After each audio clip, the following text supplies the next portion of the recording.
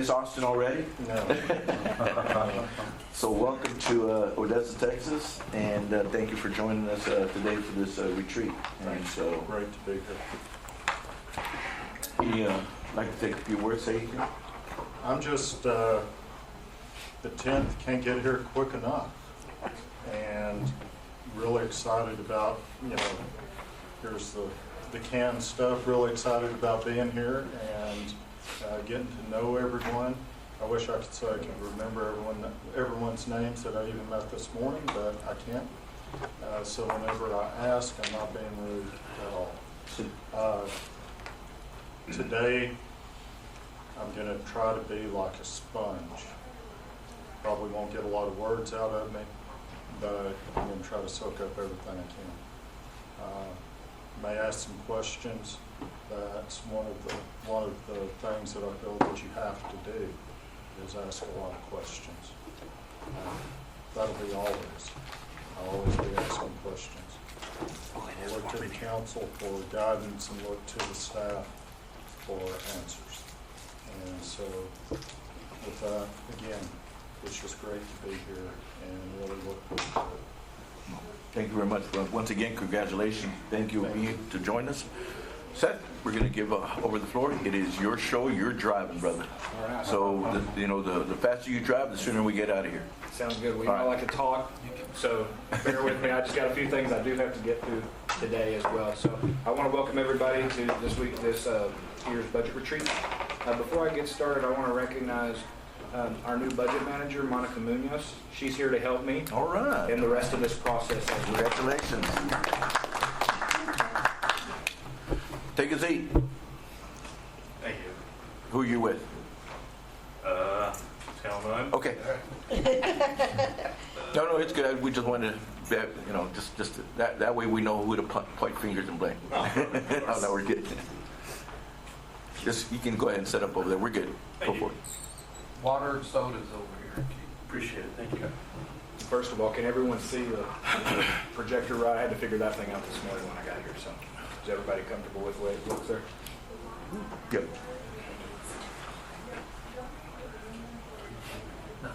If we hear next door, they're having a real estate class, so we'll be able to get our certification if you're able to listen into that meeting as well.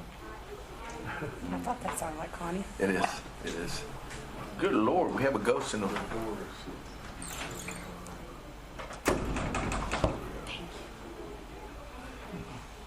you ready? Yeah. All right. So I have a few things I'll go through here today with everyone. I'm going to start off with some introductions on why do we budget. As you can see, we've got some 5 key points. Of course, the big ones is the law, hearings and notices. We have inspections that have to be done. Everything has to be authorized by ordinances, and it's structurally balanced. But the big question that every department has is they need more money. So in this budget process, the easiest way to do that is to determine personnel requests, operating requests. These can include budget account increases, new programs, and capital requests such as equipment replacement and major facility maintenance. Another question is concerning is the request one-time or is it going to be ongoing? And we've asked the departments to consider how these requests will be presented and shared with management and council during the budget season.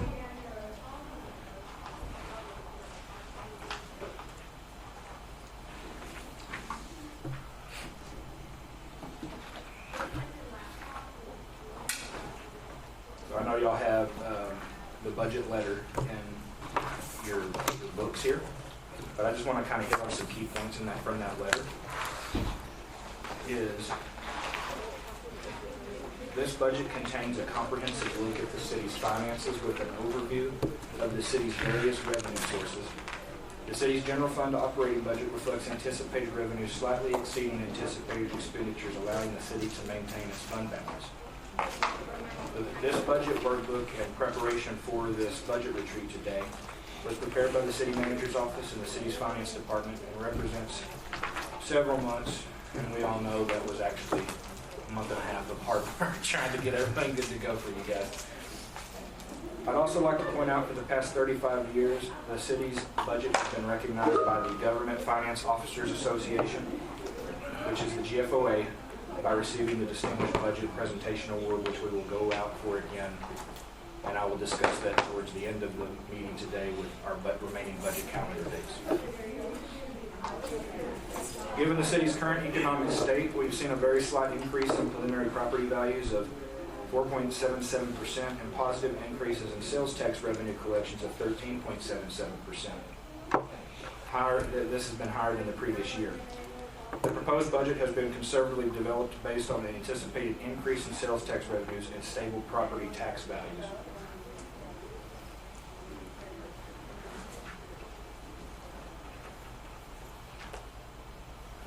So in the past, the city has traditionally practiced a conservative budgeting method, and as a result, we've collected more revenue than anticipated. In the past, the city has used that excess revenue to make some one-time expenditures. With the uncertainty of our local and national economy, city management instituted a zero-based budget methodology hybrid, where all departments were asked to enter their operational expenditures by line item, and were only to submit one-time expenditures for this upcoming budget year that were critical to the operation of their department, needed to provide services to citizens, or due to the inflationary costs that we have been experiencing these last several months. Management will present several line item budgets and one-time expenditure items to the City Council today for consideration.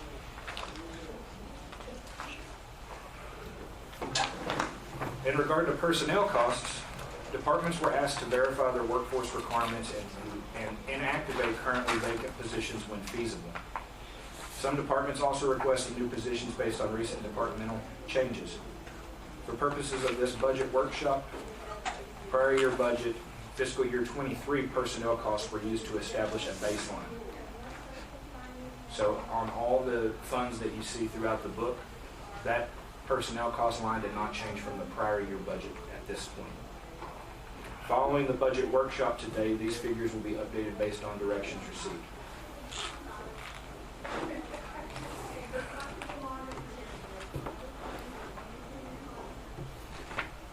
So the next fiscal year is going to be very active for the city of Odessa. We're going to continue with many capital improvements throughout the city.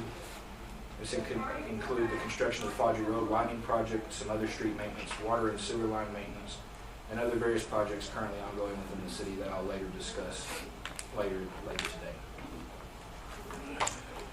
Seth, Yes, sir. just as a reminder for me, on the last page of that, the city has also received the second half of ARPA funds. Remind me of what ARPA is and how did we obtain that money and for how long, how much? ARPA is our SLFRF, the coronavirus money from the American Rescue Plan is what ARPA stands for. We have received the second half. We have a little under, right about 20 million that we need to allocate. I have some projects and ideas for that I will present later in the budget retreat today on what needs to be budgeted for that. We do not have to budget it here. We can budget that at a council meeting to allocate that. What we do need to do, though, is we do have to have everything obligated or budgeted by December 31st, 2024, and those obligated funds have to be spent and expensed by December 31st, 2026. 26, yeah. Okay. And Those are our timelines, right? yes, sir. I was thinking here, once we get past the budget season, we work on getting that allocated as soon as possible to fully get everything allocated before the deadline. That way we are good in stone with those dates, but also too, I do have some projects that I will bring to you, the council's attention today, later in the budget retreat. But I have spoken with departments during this budget process to kind of obtain some of those. More may come. The ones I have, I will present to you all today. Good. Seth, for the ARPA funds for 2023, what is about 2 or 3 of the main categories those funds can be used for? The big one is the government services, anything on government services. The other is water sewer infrastructure. Wonderful. So there are some projects listed out with Public Works that I have gone through too. kind of just give you guys a rundown of them. And then we can get together and decide on that. There's also some broadband stuff that can be done. Government services is the broad statement. That's under the assumption for the public safety increases. That's where it falls under the government services for the increase that we were able to bump our public safety up to.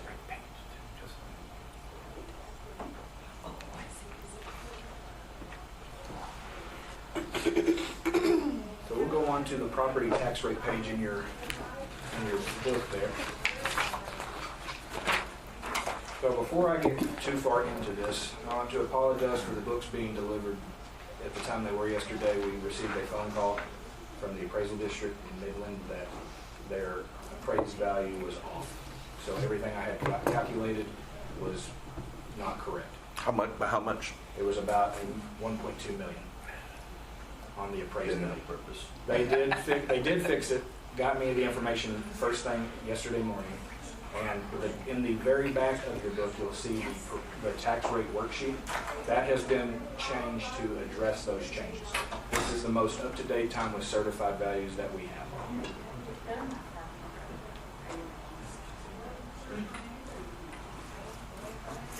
However, I would like to point out that on our side with the Ector County Appraisal District, there is some issues with their software that they're working through right now.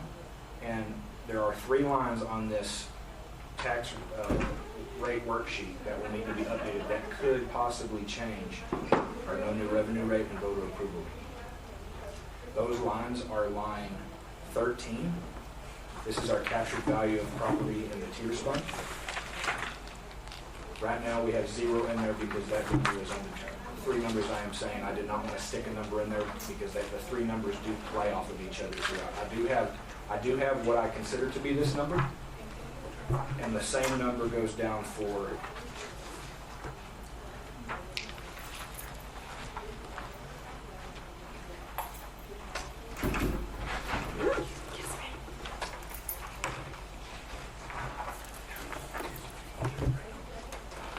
line 31B. This will be the taxes that the city pays back into the tiers fund. We have a lower budget. Once those numbers are completed from the appraisal district.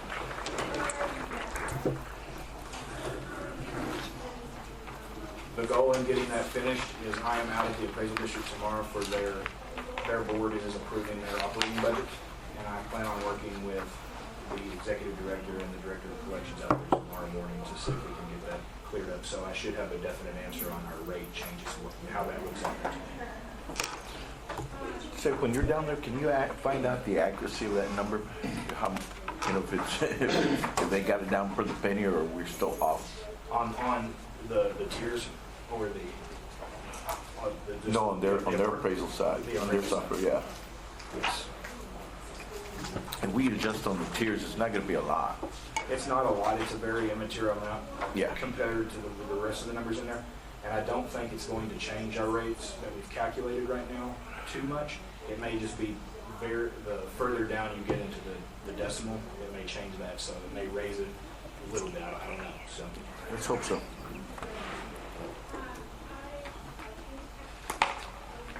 And our appraisal district has been very helpful in getting us the information we needed and walking me through what they do and how to combine that in with the Midlands number when we got that.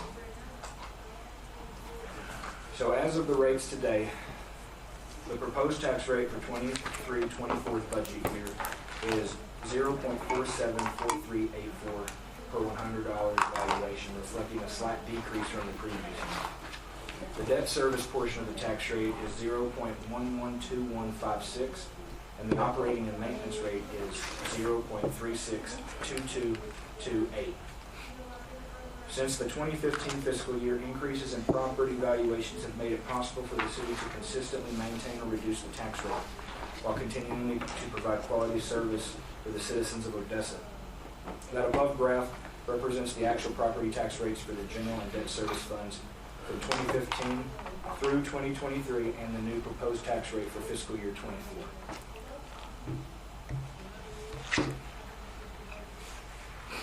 On our next page is the proposed property tax rate.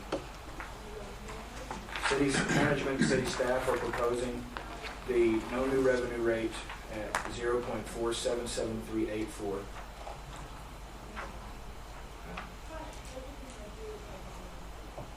Actually, the no new revenue rate of 0.474384. One number didn't flow through at the top of the. What was it, 4.7? 474384. Yeah, okay.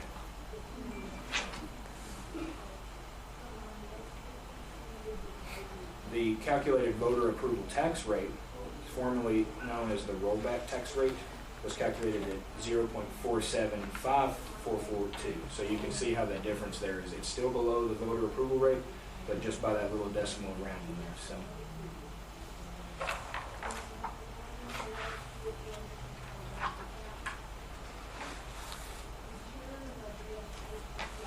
So I have some dates up here on what adopted rates trigger election or petition.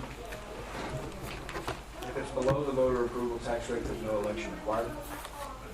If it's above the voter approval tax rate, of course, an election is required. However, we are proposing below the voter approval rate at this time. If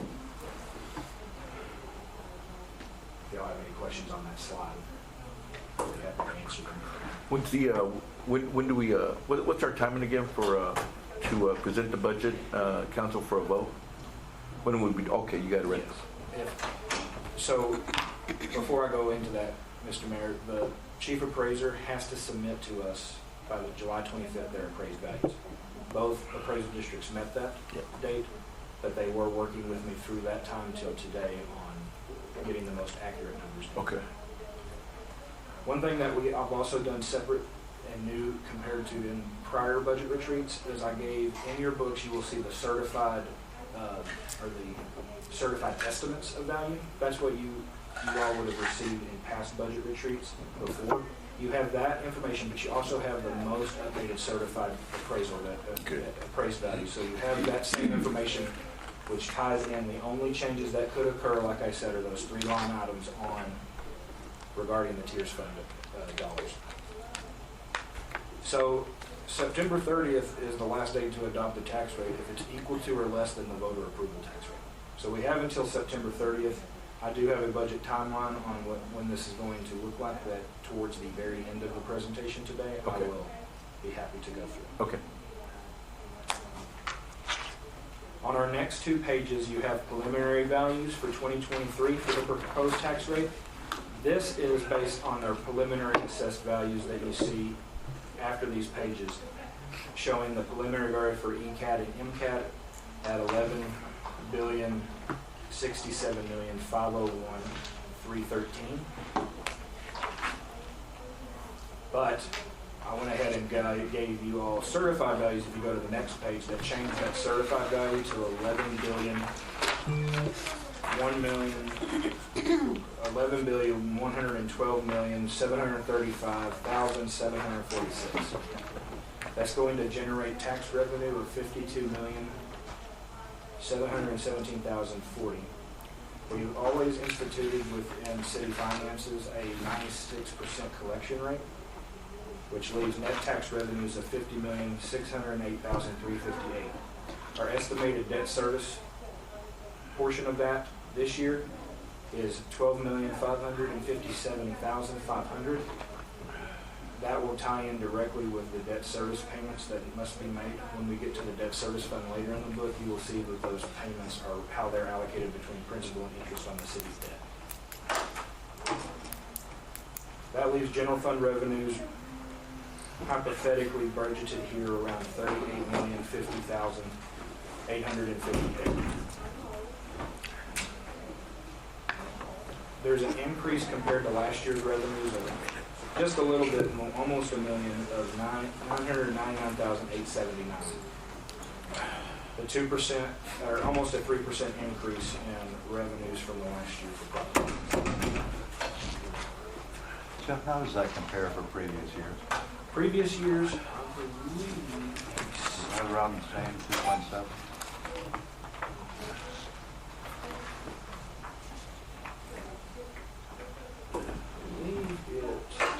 it's very similar. It ranges normally between 2 and 4 every year. it's gone up that route. I think I've got a chart here somewhere for that, but the next page here is just some ad valorem comparisons of local cities. We threw this in there for the council information if they wanted to look into this. This has Abilene, Amarillo, Midland. We have ourselves in there, of course, San Angelo and Wichita Falls. And at council's direction or management's direction, we can add other towns for this in the future, wherever they want. So, Also to clarify, remember our homestead, because you're gonna imagine you go to Midlands, we homestead. And I think you broke it down with homestead and 64, 65 and over. yes, We call the city of Midland does not homestead. they do not. They do not. So this number that you see on the next page for your historical appraised value, those are just Odessa's numbers in there for those particular line items. So these right here are certified values through 22. 23's number at the bottom there is tied in directly with the preliminary value. For the actual proposed and adopted budgets, 23's column will be certified values. I didn't want that number to change because all of these numbers Just change. will change based on that tax rate calculation worksheet when those three line items are addressed. So that number will be different once we have the proposed budget. Okay. Seth, won't the new Homestead Act exemption make a big difference in this? It will, the tax rate worksheet has information line items on there where it addresses the new laws. So, 40,000 to 100, so that's a different league. and I noticed going through that property tax rate for the first time, you got to learn a lot, so.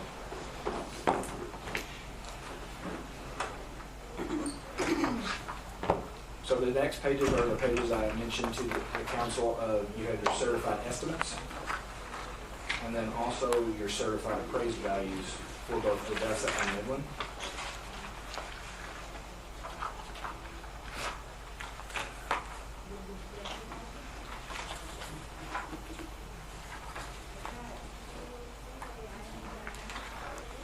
And if we'll go to the net taxable value chart at the very back of that, Page you want? it is the page after the last of the appraised values. Okay. You'll see a chart there with 10 years of data again. This is going to say that assessed values have increased by 81.77% since 2015. Assessed values for 2023. Now this number that is in there is also the uncertain. This is the estimate of 11.7 billion, represents an increase of 504 million, or the 4.77 I mentioned earlier, compared to the 22 appraised values. Okay.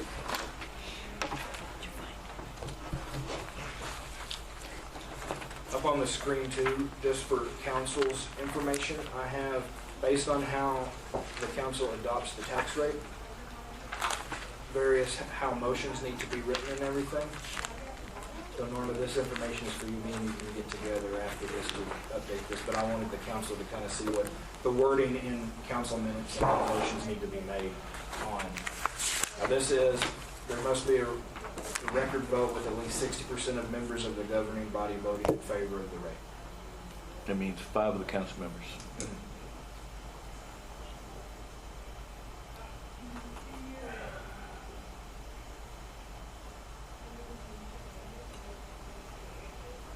Seth, I'm just curious, I'm going back a little bit. Do you know why minerals jumped 54%? In the previous? And we're hoping that number to go up. Yeah. I believe a lot of it, the mineral property on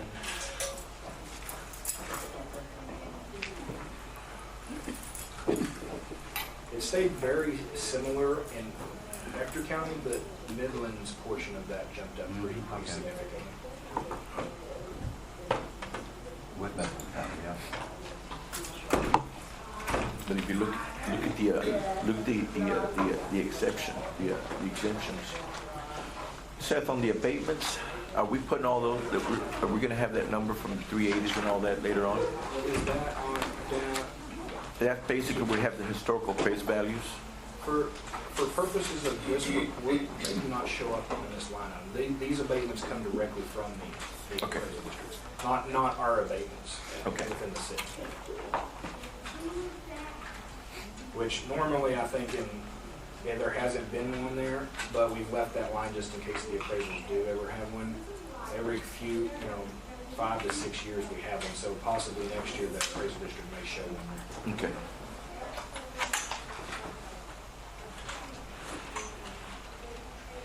$4.77 is what it went out. That's a lot of money.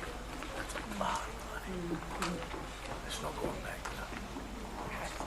So now that I've gone through the property tax through in the book, I do have a few slides to kind of go through with everyone. This is just a brief review of the process adopting the tax rate. So we're down to the point that the tax assessor calculates the rates and we must publish notices. Governing body proposes rate, holds hearings. Governing body attacks the tax rate, and then the tax assessor mails the bill. So once that appraisal districts will do that once we adopt the tax rate. So just for some background information, how did we get to the point that we're at with all this lingo and the stuff that makes me tongue-tied? As you can very well see.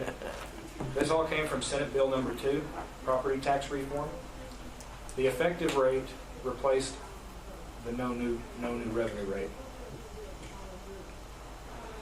And the voter approval rate was replaced the rollback rate. There has to be a mandatory November election if the rate is set above the voter approval rate. It lowers the voter approval rate from 8% to 3.5%.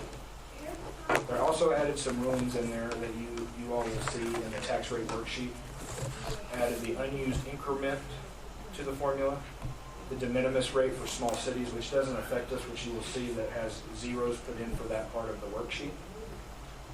It enhanced transparency and truth in taxation modifications, and this became effective back in January 1st of 2020. So Senate Bill 2 reduces public hearings from 2 back to 1. As for the past few years, we've only had one public hearing to approve the tax rate, and the tax rate public hearing can be on the same night as the adoption of the budget. So just some information really quickly on the no new revenue rate. The no new revenue tax rate is a calculated rate that would provide a taxing unit with the same amount of revenue it received in the year before on properties taxed in both years. The resulting tax rate shows the relationship between last year's revenue and current year values. Here's a good chart. This helped me significantly trying to figure this process out. Rate which creates levy on same properties as year. If the value goes up, the no new revenue rate goes down. If values go down, your no new revenue rate goes up. We saw how that happened. Our values went up, so our no new revenue rate went down from prior year.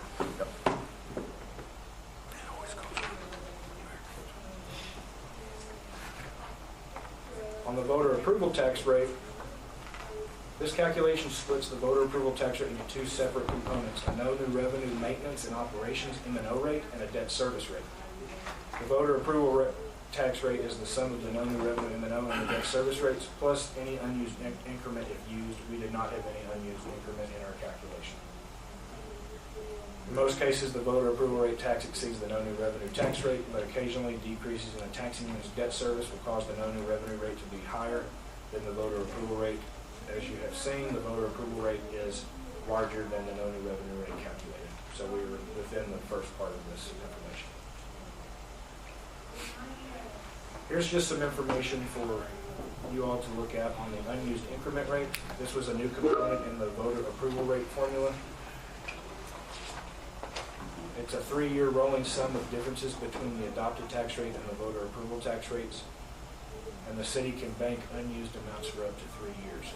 There's a new page in your tax rate calculation worksheet you will see where this is the first time that we have to calculate that based on prior year adopted tax rates.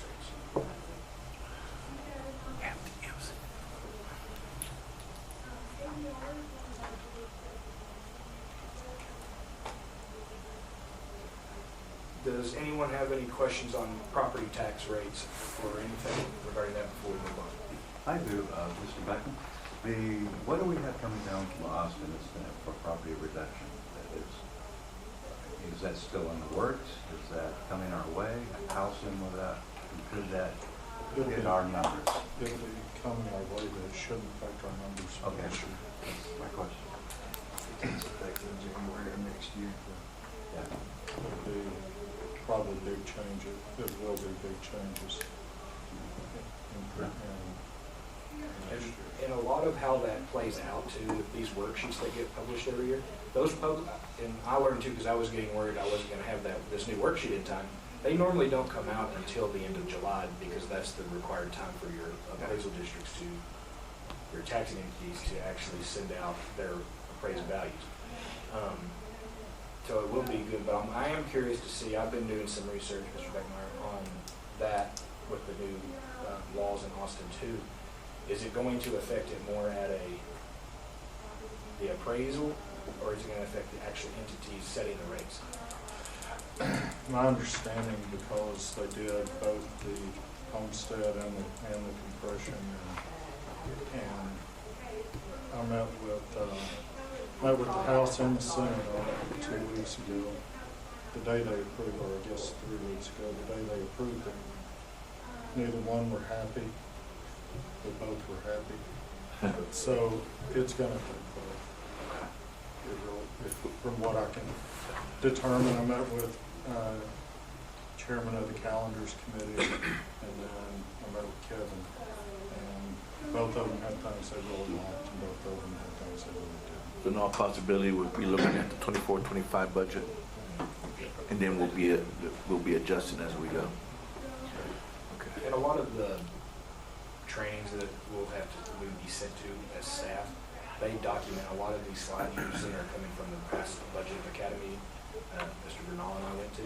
So they will actually be classes on this that are instituted within these trainings yearly. So they're not just going to throw it on us at the last minute. It'll be how it's implemented and kind of when to start expecting the changes to it. And that's one thing, as we're looking at this over the next couple of years, we're reducing deficiencies. I need to know that. And for you all working on this budget. Yes. Because we can go and try to have those effects. Exactly. The percentage of the homestead. What percentage are we at? 100 to adjust it. Go ahead. Is that right? I'll move on to sales tax. And if we go to the next page in our book, What page are you on? this is after that net taxable value chart. Go a little bit further, Mr. Mayor. Pass certification. Pass certification. Okay.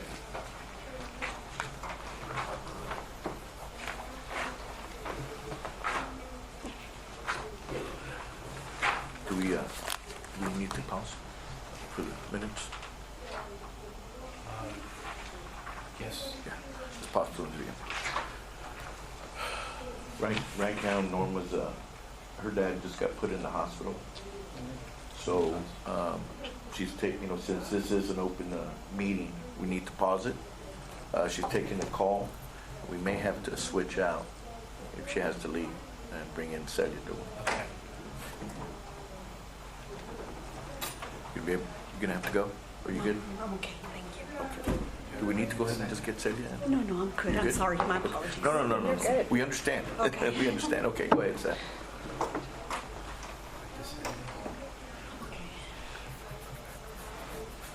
Can y'all see that okay on the screen? Seth, are you saying we're old? Well, I can barely see it, so I'm just asking it. I'm having trouble with this No, you get it. projector, so I want to make sure y'all can see what I see. So city staff this year, when we were budgeting sales tax revenue, we went back all the way to into year 2000 to see what, from a citywide portion, what we have calculated each month. just to kind of broaden and see, especially since we've seen such a large increase in sales tax this year, we wanted to kind of change up how we estimated our number at the end. So we based this, once we filled all that information in, you could see an average increase of what that 5-year was and a 10-year gave us a low, a mid, and a high value. And then we ended up changing because of how city receives a larger portion than ODC does. We wanted to make sure that we had what our budgeted number for each of those line items were going to be. Last year's budget for the city side was $45 million, and ODC's budgeted amount was $11.5 million. Based on the projections that were performed here, we're projecting this year that we're going to come in at, for the city side, at $55.3 million remaining in the current year that we're in. However, since we do a conservative budget regarding sales and property tax, that is still a $10 million increase for sales tax revenue for the city side, and only a $500,000 increase for ODC. From the budget standpoint, $10 million is a large number, but from the projections, you can see that this is where we're at. We're expected, that is a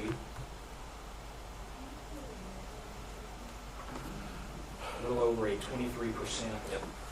change in values from last year.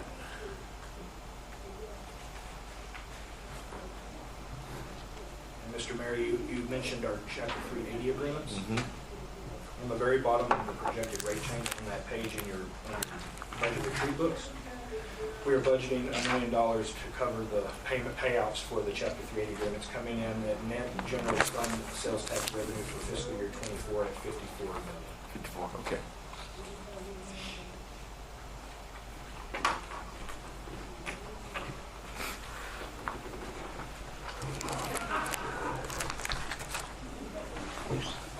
Does anyone have any question on sales tax that's been budgeted? Before I move on? Any questions? No. Go ahead, sir.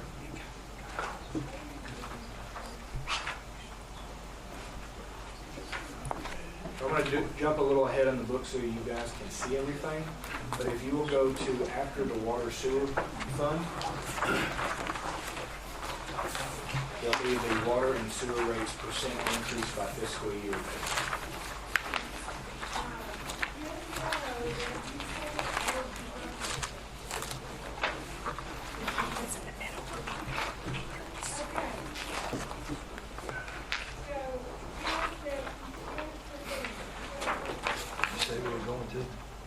The water and sewer rates percent increase by fiscal year.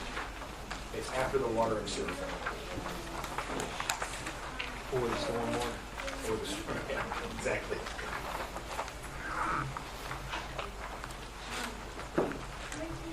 You going to stormwater or sewer? It's this one, right, Seth? Right, yes, This one? Okay. yes.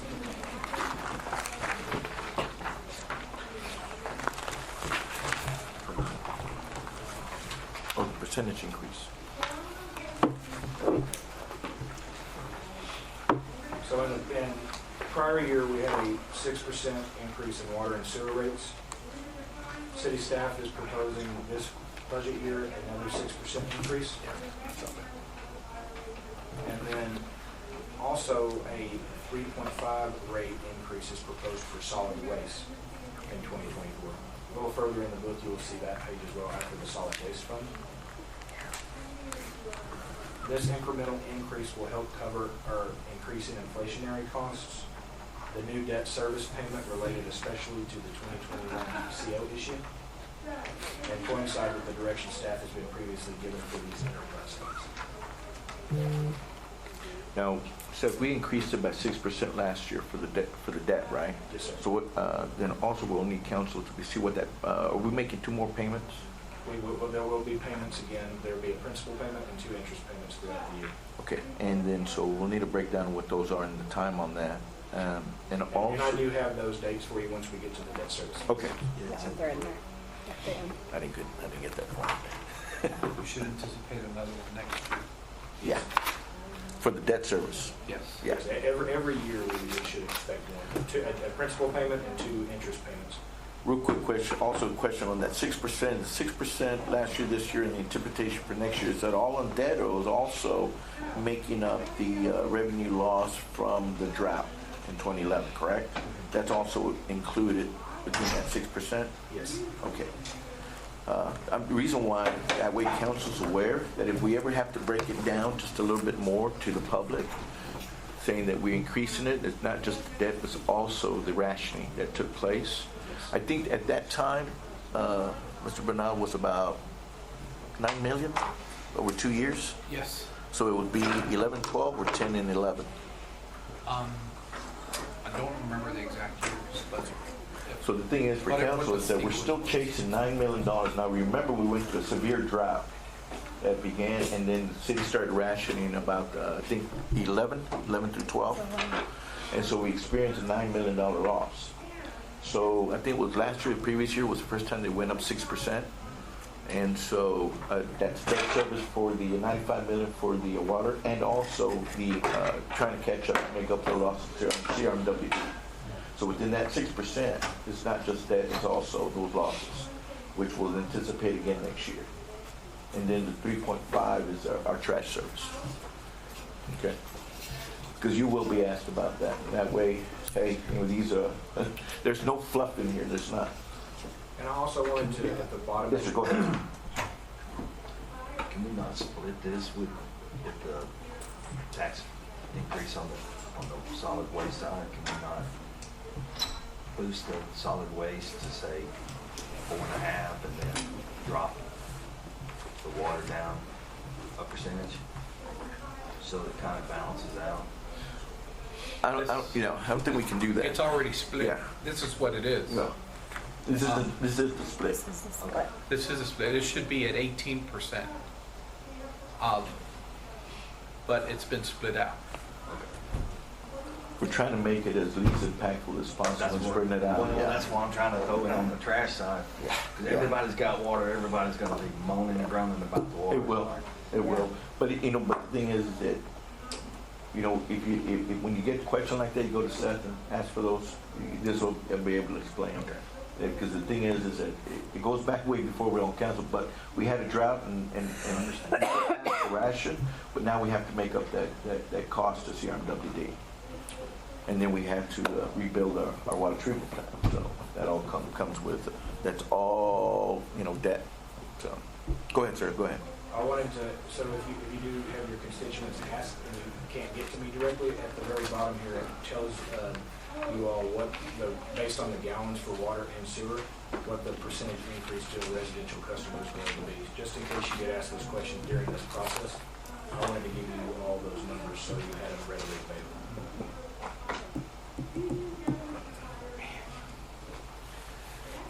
That's why I really stopped watering. That's why I stopped watering my lawn.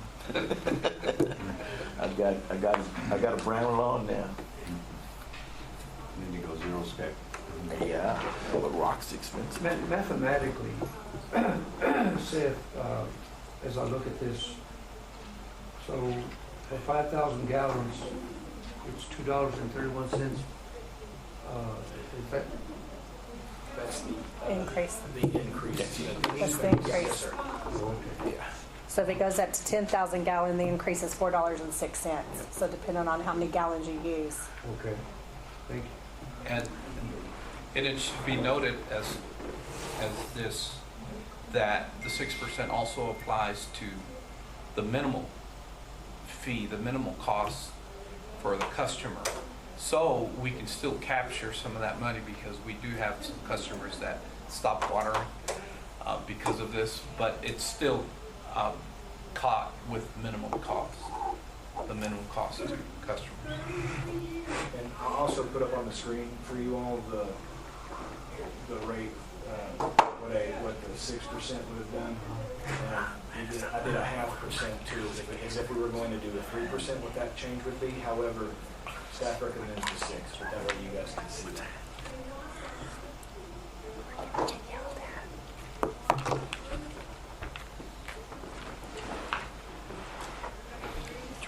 y'all go a little further too in your books, past the solid waste fund, you will see the changes for the solid waste percent increase.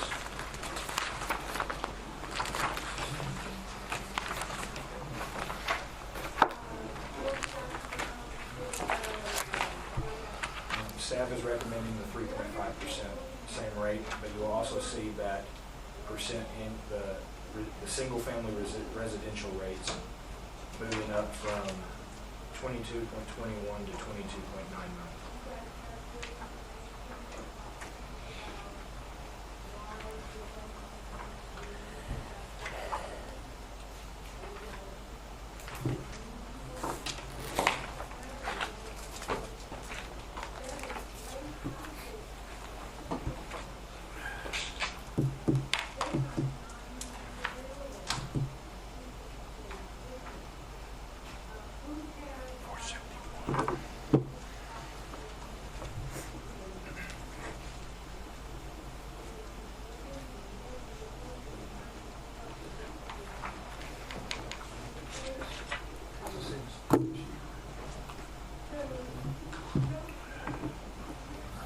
All right. Any questions? Questions for me on that? This is the one we'll hear about. That's $4.71, 15 to 24, 9 years. So keep on going, sir. Okay. So before we get actually down into the fund budgets here, I did want to give the council an update on TMRS rate and the fire pension rate. TMRS rate is in 2023, the rate was 14.14% for the city's contribution in TMRS. It's gone up to 15.04% for the city's contribution rate. On the fire pension, city's contribution rate was 26%. And for this next year, under their valuation, Ms. Warner, correct me if I'm wrong, is it 28%? Yeah. 28? Wow. This is on their side or our side? Our side. Our side's 28? Yes. 2%. Now, the reason that the rates are so different, TMRS is set by the state.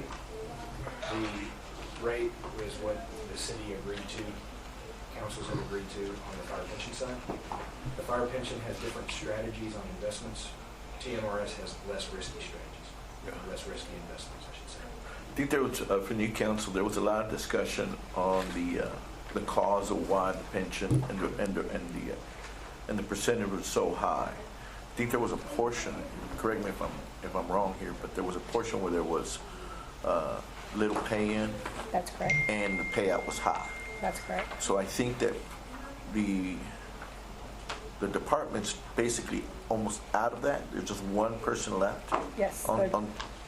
So can you explain that a little bit? So in 2019 when they went in front of the Pension Review Board, and for many years the city hadn't been doing their side of what they were supposed to do. So the fireman's pension had to reconstruct basically, and so they upped the fireman's side quite a bit, and they lost several firemen over their percentage. It went to 14% out of their paychecks, is that correct? 14%.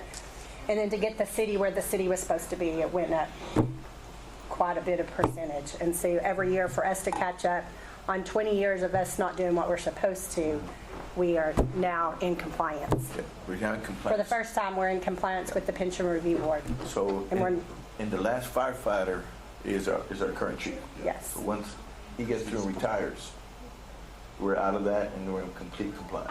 So this has been going on for quite some time. Yes.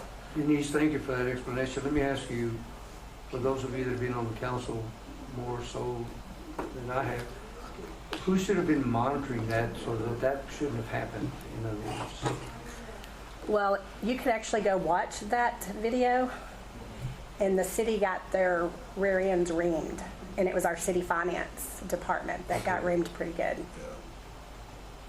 so you're going to protect against that, aren't you?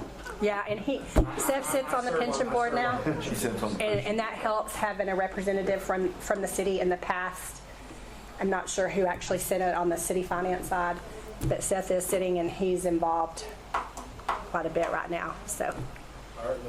From everything that the Fire Pension Board has done, a lot of the other surrounding cities' pension boards look to us. They're following our guidance. And things like that, for all the changes that the pension board has instituted since that 2019 date. Okay. Just as long as we stay vigilant and you know, that's important. Oh, they're very well represented. Who's the gentleman that actually gave us a huge explanation on that? Ben Martz, who's just been promoted to Assistant Fire Chief. He has a future in finance after he retires. So. You know, one thing that Fireman's Pension does really well is before they weren't attending classes to keep up with legislation and things that we were supposed to. And in the last few years, they have been going to keep up their certifications and legislation said what's changing in 2025 once again. And I've asked the Fireman's Pension Board to come do a presentation sometime in August, maybe September, to let us know what that looks like for us as a city.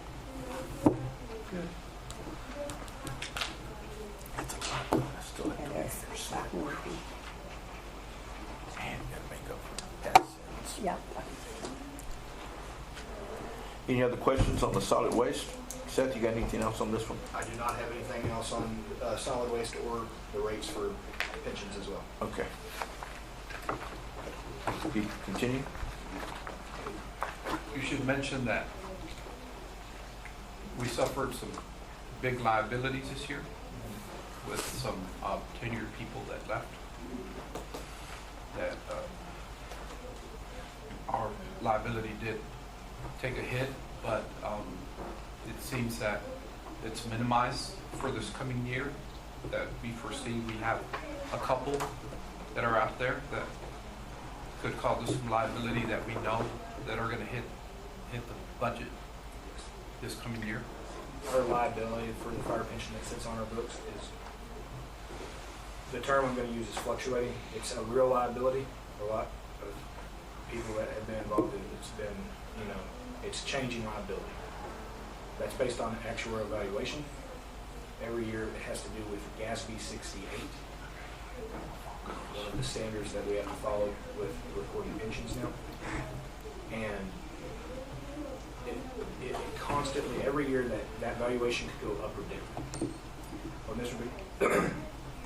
Mr. Bernal is saying is, with some of the retirements that we've had and the payouts on these, that liability we may see in this next budget year go up, but depending on how investments turn out or what other kind of payouts happen, or say there's other things that could make it go down. It's just, there's some valuation things that'll happen in there. Once we get those numbers, I'd be happy to present them to the council, let you guys know to see what that fluctuation would That'd be. be good.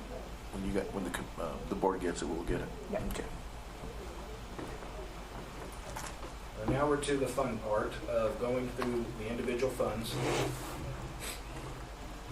We'll start with the general fund. We're going back. Back just a little bit. Yes, sir, Mr. Mayor.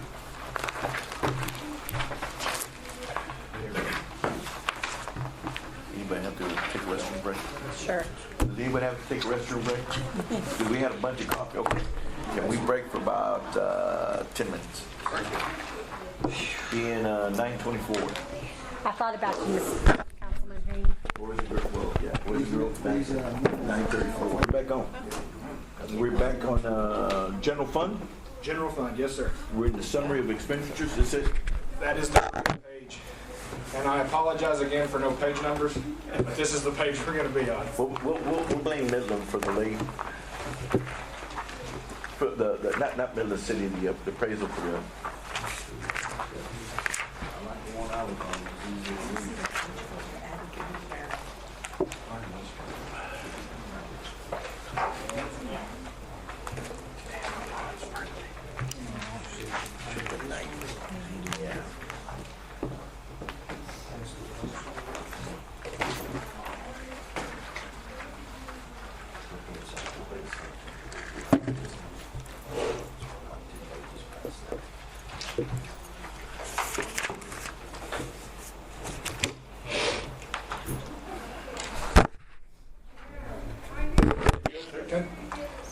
So on the summary of revenues and expenditures for the general fund, up at the top there for our proposed budget, every single one of these summary of revenues and expenditure spreadsheets will have the proposed budget for fiscal year '24 bolded in the far column in front of the increase. Now, under the budget, we have to also have a budget for compensated absences, 60-day requirement, and a budget stabilization account. Those are based on a percentage of general fund expenditures. And based on the budget, proposed budget figures that we have currently in place, the amounts changed, as you can see. Compensated absences, that number does not change. The 60-day requirement increased by 1.8 million. And the budget stabilization account increased by 778,000.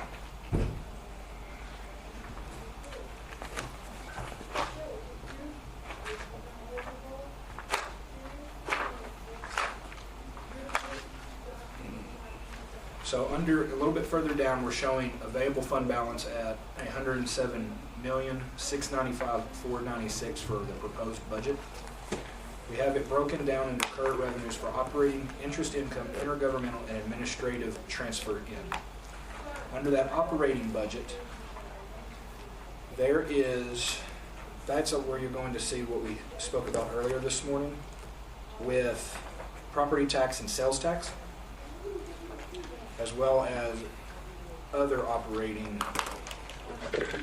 revenues that come in for the various divisions of the general fund. Apologize, bear with me. 114, and then operating at 400.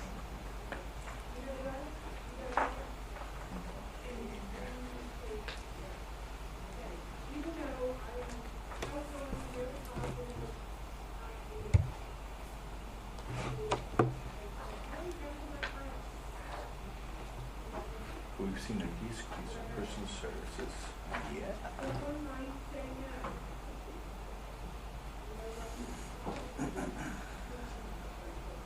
Decrease in services.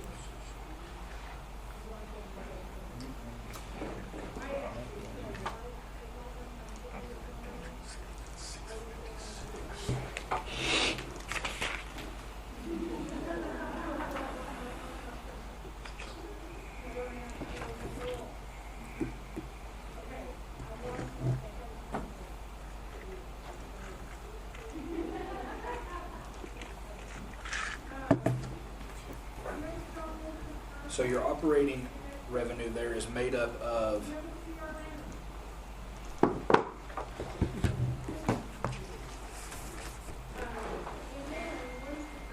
your property taxes, sales tax, your franchise fees, permits,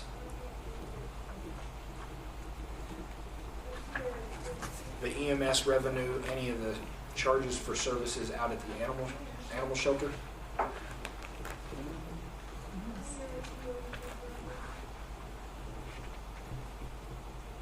And fines and forfeitures within municipal court.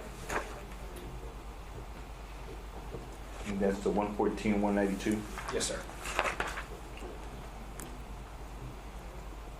Also, there are some costs in here related to PD services as well, such as our false alarm revenue, Oh, okay. and the gross receipt tax within the waters from the water sewer portion, and the solid waste tax that's interfunded there. Interest income, of course, in the past we've budgeted for $300,000 in the general fund. However, I went ahead and bumped it up just because we've seen a pretty big increase in investment interest income. So the change there is just $100,000. The intergovernmental charges of 600, or there was a change of 671 to 28. What caused the increase there? Do you know, Seth? Yes, I was going to pull. I've got that right here for you, Mr. Mayor, if I can find that.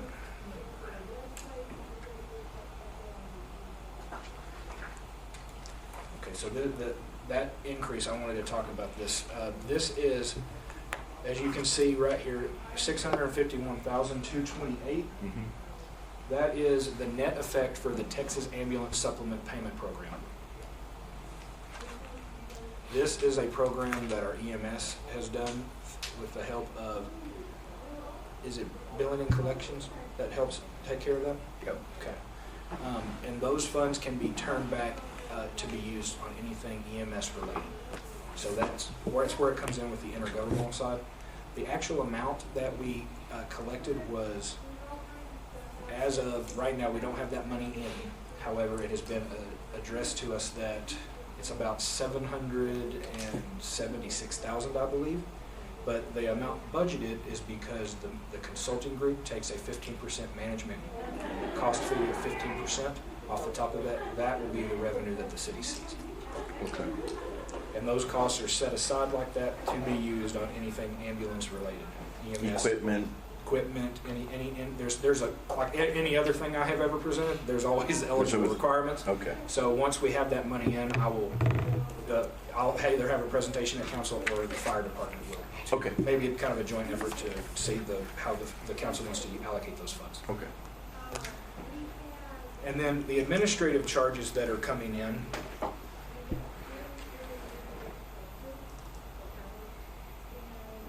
These are just the different admin fees that the general fund services. I want it known that the general fund is going to be, it's kind of, we have what we have. We have our governmental funds, we have our proprietary funds, we have our internal service funds. Our internal service funds, when we get to them, service the main city departments. However, the general fund is a fund of everything else. That being said, these are the fees that help allocate the intercharges between the departments. So it's intergovernmental charges for services mostly that you will see. So there's water and sewer admin, we have equipment services, we have risk, hotel motel, solid waste. There's an ODC admin fee for any of the work that the finance department does with ODC, our development board. The golf course, we have liquid waste as well as stormwater. And that did not see a change. That administrative fee is set in stone.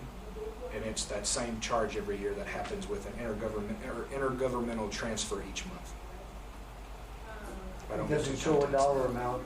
Is there a dollar amount for that golf course admin fee? No, sir. There is not one for their charges because since they operate like a business. Okay. And there's never been one that, this is an older work paper, so it probably just needs to be updated. The same thing for MPO. MPO is not budgeted in our budget. We just hold their expenditures as the agency making payments for them and reporting payments. So for MPO, you will not see a budget. So if you see that throughout the rest of the presentation today, MPO should have zero on everything.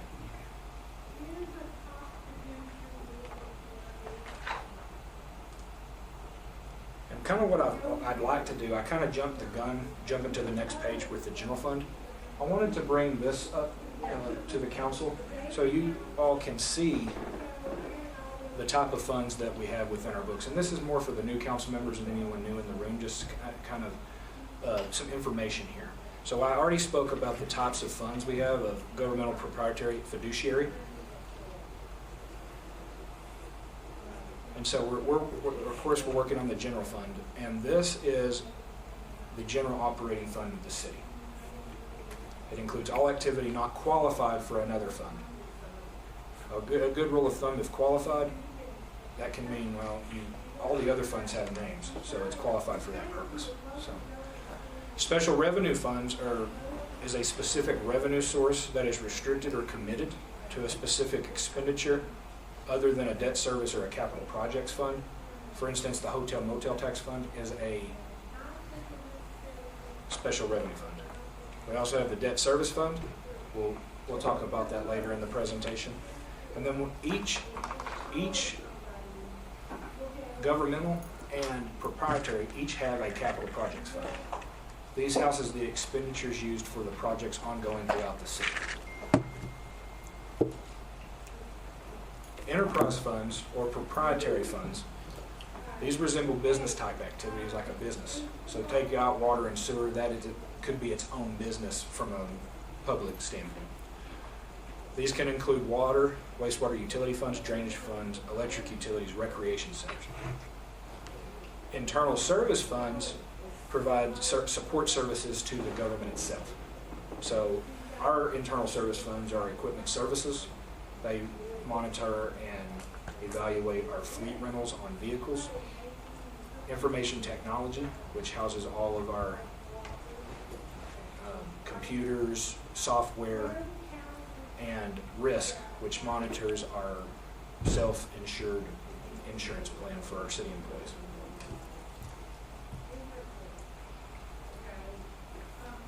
So there's some fund restrictions. General fund can fund any activity, even if it's funded by another fund. Proprietary and special revenue funds can fund activity for which revenue is brought in, including administrative debt and capital costs. But most of the time it's related to that revenue is related to that specific expenditure. Debt and capital funds can fund related debt and project, but no operating costs.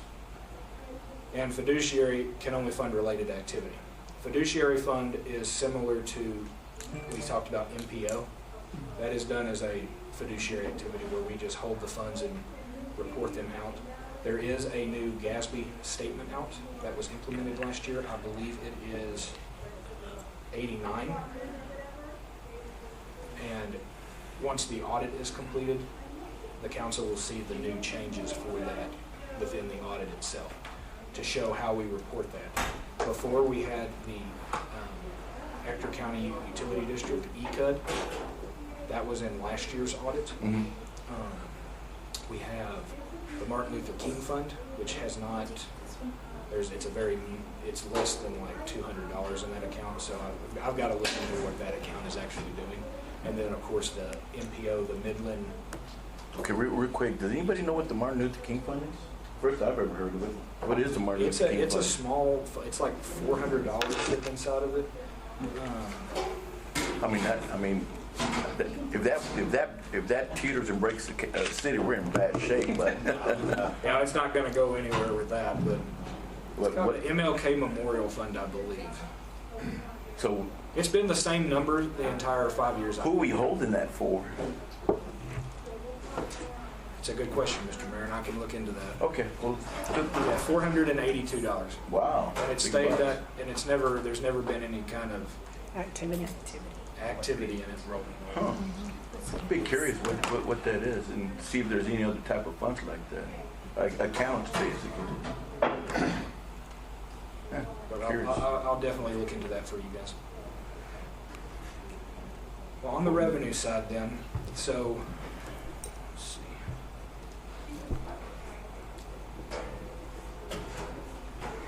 Well, now that we're back out of I'll be kind of piggybacking off of the presentation for the expenditure side here. I wanted the council to be aware of what the difference between an expenditure Bless you. versus an expense is. So expenditures are going to be considered things for one-time payments. Expenses are considered for ongoing services throughout. So you've got your normal electric bill, the water bill internally with the city. Those are ongoing. The one-times are very similar to, in the past, what we called supplementals at this budget retreat. So we're done with the supplementals, right? Supplementals have been taken out of this budget presentation for that specific purpose. And the departments were asked to enter their operational expenditures or expenses on a line item basis. Good. They still had type of requests because change is hard sometimes. So I worked with the departments to identify with city management how that same process could work. So from a department standpoint, it was easier for them to kind of follow that same supplemental type process and then institute the change slowly during this budget season, saying, okay, well, however you presented those, give me a memo on what those are. That's the same process you've done so we can identify that. Yeah. From an accounting perspective, right now, everything that's considered one time, if it relates to an asset or things like that, you're going to see it in the line item under capital outlay in your fund statements here. This capital outlay line item. once the council approves the budget, those line items will come out from an accounting's perspective. They will still be considered supplementals, but it's tied to year based on prior with how the accounting software works. So we pull those out and actually put those into the accounts. Now, what about in the future? We have departments that have ongoing supplementals that were approved by prior councils in prior years. Those take into consideration the rollover process that are not considered as part of this budget, but they are rolled over after the budget is approved, posted, and they come in as transfers into the account, left over from pending encumbrances that happened during the current year, as well as the final, like say they haven't spent it. We've also, city staff and city management have directed departments to use it, so we do not lose it again. During the course of this next year, we want to make sure that prior supplementals are as fully expensed as if they can be. Now, sometimes that's not going to happen because ongoing projects, but for the most part, if you've been sitting on, you're going to buy a freezer for 2 years, why haven't you bought a freezer? Did you see substantial amounts that they were rolling over? Not substantial. Certain departments had a few things, but nothing that really caught our eye too much other than letting them know in this next year, we want you guys to make sure you're trying to spend it. If you can't, why? Tell us why. Yeah. And there were just basically 3, Well, yes. and they were all told to. Good. So the plan is in place to get that addressed at the city. From the rollover perspective, that is something like you will not see those expenditures in this budget because they just roll over. They're not included in this budget, but they just come in as a prior balance that they can still spend out of that. We'll be able to see it and track it. And then, because in the past, we would see, certain topics, other expenses, like, okay, what is it?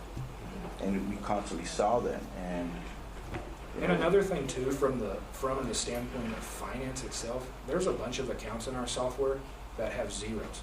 So why? I'm going to go through and do an audit of those accounts and activate, when I get the time to, of course. But go through and activate them, so that way the departments only see the accounts they actually need. They will not see an account that's been sitting for zero for 6 years. That just confuses them because then they're like, well, maybe I have money in that account. Well, no, you don't. Yeah. We've also instructed the departments to make sure that if they have money sitting in an account, that it's specific to the purpose that they've identified for their budget, line item budget this year. They cannot take from Peter to Rob Paul to fix, oh, I have money in this other account. Yeah. We're going to work with the departments over the course of this year. It's not going to be a strict change overnight just because departments are set in their ways, but we have made a very good effort to get that process addressed. Good. We're instituting budget meetings with the departments midway through the year is the game plan, and eventually get to the point where we can meet with them every quarter. Good. Good. That way you can keep Yes, sir. addressing, gauging the temperature and how it's progressing. And Yes, if sir. not, then you can come back and say why. Yes, sir. Good. So before we go down into the expenditures for the general fund, I wanted to kind of give a rundown for how these expenditures are set up within this budget for this budget workshop. So we have personnel. Costs associated with people are much broader than salaries and benefits. These are new positions, can have large one-time costs. Services, this is labor that does not produce a tangible good. Work is typically performed by an outside entity or internal service department. Supplies are groups or items that you can purchase and own. If capital threshold can fall into capital. In regards to those kind of line items, at year end, if it's over our capitalization threshold of $5,000, we have to analyze it to verify if it needs to become a fixed asset and tag for the city. Right now, that is a year-end process. Our new software, that is one of the only things left in fully implementing the software. And I believe after my research into it, they do it monthly. Good. So it's going to change a little few things, but what will happen when getting that implemented, if I can finish our fiscal year 22 audit, we will have a baseline to start with for our historical values coming in to drop into our software. Good. Seth, in the book it says personal services, up there it says personnel. Is this a typo in here? It's probably a typo, yes, sir. I just wanted And to- I apologize for that. It may be the same, is it personnel? Let's see if it's, I didn't know if there was a different category from No. personal versus personnel. that's probably late not working, Okay. moving an A instead of an E. So. And I apologize for that. But it is the same account there. We also have maintenance, which is a blending of services and supplies. But the main objective of this category is to track spending related to the preservation of existing assets. So a lot of departments would put things in here over the capitalization threshold. These are a lot of the accounts we look at the end of the year to verify, no, that should have gone to capital outlay. So it can be converted to a fixed asset. This is also where they put a lot of just normal maintenance type things on their current assets they own. Utilities, this is topically your electric, your gas, your water bill. Debt, this is going to be mostly out of our debt service fund. And transfers are line items moved from one account to one fund to another. And of course, the big one is capital. That's where you will all see the hypothetical supplementals are now one-time expenditures sitting in that account.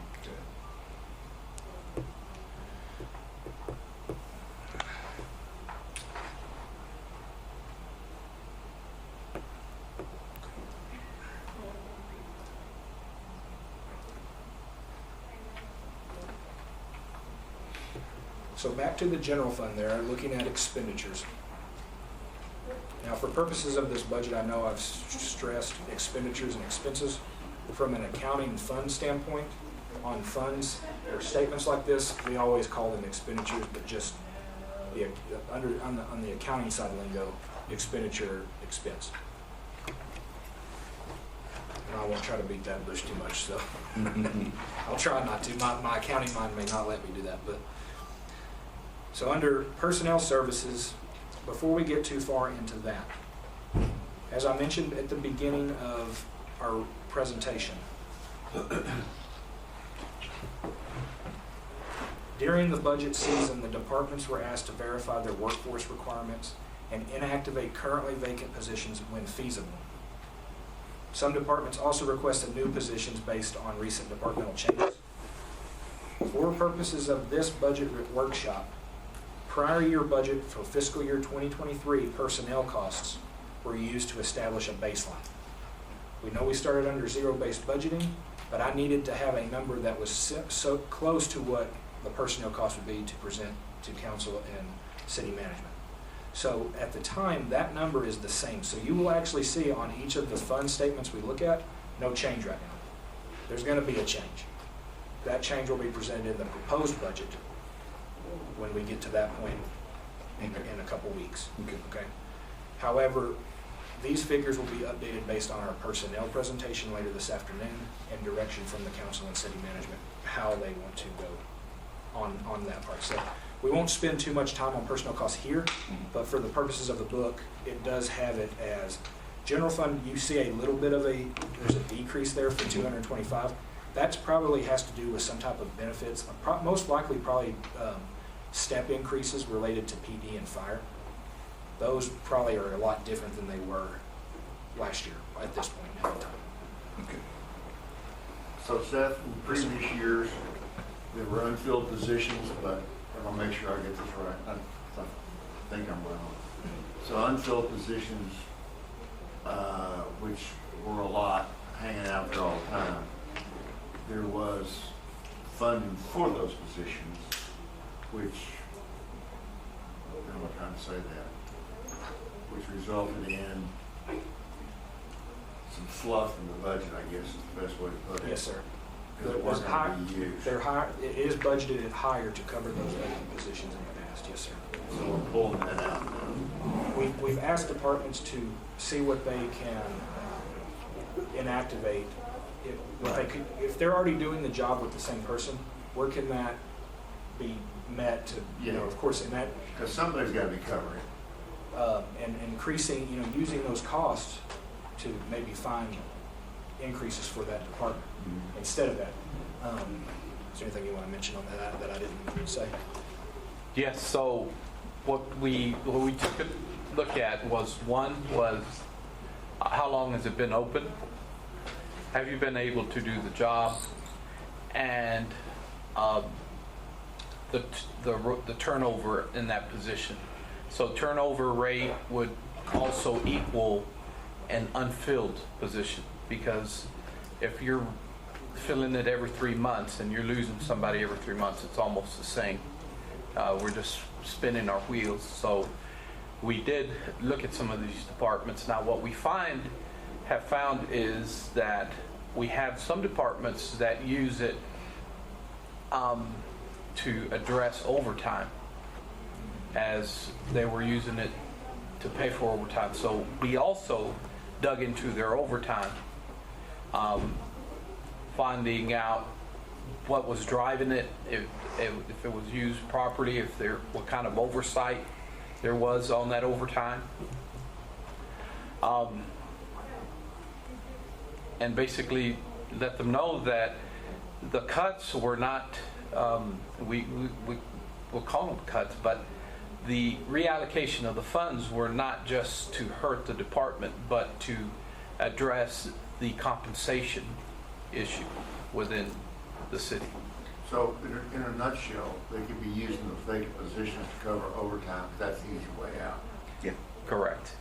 Because if you recall last year when we wound up doing the adjustments on the salaries, we wound up doing 2 different 4%. But the council very specific that we were not going to fund the 4% on the vacant positions. Now, do we know that occurred? We don't know. And that's why this needed to be addressed. Yeah. Because it's a common practice within government entities to do this. And so that's why I felt it was critical to do the zero budgeting to, okay, let's assess how long has this position been carried? And so can you really do without it? Or was it created for X, Y, Z? And so I think that it was up to the staff to figure out how they were going to do that and assess the importance. My sense of it last year was that we had a lot of positions that were for a long time unfilled. Yeah, So they were using it overtime to cover that. common practice. That's one thing with, like I said, robbing Peter to pay Paul. That's not really what that position is. It's set up to get someone into that position. Right. You've got someone coming in at $50,000, but you have a staff that's already there for $75 doing their job at a $55,000 job. Well, where is that fair? And so we want to kind of look at that to see how we could benefit the person that's given their time to the city instead. So does every employee position have a dollar amount that includes the salary that person's going to make, plus what else? Benefits? There's benefits, the pension deduction. They could also have different. There's some employees have incentive pays, different licenses they have. What's the other word? Certifications.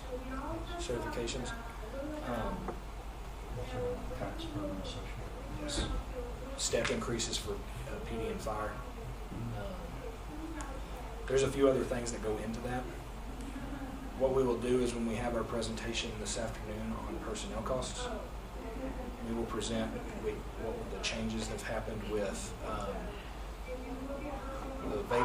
who they said they can do without any new positions that are requested to be created.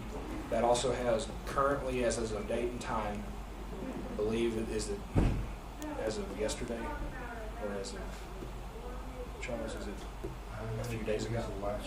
Last week, okay. It'll have the annual pay that we have for them, just gross pay, the minimum and the maximum rate for that position.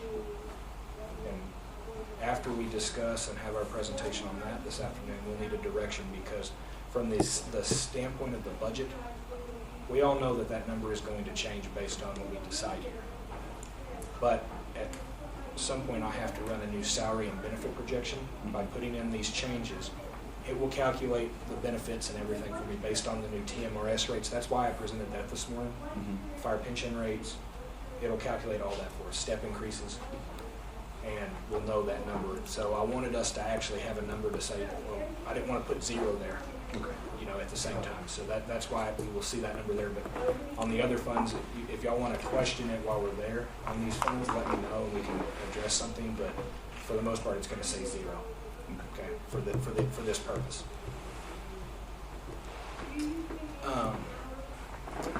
So supplies, And another way that we'll go through this, after I get through the revenue pieces on each of these funds, after the fund page, you will see a breakdown of changes here.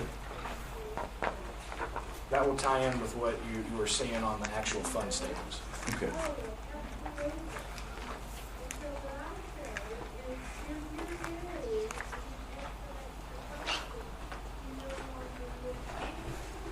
So there was department changes across the entire general fund, which is made up of many divisions. Increasing supplies of $679,955. In services, there was a decrease of $691,356. A lot of that could be assessed to when we discussed with our departments. They may have been paying for a service out of a supply account or a supply out of a service account. That's why the number is very close in increasing and decreasing. So we wanted to reallocate with the departments that were sticking it in the right object code throughout the city's internal system. So that way they know if you're buying a supply, it shouldn't go to other services account, be whatever that is. And that's what we found a lot of that happening, where no, we're going to fix that this year, get it in the right account. If y'all want to see any of those line item budgets, let me know. But what it shows is it tells us what they're paying for that line item amount of $500 for paper for the entire year. So if them working within their budgets, and we're going to put a lot of that responsibility not just on finance, but on the department itself to maintain and be a steward for that money that they've been allocated. They go in and identify, okay, are you going to go at mid-year? Where are you at on your $500 purchase of paper? Get into the trend of keeping that up to date. That's what we're going to be working internally with them on. Good. General Fund 2, there was a pretty big increase in maintenance. 5.5 million. The outside agencies change here. After reviewing this last night, I don't believe it's that high.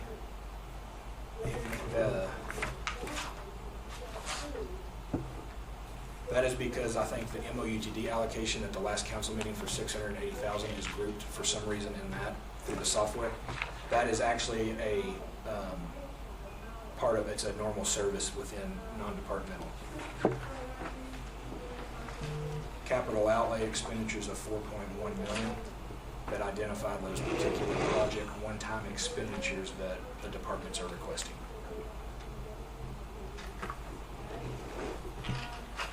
If you'll go to the next page, I have it broken out for you. This is what it looks like, proposed budget by department within the general fund. These are all the various departments or divisions that make up the general fund.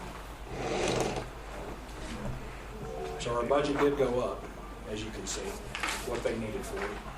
But they were, under the impression that they need to be able to be on the line, no pun intended for a line item budget, but be on the line for what they are requesting.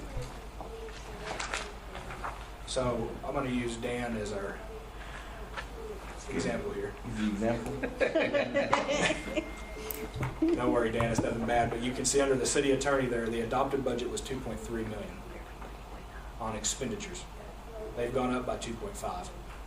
Now, of course, these proposed budgets, that's okay, it's not bad, you just need to know. City secretary, look, city secretary went up from 312 to 344. This is more in line with what they are actually going to be using. I don't think that's right. I didn't think that much. Well, I questioned it. I questioned it. when I saw it. 1.5 was the. well, you got to remember. Okay. Well, let me make a We clarification. went in there and I You got- got yes. people left and right. And Chuck's my witness. Let me clarify. The number that Dan is going off of does not include payroll. Okay. I'm gonna have to argue about the city council, dude. I'm still only getting paid $150, so, I mean, 100. I can tell you guys right now what the cost for payroll on city council is the same as it's always been. So, Well, come on, I got a $10,000 increase. Am So- I getting a raise? Did we not know? not that I know of. I haven't been informed of that yet. Councilman Haney, I think what we need to do is keep the rate, the same rate, but change which meetings we're compensated on. Okay, so we'll keep the same rate, but what we'll do is we'll get compensated for the meetings that we have away from the dials. And so you'll see an increase there. Like this one? Yeah, so basically, you'll make it up on volume. But max out at 5 meetings. But yeah, but you max out at 5. Can I It doesn't matter. It doesn't matter. It doesn't matter. Here's my problem. What's my work is not gonna agree to all of this. Yeah. And When I just, donate my social security will penalize me. Yeah, you can donate it. and Dan's budget is most likely 1.5, but that does not, this includes your personnel costs that are baseline right now too. Yeah. So that's where you're seeing the difference there too. So I'll got you, don't worry, I'm not gonna throw you under the, it's fine, but you have gone through and identified what budget you need. Yes, I have. So that's where this is at.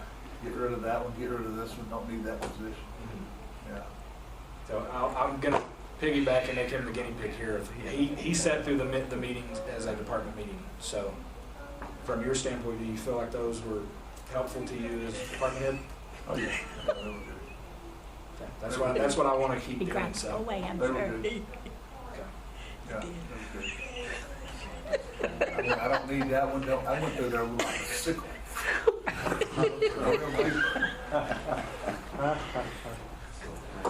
Does anyone have any questions on the division budgets that are in the Public binder? Works was quite substantial.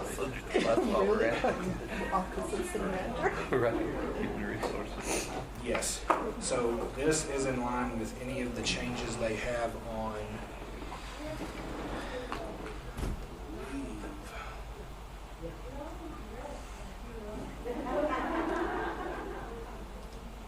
That's all right, with the group over there.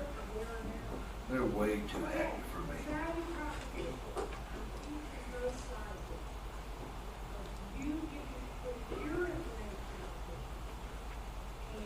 The Public Works total is made up of your Public Works admin, engineering, building inspection, traffic, street, GI, and GIS. Okay, so several departments. Several departments Okay. here, but under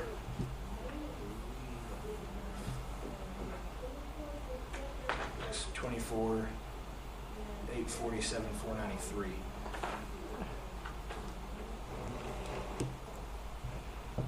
So they're under their capital outlay, under projects, we've got 800,000 for Public Works admin. Engineering only has $10,000 in there.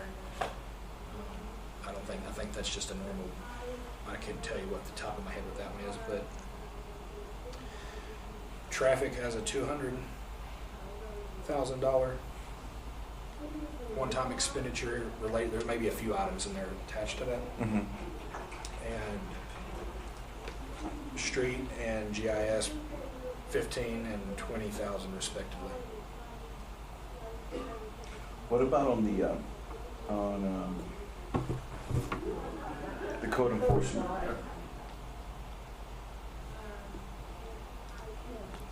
It's a lot of money for not getting much. Sorry, I No. don't want to be ugly, No, that. but we're not getting our money's worth there, that's for sure. At one point, we need to discuss that in a work session and address that.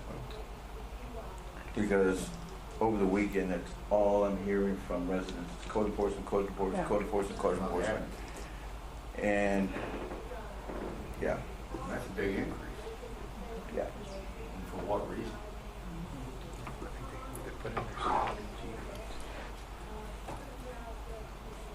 The advertising, public notices, right? That go into for junk vehicle advertising? Yes, now these memos that are presented were presented to us at our budget meetings with the particular departments, so changes have been made from this, but on the advertising, of course, that has been changed. Okay, that's been changed. Yes. Special services? They pay out vehicle towing, and see how they had code enforcement education program? Yeah. We asked them to move that. That's why you have the decrease of the 26,000. Another thing we caught with our departments a lot was them not actually putting their travel and things in their accounts. They were sticking them into services or wherever they had money in. So we wanted to identify, that's where you see the changes there. That's what we're basing that seeing. Yeah, now you can see Exactly where you're at, so. And that's why this 25,000 here actually went up by whatever the difference between that.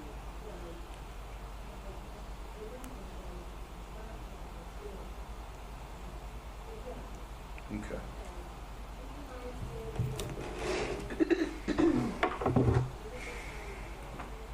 Now, here's the other one, supplemental expense, oh, that's not in the new one. What was Here's that? here's the supplemental requests for code enforcement. If you can see that. Okay, good. Go back, slow down, popcorn. There you go. There you go, just a little bit further. No, right there. Right there, okay. I promise I'm not trying to rush it. I'm trying to see where y'all want it at. Move a lot faster than we can read.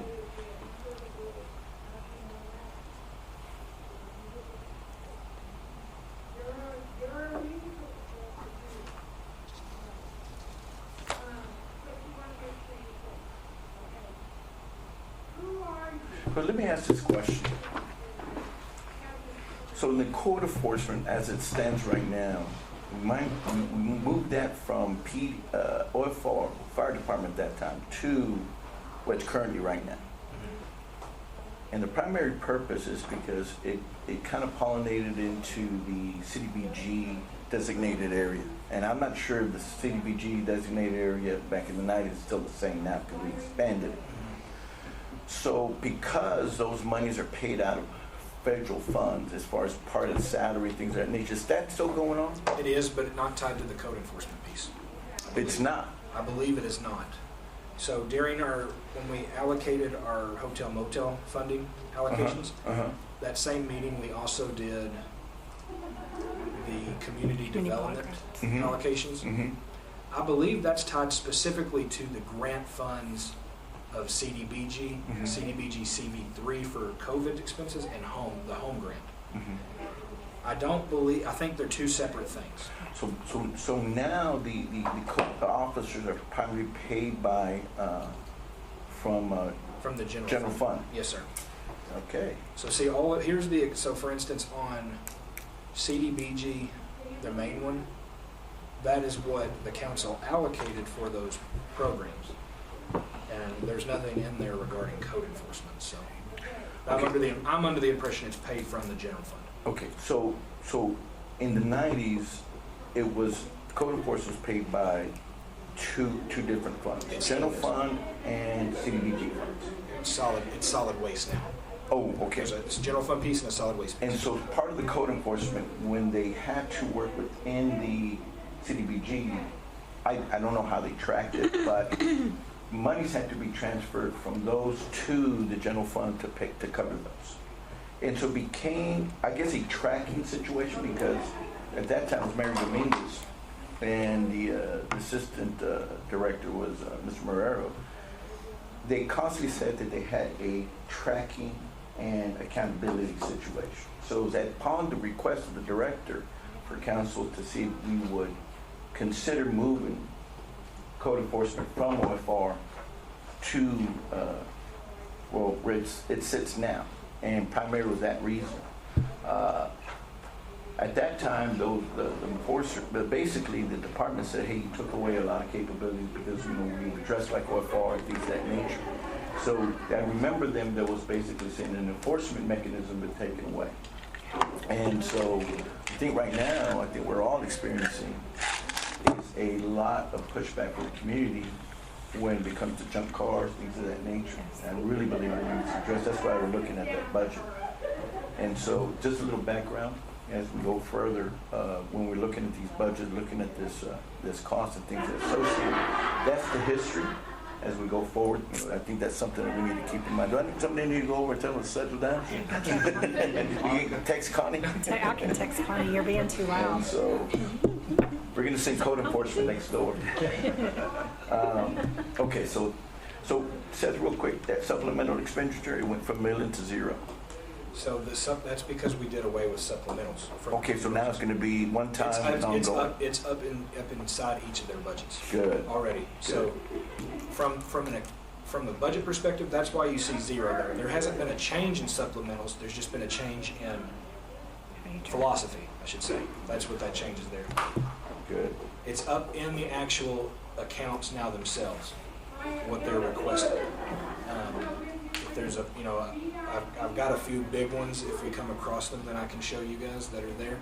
But for the most part, that's why sometimes some of these budgets look a little bit bigger, because down in the past, that supplemental had a total there and they weren't in their budgets.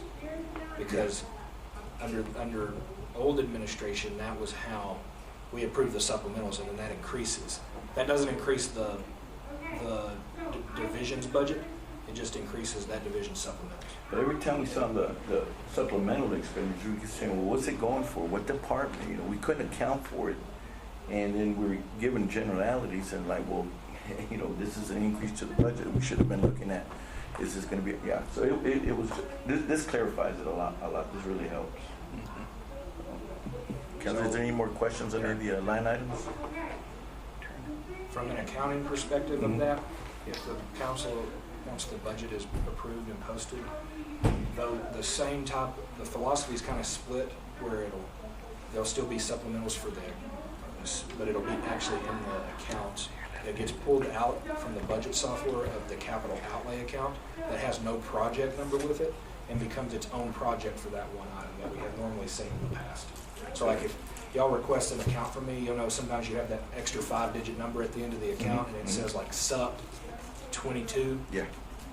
Now it'll say SUP 24 and actually list the name of the project out for what it is, or one-time expenditure. That way it's easy to be tracked. If you guys ask for it, I can go right to the account, give it to you, give you the history, everything like that.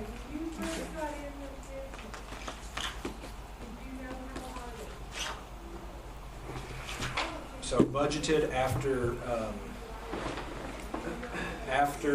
total expenditures for general fund, we're ending fund balance for a proposed budget of $139,175,123.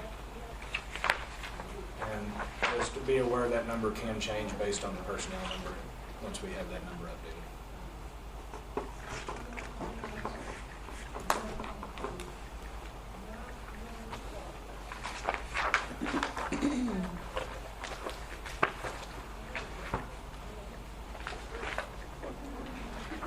Are there any other questions on the general fund? I'm going, sure. Is everyone okay? Do they need a break before? That was the bigger fund. The rest, the water sewer is not as big, but it's still pretty big. Everybody okay? We'll get through water sewer for a break? Any questions on that? I'm just dying to ask a question, the accounting question. Is this just a hard spreadsheet that you're working with? A lot of times you actually have to bring in money or spend money,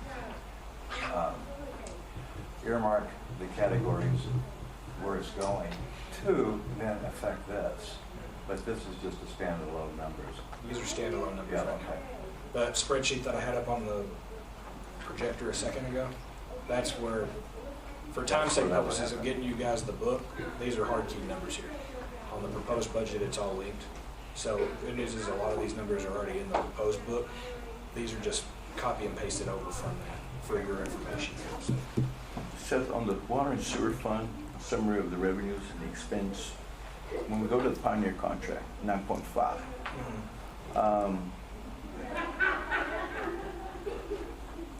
so we wind up getting, 2021, we got 6.9. We had estimated 8.2. We're budgeting 9.5. Okay, so basically, may I ask you one of these things is that I thought there was a set number, or is this based on volumes? I believe it's a set number, and that set number hasn't changed from 9.5. Okay. So the thing is, of this 9.5, how much is already expense in expense for capital outlay? So down here at the bottom, if you go down to your expenditures, you'll see the other side of that.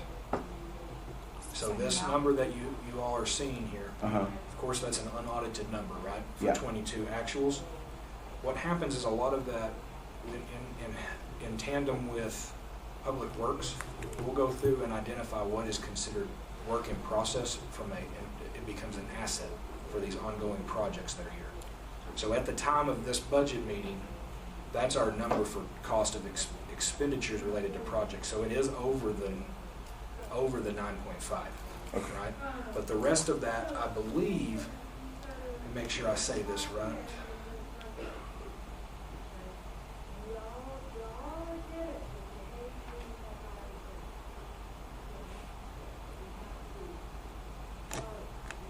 I believe that the general fund comes in and covers those extra costs over the contract, because the contract will net to zero from the revenue portion and then of course, and then the general fund comes over to cover the excess expenditures.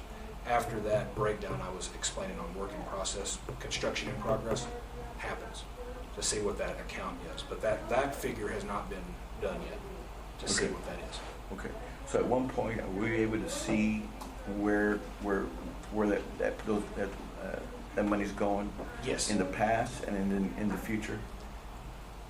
I don't think I have it here, but when I was getting these numbers together over the weekend, I have a spreadsheet from prior administration that shows all that. Yeah. And that's how I was able to tie those accounts out for these numbers tied to what was presented to you all in last budget retreat, the same two numbers. Like, it's not the same amount, but the same way of getting to that number is these numbers here.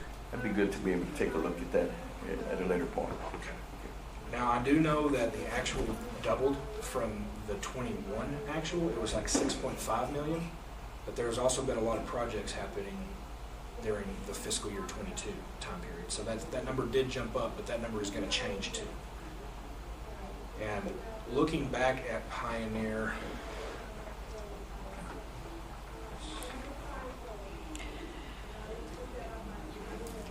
I'm sorry, bear with me. No, you're good. Take your time.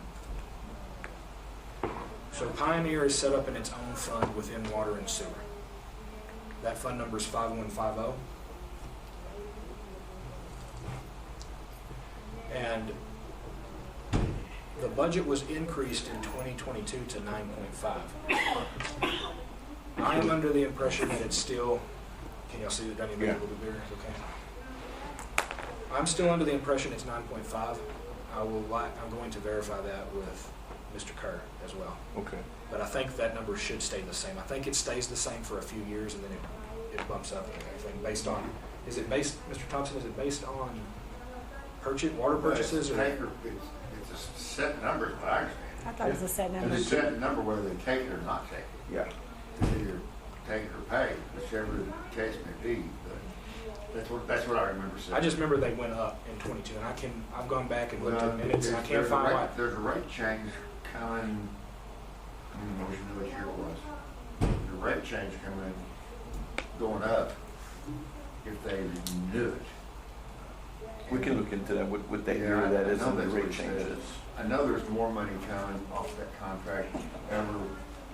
I think last I remember, since they built the plant in Midland, Is there anything in that? they may not go, they may Is there not anything take in what that? they're taking Actuals here, but that's the last I heard. I'm not sure about that. Yeah. But I know there's a change in the rate coming up. I don't know what year it is. Wasn't that a 10-year contract? I believe it's a 10-year contract. 10-year contract, I think. We gotta be coming up on it pretty quick. Yeah, I think it's 17. 16 or 17. 16 or 17, yeah. So it should be coming up, 26, 27. But when that changes, the number jumps exponentially. Yeah. On the rate per, however it's done, per 1,000 gallons or whatever. But Put my other hat on real quick. Let me see if I might be able to find something for 21 on it, fiscal year 21. last year's conversation was we're not sure what they're gonna do going forward, because I think we reached out to them, somebody reached out to them last year to see if they were gonna keep the contract. I think that's the answer was yes. Yeah. But we were thinking they might be no, because they pay for that whole sewer plant. Yeah. And they're taking all their gray water. Yeah.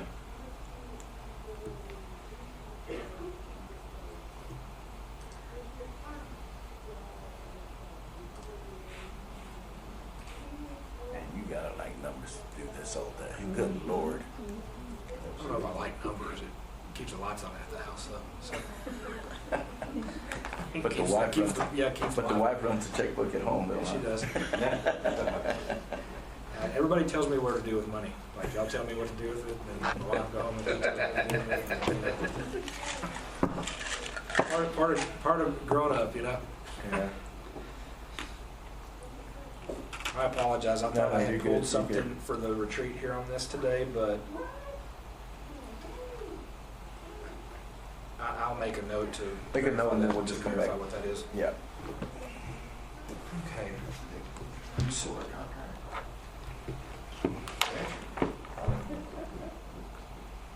That would help me out finding that if I can get to it. I've seen the schedules, it's somewhere along the way I've seen I didn't, Mr. Thompson, it might be the one I'm talking about that I looked at, but I don't have it saved on this computer. Okay. So I was looking at someone else's old computer, so trying to find it, but I found it, and I think that I just need to move it over to mine, so. Well then, on the water sewer here, if we go to this page here, the reconciliation page, this will show the changes on the water revenue and the sewer revenue for the 6%.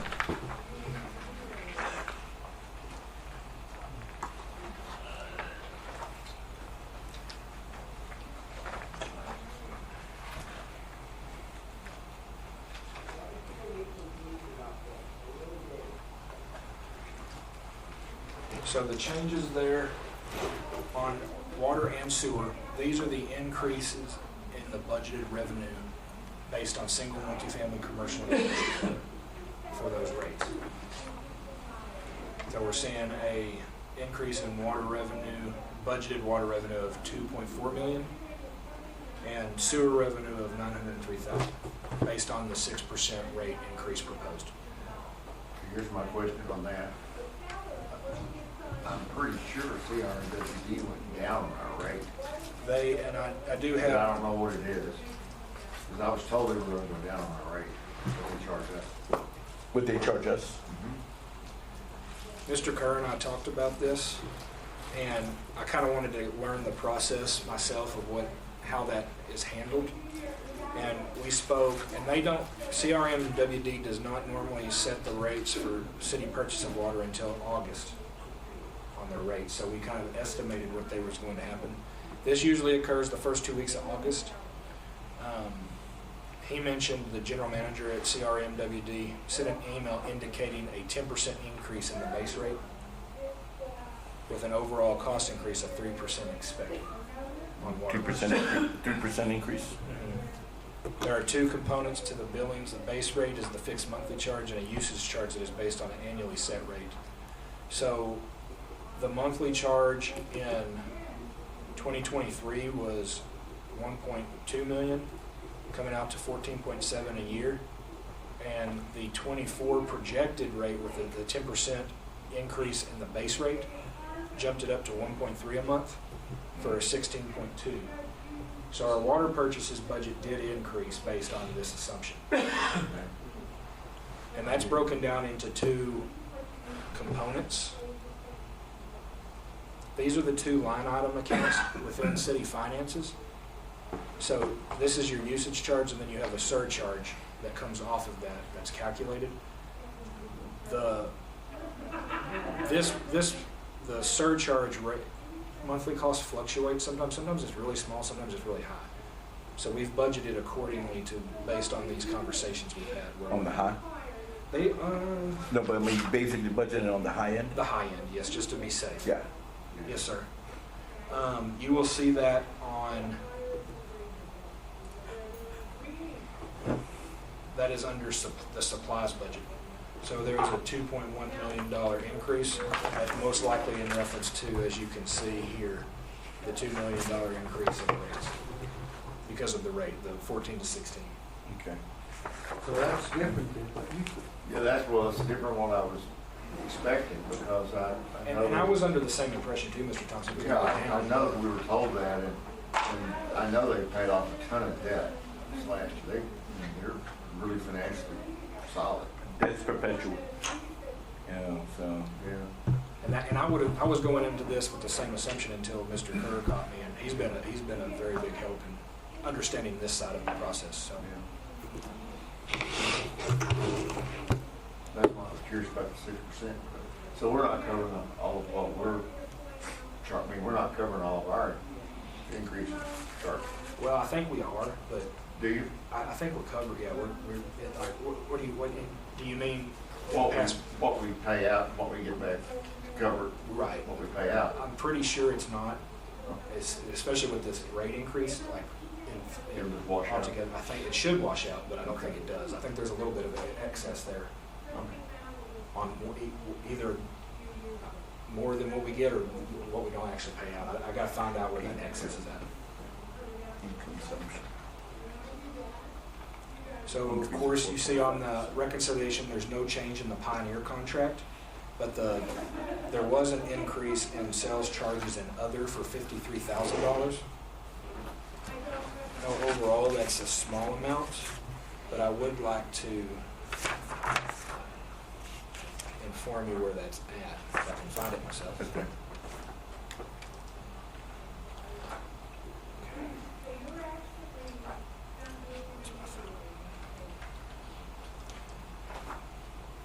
So that Gulf Coast charge, that's our purchased water. That has to do with our purchased water.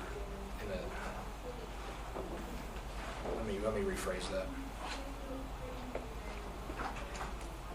Monica, can you look this account up for me on the surface over there? 5,046,260. Delinquent account fees. Gross revenue 1.2. What that percentage is? It's not 100%. I apologize.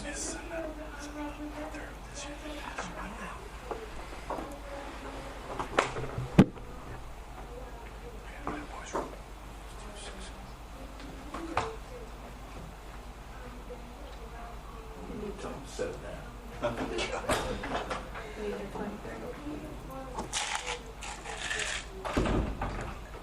Do I need to wait for the mayor?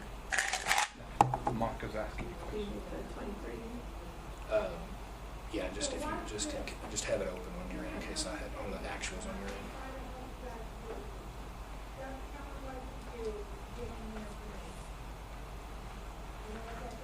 So I'm not sure accounting wise why it's called public charges for service lab fees here within the system, and it's called Gulf Coast from the old system, I think, is where the change is at. But we basically increased our lab fees by $50,000 based on actuals and the assumptions we were coming in at.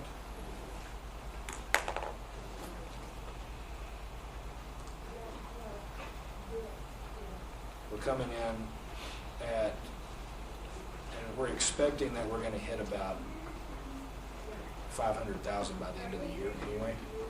So we wanted to see where that baseline of the lab charges was at. And the other small increase within that account ties in with return check fees or delinquent account fees tied to the water and sewer fund itself. So that's where you'll see the other small bit of that small increase there. We'll hop down to the expenditures for water and sewer. Currently $74,679,747 in total operating expenditures.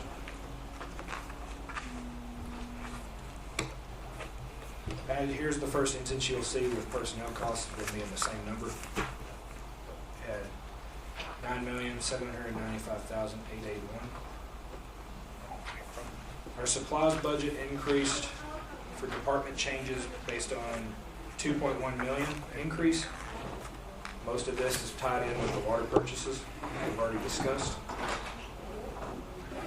Services decreased by $92,975. Our net maintenance charge increased $3.1 million. And our capital outlay change that went down from prior years by $1.9 million, but that's where any of those one-time expenditures are still sitting. It's the same across all funds, not just the general fund. We ended up keeping the other requirements, so we have the general fund administrative fee, have the gross receipt payment, and then the in lieu of tax payment. Those budgets, as you can see back on your summary page here, they stayed at respectively $2.8 million, $3.1 million, and $740,000. Those are set costs by internal contracts that haven't changed quite a lot. So.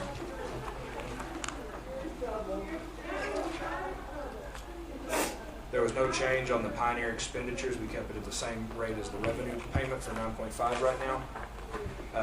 The net debt service change. I would like to mention on the summary page, right above the Pioneer contract, is the debt service requirement for budgeted at $9.281 million, okay? That number is set in stone for the debt requirements we have to pay during this budget year. That's made up of once we get to the back of the book, I'll give you guys kind of an update on, or a full update on it, but this is made up of one principal payment on the 2015 refunding bond and 2 interest payments on that same refunding bond for 2015 and the new 2021 CO issue for water sewer. That ties directly to our debt service bond requirement schedules. That number is a hard number that also fits in with our debt service rate for property taxes. So it comes into play with all of that at the same time. 2015 is 20 year? It is we've only paid, so I was trying to do it without having to count all these. It was scheduled, the 2021 bond was scheduled to make principal payments after the refunding bond expired, or was paid off. Yeah, but That's my memory. It's a 20-year bond. 20-year bond, right? We're in an 18-year Yeah. breakdown right now. We only have a interest payment for $2.7 million this year coming up.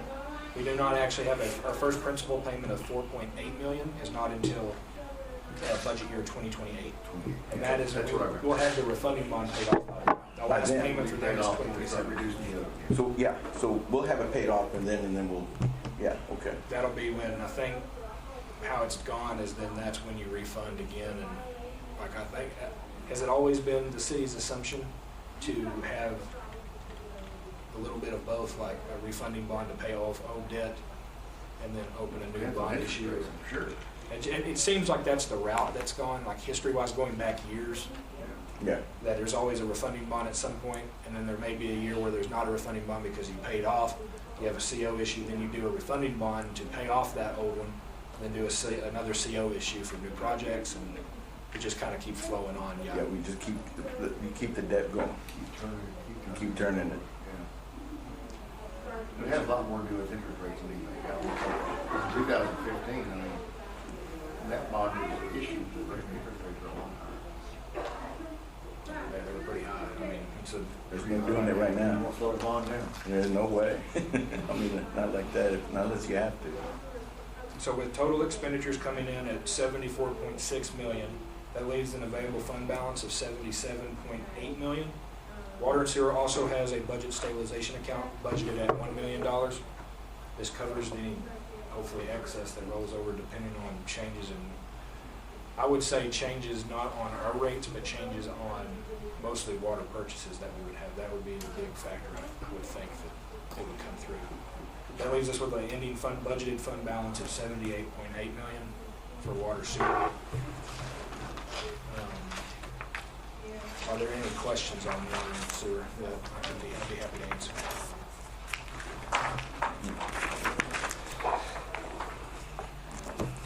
Nope. Continue, sir. Before I go on to solid waste, does anyone need to? You need a break? Now we're gonna push forward. We're at 11 o'clock. Need a break? I'm probably gonna Okay. go back But- And the only reason I'm asking is because I have kind of a timer on where I'm at in the presentation, so I know it'll ask you guys now where I'm at, so. I know we had a break last time right before we did solid waste, so. So we go to lunch at what? 12. 12? Yeah, you can do solid waste. Is that an hour, can't you? I can do solid waste and stormwater in an hour. Do it. Anybody needs a break, just go ahead and just leave the room. Knock it out. And then if you'll go to this page after the rate changes for water sewer, this is the solid waste fund summary of revenues and expenditures.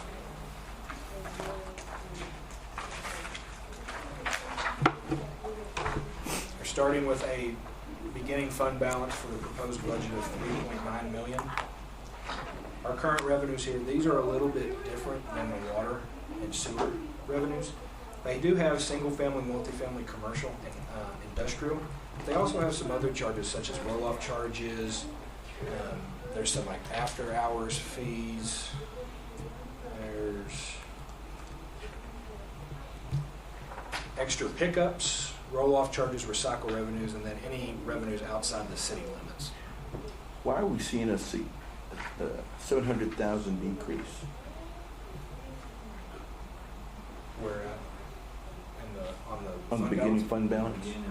The fund balance portion for the budget is calculated, if you look at our estimated for 2023, see our estimated based on unaudited actuals for 22 was 5.4 million. Mm-hmm. Then based on what's estimated, we're coming in with more expenditures than we are revenues estimated for solid waste, estimated at 23 right now. So that 3.9 million ends up rolling up to become your proposed beginning budget for your budget purposes, Okay. which is a thing I've had a lot of trouble with since I normally deal in actuals. Those numbers are just forecasted at this time. So Okay. that's the hard thing I've been trying to have to let go is for this purpose, it's a Not a hard random, number. it's not a hard number. The hardest number I think, or the most accurate number is probably your beginning fund balance on unaudited actual at the top. So I Okay. think that's probably your most, at this point, that's your most accurate number for that. But on revenue here, if you go to the next page for the identification of changes spreadsheet, this is for the 3.5% proposed rate increase. We're going to see a $289,870 for a single family, $60,045 for multifamily, $151,968 for commercial. Industrial only saw a really small one of $1,400. Roll-off charges increased by $62,417. And then this miscellaneous revenue code is tied to extra pickups for $1,500. I made a decision to increase that by that. We've been getting really close to that every year, and it looks like the budget's going the other way. We're budgeting way too low for that. So that's the only, if I need direction on to change that back to what it's normally been, I just budgeted before we're getting close to it. So No, that's good. that left us with a 3.5% increase over the prior budget for $567,285. We're coming in with 16.9 million budgeted revenues for solid waste. On expenditures, as it is right now with, of course, the personnel cost in there that I know I keep mentioning, I say I'm not going to, but I feel like I need to. Supplies budget increased by 17,000. Department changes and services increased by 465,996. Unknown caller. Maintenance increased by 132,774. There was no increase in the other requirements. These are like the general fund admin fee, the gross receipt payment, and the in-lieu tax payment. Those are the same values that they have been the past couple of years, as with the other funds we've already mentioned. Capital outlay saw a $1.2 million increase. This is mostly due to their one-time expenditure request that they are requesting this year. What's the expenditure?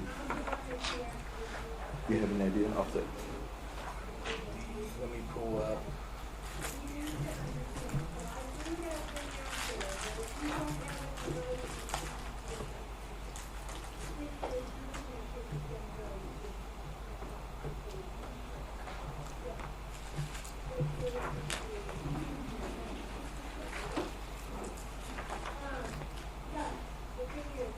They've got some, I've got it up here on the projector, Mr. Mayor.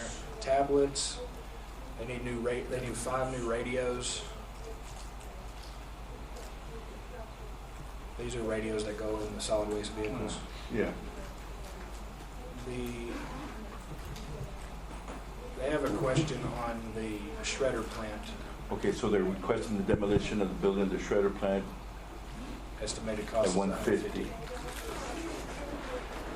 And I know that, That also consists of the asbestos removal? where do you see that at? Oh, yes, asbestos removal and the tipping fees. That's actually pretty good. It's a good price.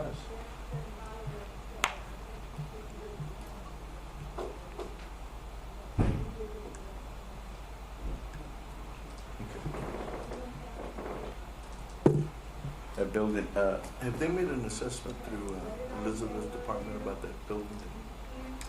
They did. I don't know if they sent it to me. I don't know if I saw a hard copy or they sent it to me. Equipment still needs to be removed? Yes.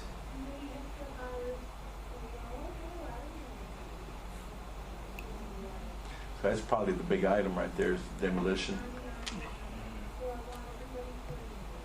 trying to get a more accurate number here for you. Asbestos removal is pretty costly, isn't it, Dave? Well, you know, the thing is they're talking about demolition and asbestos removal at 150. We wind up getting double that on the, just the removal and the adhesive on the tile in the Station 6. That's actually a good price. Whoever get Jessica on that needs to go look at the firehouse. Because I just thought it was a lot. Because the only thing you're going to see in asbestos in that firehouse is going to be the glue on the top. It's nowhere. That's it. Because the rest of it's cinder block. Yeah. So I thought that was just way too high. Or was it the ceiling? I haven't been in that building, so I don't know. Maybe some insulation in the ceiling or something. They gave us a report. We can pull it. Asbestos removal is high.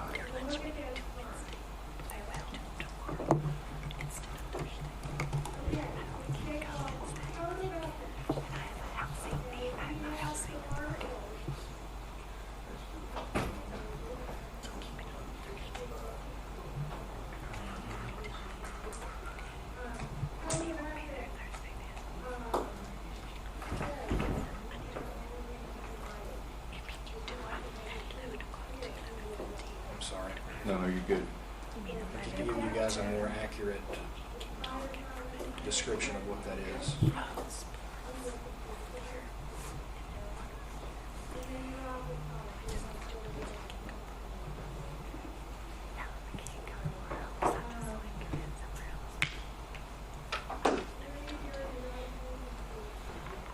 You got to remember where it's at, right? I mean, there's only 15,000 accounts Yeah, in the only. city software, so I've done pretty good about keeping most of them, but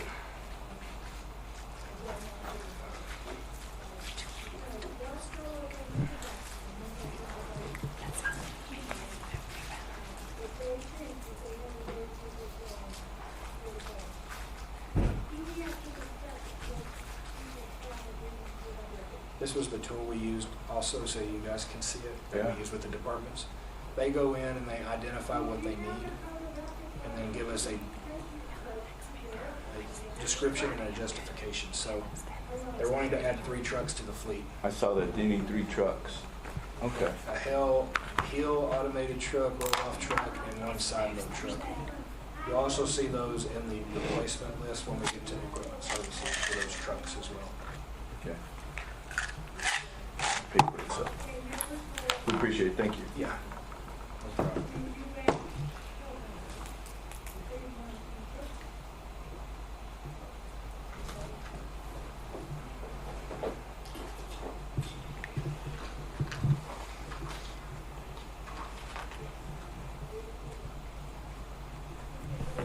That ends up leaving total expenditures right now of 18.5, with an ending fund balance for solid waste of 2.7 budgeted, 2.7 million, which is a decrease right now from our prior year budget, but we know a lot of it's going to be on these trucks, mostly the radios, and we probably need to, that may even go a little bit further down based on that shredder building. Yeah.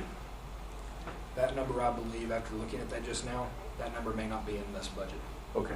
So I saw the note they needed to get with me, but I don't think I might have put it in, I just need to research if I have. Well, the building is really, is not, from what I understand, but I think we need an assessment from the department, from Elizabeth, that you can occupy. But if I didn't want to shoot myself in the foot, but when I said we need direction from Seth, I don't know if I'm giving them direction Yeah. yet where it needs to go, so. But that assessment was done when Richard Morrison was city manager, if I recall, and I think the cost of replacement was given, but I can't recall what that number was. You know, for tear down, asbestos, and reconstruction, but I can't remember. I know it was in the millions, but I just don't recall what it was. I think that's still a good prize. Are there any questions on solid waste? I think we need to put that in the budget. Any questions? March forward, sir. All right. As I was pulling that one up, I would like to take a quick 180 and go back to general fund just for a second. I wanted to present what the parks department was having for their supplemental or one-time expenditures. In the parks? In the park side, yes, sir. And I apologize for not bringing it up, but I just saw it as I saw this one, so.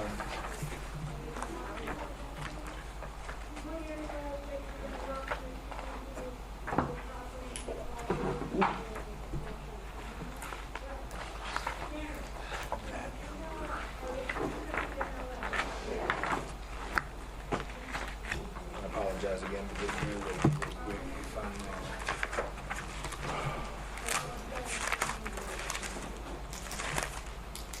Dan, how much leeway do we have in discussion for today? Even in the parks, pretty much? Since you're bringing up parks and saw that, I want to see what we You can tell discuss. me, Dan, if I can't remember something. I just figured this was part of the expenditure If there's a too. possibility to talk a little bit about McKinney and the situation, the foundation issues, Sherwood, Yeah, I thought that's what you were gonna do. well, McKinney also, with the, this, I don't know what the heck we call it. Richard Alvarez called it a spigot. So, So they have 1.7 in their capital outlay, 1.7. 1.7 right now. You went to, okay, that's what I wanted to see. So these are the projects that Parks Administration brought to us during our budget meeting. Okay, I wonder what the safety materials, what that is.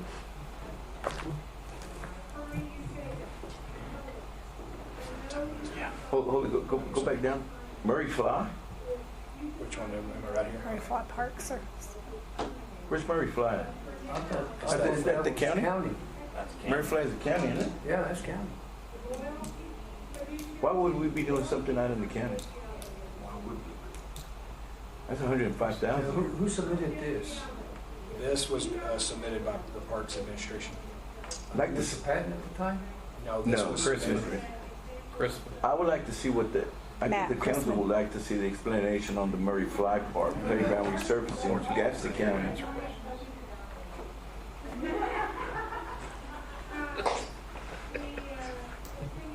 Get rid of the pea gravel, quite a bit. Because that will drop their, whatever the council decides not to fund here with this, I need to know so I can take that out. 100,000. The pond is the At one at Ratliff? Ratliff? The one at Ratliff? Yeah, it's leaking. the Rattler. Yeah, it's been leaking. Okay, when you say McKinney parking lot, there is no parking lot there. Is this a, I think that's to build a parking lot. maybe. Yes. I'm Yeah, assuming there, I don't know. That's an ask. I That's an think, ask, yeah. That we've been wanting to, for We've been parking. asking for, yeah. What's a futsal court? What's a what? Convert tennis court into a futsal court, any park. Futsal. Futsal, where you're going. Is that pickleball got me? I don't know. I think he explained it. I can't remember what he said. I didn't write that, so I don't know what futsal is, but I like that word though. So convert sand volleyball courts at aquatic center to grass volleyball courts, bring in clean dirt and sod in the sand area. I don't know about that. So what phrase mode? I thought we had already gone through that equipment services there. Okay, so what we're not. Horse of the day. So we're not seeing here is we're not seeing any of the issues that we have at McKinney with the aquatic. Mayor, futsal is actually a football, soccer-based game played on a hard court like a basketball court. Where do you see? Oh, Smaller than a convert tennis football court pitch. into futsal court at McKinney Park. I just learned something today. Futsal. Where's the tennis court at McKinney? Where the bathrooms are, Yeah. on the side by the bathrooms. No one uses it. I didn't realize they had tennis courts there. Yeah, neither am I. Well, these are all asks, right? Yes, sir. And we have to go through this one.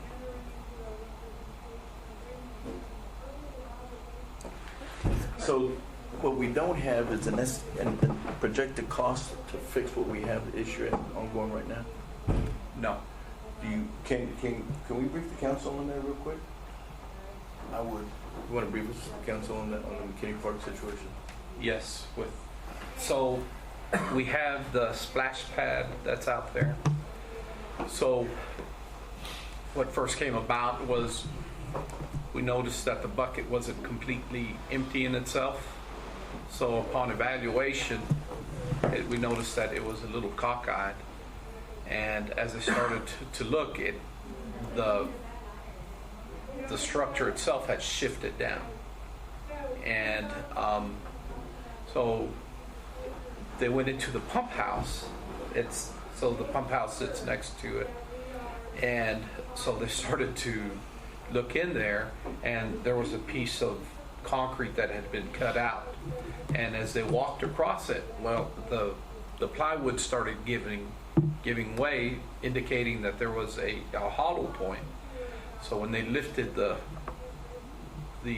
plywood and they shined a light underneath, all the dirt had fallen away from the concrete itself. So there's nothing sustaining the concrete. And these were this was caused by leaks, and the filters were never changed out. It's got a gigantic sand filter in it that was supposed to clean the water as it redistributed back into the kids. Well, it was basically what it was doing is just throwing back gray water back onto. So the rake water is going in there, and so it's supposed to be recycled. Okay. So what happened is from the get-go, when the park came online, which was built how long ago?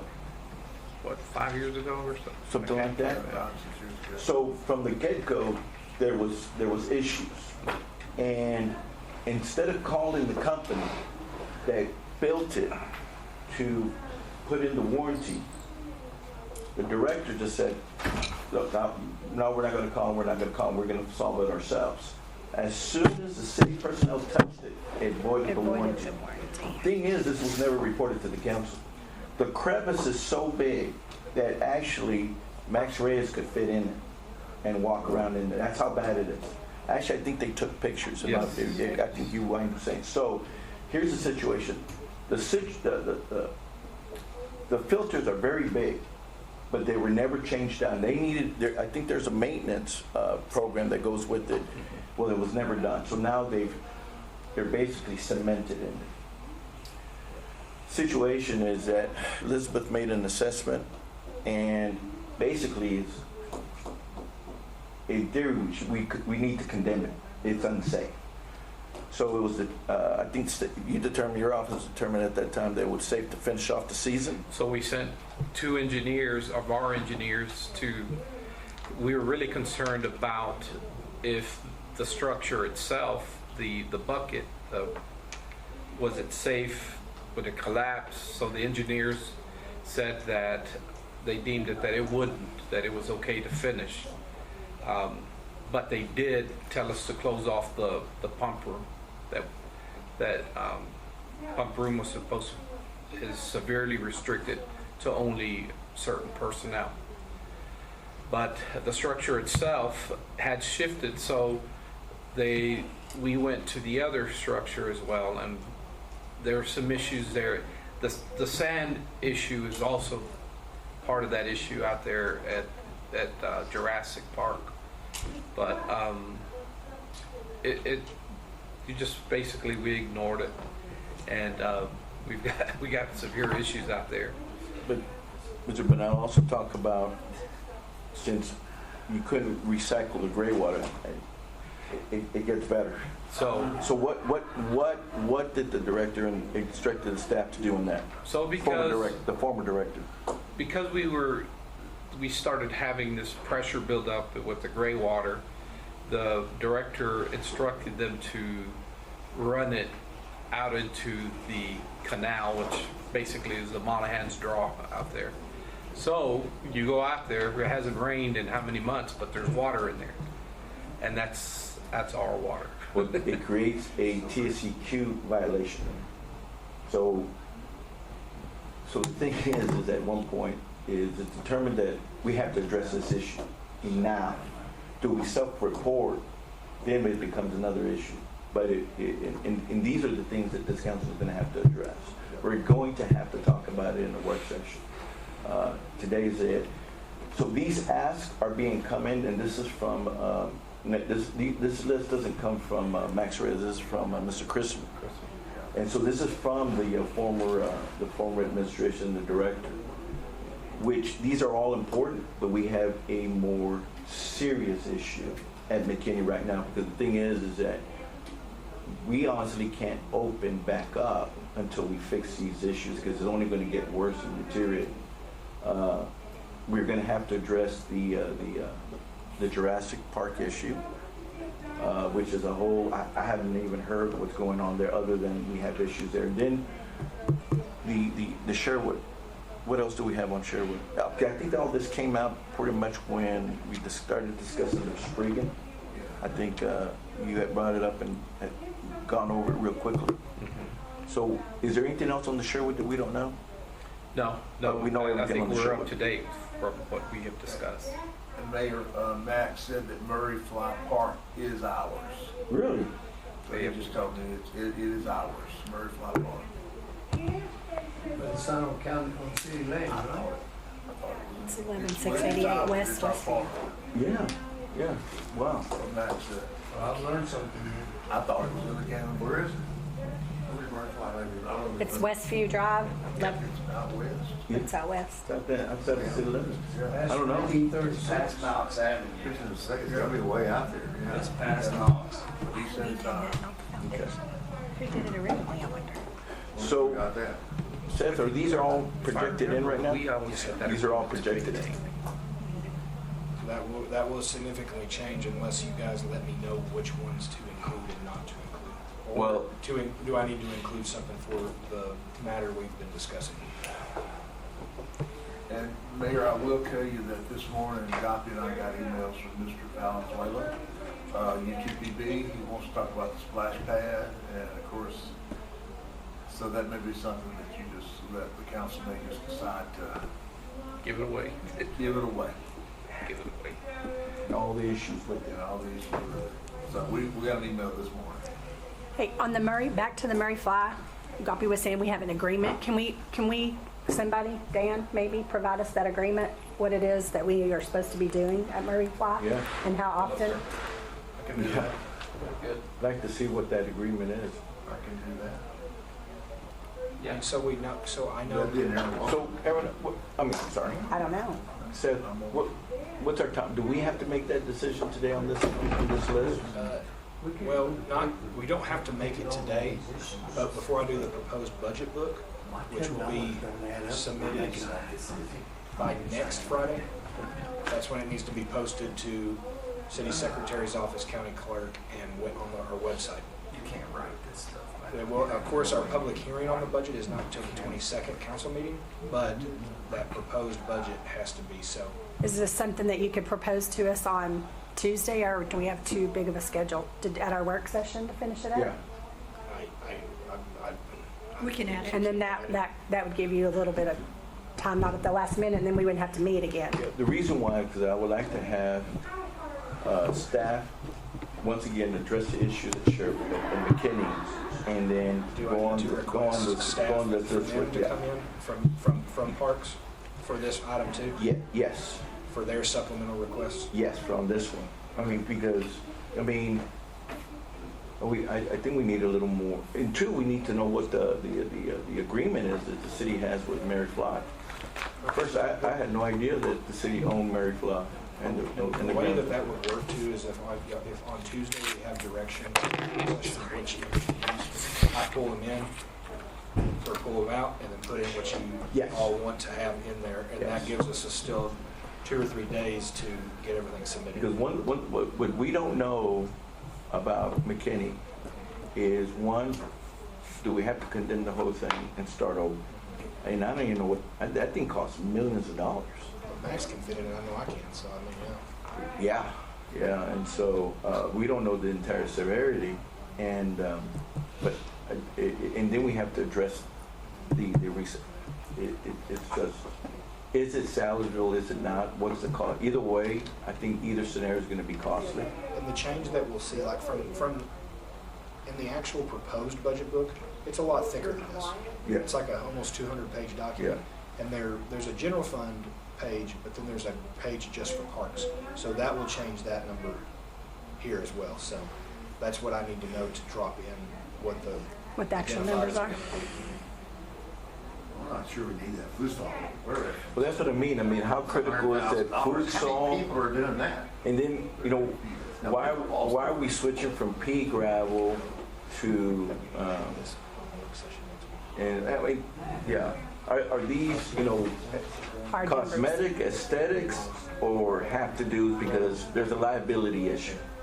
The pond, the leaking in the new liner at, we did talk about that. We know that's an issue. 500,000 is, you know, we have to ask if that's a real number, an estimated number.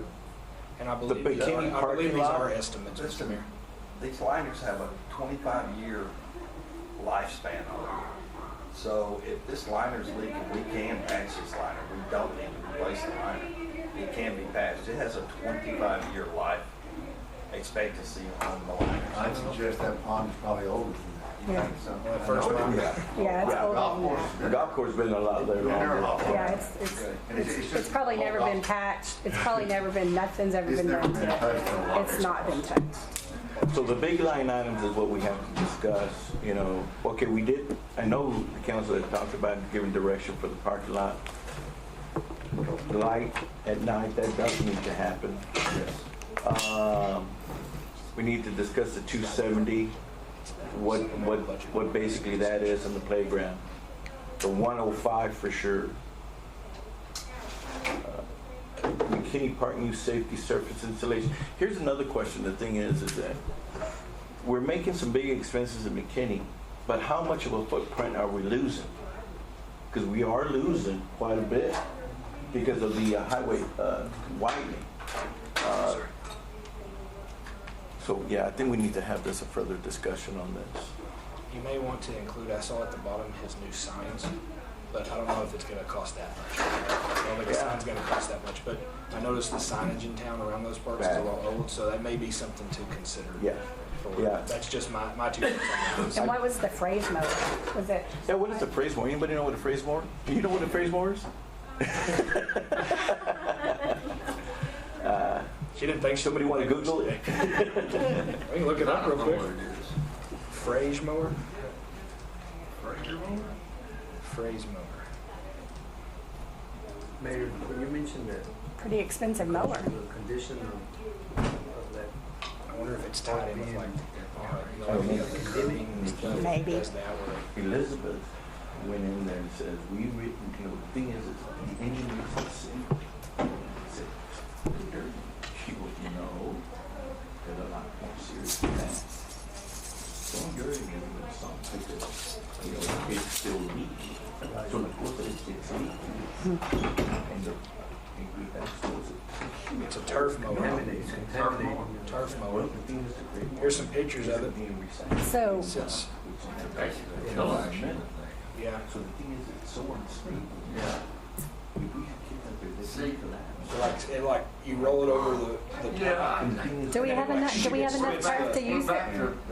Spring. Yeah. Max needs to revisit Yeah. Yeah. Yeah, I think you need to talk to Max and let Max revisit this list and do a proposal to us at the work session. During our budget retreat, he was involved in it. He just was that meeting. So I think he I had. guess how do you want to are we going to put them on? We'll put them are on they the gonna be agenda. Contact, or am I going to contact for that? I can contact them, but y'all both need to be there. I mean, I'll be there anyway, but I didn't know how we want to present that. but we didn't start. And do we need to go ahead and post it that we will be making a recommendation or vote or something so he can do what he does by Friday? The top left one? That way. It goes over the turf, it grinds that stuff out of the turf. Oh, okay. No, well, we're not gonna do it spring and we don't need to buy the mower. That's what, yeah. Oh, that's an easy one then. I can't believe you even put that in the budget to try to buy, we gonna do it one time. That's on rent that Christmas. Yeah, exactly. Good Lord. And the rule about buy it once you rent. We just wind up saving ourselves some money. We got some other priorities we gotta fix. The sod company that he was talking to, I talked to them. Okay. So we want to be able to bring this back, that portion of it. Okay. Come back and bring that and have a real discussion, have everybody there and just go with line item by line item. Okay. We need, yeah, we're gonna have to figure out what we're gonna do because we have to address Jurassic, we have to address McKinney and the, And that would be good too, to have that information from Max updated, so that way, whenever you approve and disapprove, as soon as that meeting's over, I can run and throw that into the system and flip the numbers around. I know we approved the lights in the parking lot at Radcliffe, but I don't. we gave direction that we wanted, the thing is, it's a matter of what monies we're gonna use to pay for it. And where? And yeah, but the thing is, Radcliffe, and I went by there, you see it, but it's blonde, but now that you paid attention to it, like, good Lord, how the heck did we wind up building that without lights in the parking lot? And the thing is, with the evenings getting small, so yeah, it definitely need to do something on that. Well, we approved those solar lights, which was a lot less expensive than what we'd previously been quoted, which was ridiculous number. Yeah. The solar lights will work fine. The solar, That's what I thought we approved. I thought we did talk about that we're gonna do solar lighting. He did. But we can we'll put this back on the work session and we'll do it through there. We still need to get those lights up. Ms. Secretary, did you get that? Yes, sir. $334,000 salary, you better get that.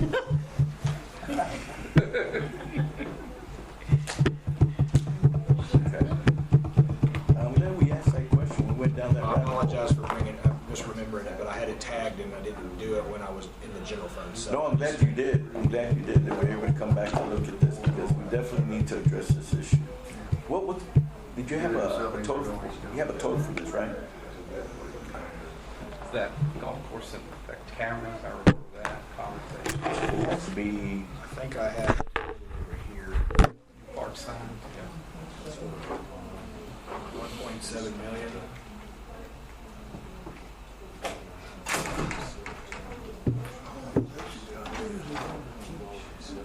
you gonna go line item, I don't know, you got to do old math? To do really hard 10 keys real quick, just to give y'all and make sure that that's the same number. Since it's a PDF, I don't have much of a choice.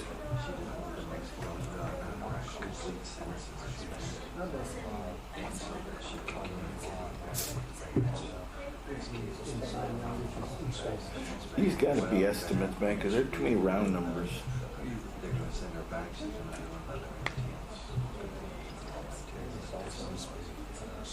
they just keep sending, they keep increasing their back. They pay us 2,000 more for doing this. That's the same total. Well, that makes me feel good that that's the same total. What they entered right when they 1.7. discussed when they made it first, so that's good. $1,700,000. Million seven? 1.7. In this area, Yeah, there's no okay. money that- We save a lot of money. Yeah. 1.7. Shoot, man, that deal that McKinney wouldn't even cover that cost. Okay. To help the kids, so it keeps them, our first year, she's go to the bathroom and stuff. She's on the grind. Any other questions on this one? No, sir. Anybody want to hear any more bad news? I don't want to see any All more right. bad news. I want, you skip the next one, okay? All right. Yeah. And then write it, put it on the council agenda, then we can deal with it. All right, so let's go ahead and go back to where we're at. All right, well, we're done with the solid waste fund. Do we want to knock out stormwater before lunch? That will leave out, that will only leave the equipment services. Yeah. IT. Okay. Well, they really leave a few more, but that'll be the stormwater is very small. It'll be this page, stormwater summary of revenue and expenditure.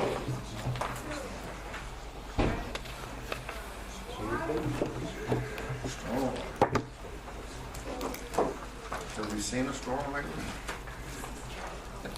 We need some stormwater. Yeah, the stormwater budget has served another purpose. Well, that's why, if you'll look at that, we're starting off with a beginning fund balance of proposed of 4.1 million. We kept what's odd is, I think, there is one thing we do need to talk about here, is in my review of getting the budget prepared, during the council retreat last year, they proposed 1.9 million, what you see there. And I guess it was discussed that it dropped back down to 1.8. Going through and following it through the budget, it dropped the budget.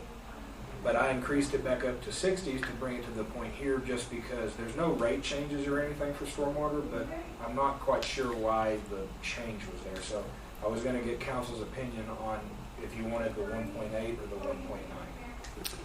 For Stormwater fees. leave the 1.9, and I wish Liz would. I couldn't find any documentation in the files on why it dropped back down. And in my review of the minutes, there's nothing on the stormwater fund that talks about the decrease down. I think I've got an insight to You mine. want to talk about that on Is the inside? stormwater Yes. just for the parks, just for the golf course? Is that what this is for, not the roads? No, this is No. for, No, this is you start, you're ready to talk. this is My throat's a little dry, got me.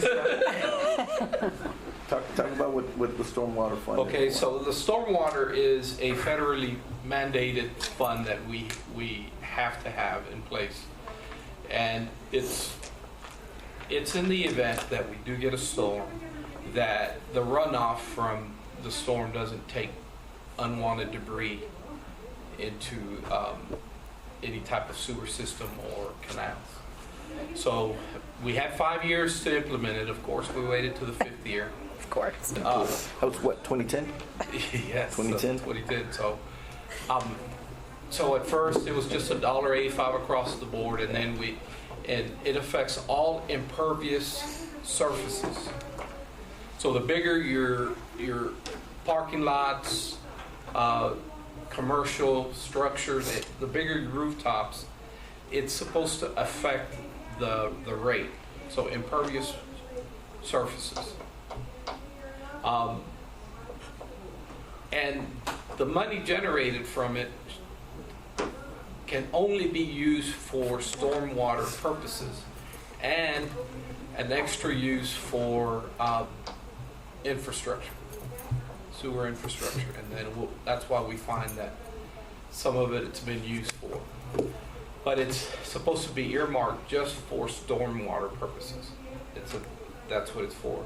So with the change, this is what happened, that they had hired a person to run stormwater. Now this person developed a program, an inside program, personal program, a FileMaker, and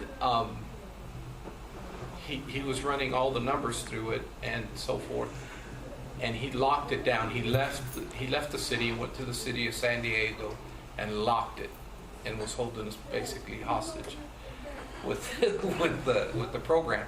So a lot of these accounts weren't being addressed. That some of these things, some of the accounts, the process wasn't being followed up on once we got it unlocked.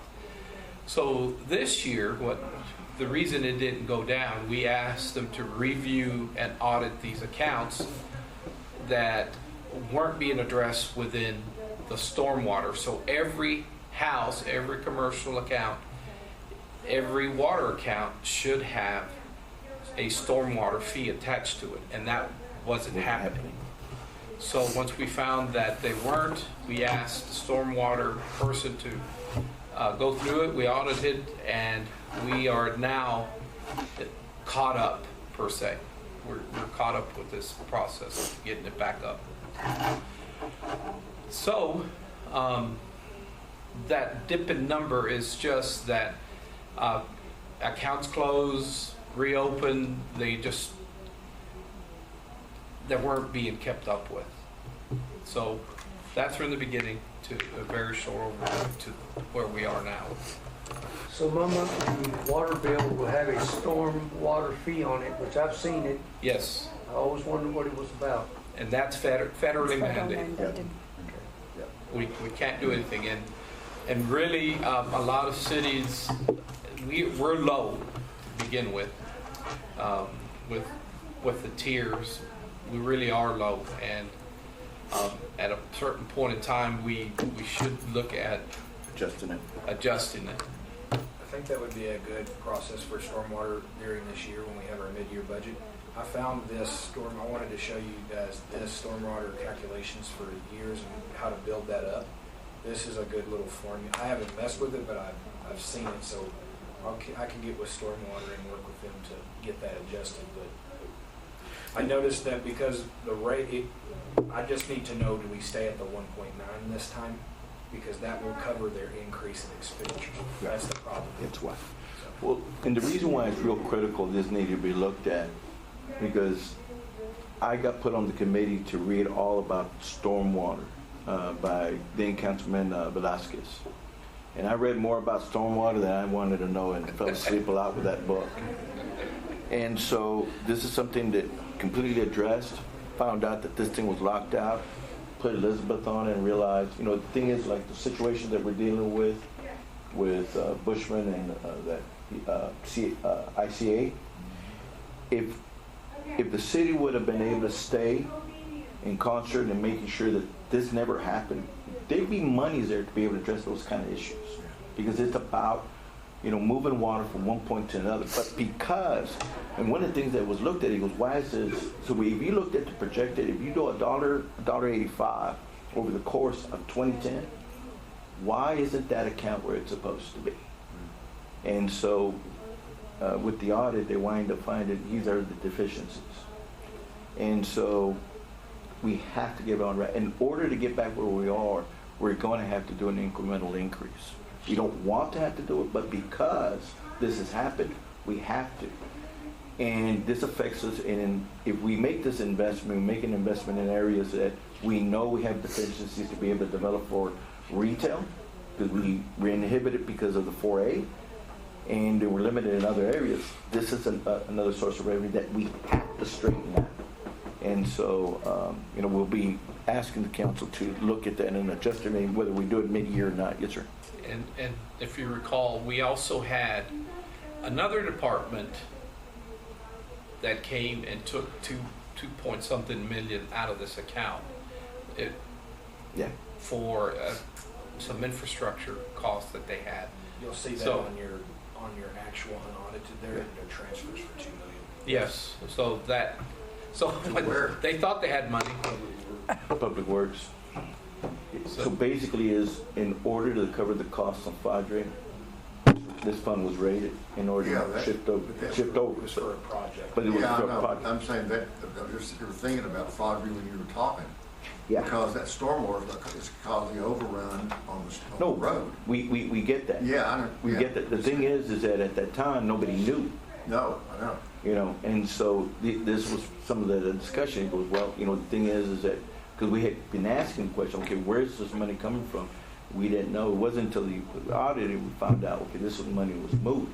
But I guess what we're basically saying is, do we actually know prior to that, because that's justification, but prior to that, theoretically, has money been moved for other projects that didn't consistently go to stormwater? Yeah. And that's basically, and we know we don't know, and so we only know what we know. And so this is why this is something that has to be, let me tell you, these are federal funds. There has to be a line item for this. Sure. And this is something that Seth is working on in order to code it and everything and identify. That way, when money is moved, okay, why is it being moved? What is it going for? Does it fit within that criteria? And, but, you know, it's just, One thing that we've seen, like on the questions I've had on the 2019 CO issue about remaining funds, ever since I've been involved with moving those funds around and getting things, we've been lining them up to a particular project 5-digit code. That way, you can track it all. You can see, okay, well, they're going to allocate this portion of that to that. I'm going to try to institute that across the board, not just for debt issuances and funds on that. This would help with projects, and it's a lot easier if you come and ask where that money is at. yeah. Okay, I looked that project code up instead of digging, Yeah. it's there. And so that's the process we're trying to build out and get that. Now, yes, that adds more accounts to the 15,000 that we have, but over the course of the audit we're going to be doing internally is inactivating the ones that we don't use anymore. Hopefully Yeah, start it cleaning it starts up. cleaning itself. So, Mary, you're telling me that $2 million was pulled out of this fund as part of the funding for the Foggy project. Kevin, do you want to We speak weren't- like that? And that's not what we were told. Where the Yes. money was coming Yeah. from. Yes. Yeah. So, Because that was never mentioned in my You- memory. I don't believe that this is something that this wasn't a decision that Public Works made. Yeah, I understand that. Okay, so- I know where you're going with it. Yeah, so they saw the money there and they pulled it out of there, so they raided the account. So when looking for some of these newer projects that we're having, the sports complex, we went in there thinking that possibly we could help fund some of this. And, well, come to find out that there was nothing there. So let's start tracing it. We start tracing it back, and that's where we find that it went. Moving forward, this is where legal has to get involved. We have to change the language in the ordinance that kind of safeguards that money in those accounts, in that account to be used specifically or be monitored specifically for what we want it to be used for. But it's just going to take some adjustment through ordinance and through just oversight of that account. And one of the positions that's being asked through is the Development Service of Planning and Zoning in the restructuring of, I think within that department, the director is asking for a person to be able to guide in the ordinances and things of that nature. A kind of a like policy and an ordinance, because we have to do that within the issues that we have with Beatonbow and the pits, the right-of-ways, this situation, stormwater, things of that nature. The thing is, there's a holdup. I don't know what the holdup is, but there's a holdup, and I wind up talking to the department head. So in a nutshell, she's cut about 2 or 3 positions to create one. And so, and the thing is I requested, we need to get this going, and real quickly, so we can start getting everything in line. Because we're holding, Beatonbow's being held up, so we need to do it. And so we need to address that issue. Because the thing is that council can't take action until we have the documents in front of us. But there needs to be someone dedicated to that position to get that done. And so there's a lot of cleanup. You know, I think from engineering to public works, to, I think everybody has a little something, and they're all bringing them to you, or they're trying to, and you're waiting. And and I think there's a little bit just where you're going with this. The council agenda item from back in '22 that shows that $2 million from stormwater being allocated out. Oh, I don't remember that. Yeah. Yeah. Well, and the silver lining of that is that was one of the major overruns, was the stormwater coming down Foggy Road, which goes all the way to Business 20. And flooding those houses down there is, you know what I'm saying? And it might have been tied to that reason that the Yeah. funds were used for that purpose. Because that water for that runs project. all the way to 20, and actually goes under 20, and goes towards I-10 In- or I-20. And if you look at where the complex is going, the sports complex, and to the west, we have that drainage. Right. So Elizabeth looked at it and said, hey, if we can bring in the design in the feature where we wind up working with a water feature in that brown water and reuse it and step it, this is when she addressed it about looking and went into this fund and said, hey, well, why aren't we where we're supposed to be at? And that's, I think she brought it up to Gapia and talked about, hey, we need to start kind of tightening up, and that's why she needs that position to help somebody do that. I said, okay, so we can't do it in the first phase. Can we do it at a later phase? She goes, yes, we can do that at a later phase, but we need someone that's experienced in that. On the flip side, is that what we have to start addressing is, here in the budget process, we got to do that, but we have to address where do we need to go up on the rate. And historically, if you Google and start putting stormwater rates, in 2010 I did that. So I did it in cities where I knew had relatives, Bakersfield, California, Flagstaff, Arizona, and I started going throughout the community. And even then we were pretty, I think I've seen it up to about $5, which is quite high. So there's some flexibility. We have the control of setting the rate, correct? Yes. Okay. Yes. So, but this, And additionally, there are, I think, 6 other positions that are associated with stormwater that are in different at a different area, or housed in a different area, which means that when we had those kids jumping in and out of those stormwater drains, buoy. yeah, what it was is that part of the stormwater pays is supposed to be paid to supervise those manholes or to maintenance those manhole covers. And that's not what's being done. So that was part of the thing is, well, we're not getting those reports, or are those reports actually accurate? And we believe that they're not. And because there's no oversight over that stormwater and the machinery, the sweep, when you see a street sweeper, that's stormwater. Yeah. Okay, and so there's no oversight over the stormwater, and basically what this budget, we are trying to put oversight over this federally mandated fund, that it's carefully monitored, that it's not, we could get in trouble for wasting this money or misusing it. Yeah. So it has to be taken care of better. Well, for purposes of this budget that we're here, if we drop it back down to the 1,890, our ending fund balance is the number you see calculated there, compared to what we have on, if we raise it $60,000 back to what we've done in prior budget retreats originally. I think prior administrations dropped it again after it was brought to the council's attention. And I don't know if it was councils or prior administrations that dropped it back down. Yeah. Based on I can't see that in the minutes to see what it says, but I left both options there. I wanted to see, and at the council's direction, that's the number we'll go with. So, but this is what it leaves you in the fund balance budget if you go with the 1.8 million, which is, the 60,000 there. the difference there to cover. Now, that being said, also you'll notice that the stormwater personnel costs haven't changed because it's just the baseline, remember?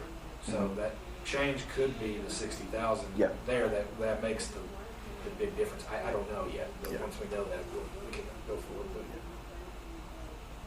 Yeah, I really believe because of the indiscrepancies that we had and the unknowns and moving forward, then we just need to go up, north of the 1.8. Because one of the other things that we constantly hear is street sweepers. Not enough street sweepers, not enough. Especially after we wind up doing the resurface and all the gravel. I can't walk my dog on the sidewalk, kind of stuff. So, yeah. That's just me. If anybody wants else to chime in. And We can use this money for windshield replacement, right? we need to address the muskings on the river. Yeah. Every 5 years when it rains. So, this is why. Get washed. Yeah. Need replacement windshield right now on my Jeep. It's gonna cost me $900 because it's got. Good Lord. It's got all the sensors in it. Any other comments on this? Man, we're just full of good news, aren't we? I would like to go through the expenditure changes though before lunch.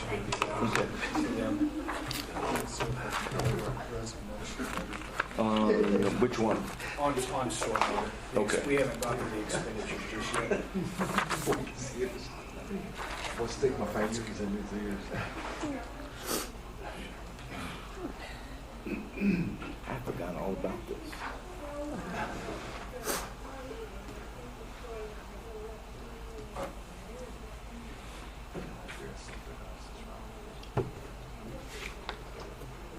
I was gonna try to eat lunch, Seth. I'm trying to hurry because I smell it too. I'm getting on that.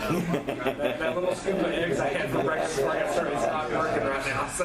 You've gone through the powdered egg. What he's saying is you've upset his stomach, now he's not gonna be eating. I apologize, but I know we need to at least get to the next fund before we stop. I won't remember to go back. I'll go fast.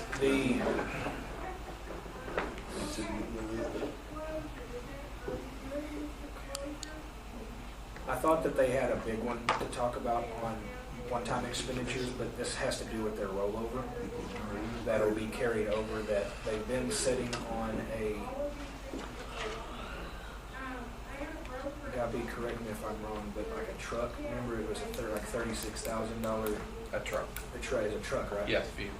Is it a street sweeper or is it a truck? It's just a vehicle. So I was gonna say, there's no way a street beaver can cost 36, and not, man, buy 3. Yeah, well, I couldn't remember the wording exactly. It doesn't just say truck, like I need to see it. It has like core cab, 4 or 5, all the stuff, all the bells and whistles. But they haven't used it, so we let them know, use it so you don't lose it. Yeah. Yeah. That's right. So you'll see that on there, the increase with the capital Okay. of 192,000. Supplies increased by 16,000 just because of the audit that they're working on as well, and internally with those charges, needing new supplies to monitor the department itself. So there's some different things that came into that. Services, those went down because they're doing a lot of that in-house now. That's why you see the drop of 52,737. I believe its total expenditures is a decrease from the prior year budget of 10.4%, or 155,545, leaving the proposed stormwater fees at 1.95 leaves you with an ending fund balance of 4,483,599. Mr. Haney's getting hungry over there. So, is there any questions on stormwater? Nope. For me? No, sir. We're good. All right, good job. Nailed it. All that we have left before you close the session, we have equipment services, IT, Yeah. risk management, golf course, the debt service fund, and then the hotel fund. But those funds should go a lot faster than we got to back through. I've also got just a quick presentation on current projects the city's been doing, and then a brief talk on ARPA, Okay. and then we'll talk about our personnel presentation with me and Charles and Evergreen. And then at the end, I'd like to give a calendar update for these last 2 weeks for getting everything, like what the legalities and all that stuff is. You can get all that done by 2? Yes. I think I can. Just kidding. Do we need to, no, we're not adjourning, right? No, we're just breaking for We're just lunch. breaking. Okay, so we're gonna wind up breaking for lunch, it being 11:54. And we'll come back at 1 p.m. Yes. and we'll readjourn at 1 p.m. Expenditures is 105 p.m. Welcome everyone back from lunch. We'll turn to this page in the book, the Equipment Services Fund Revenue and Expenses Summary.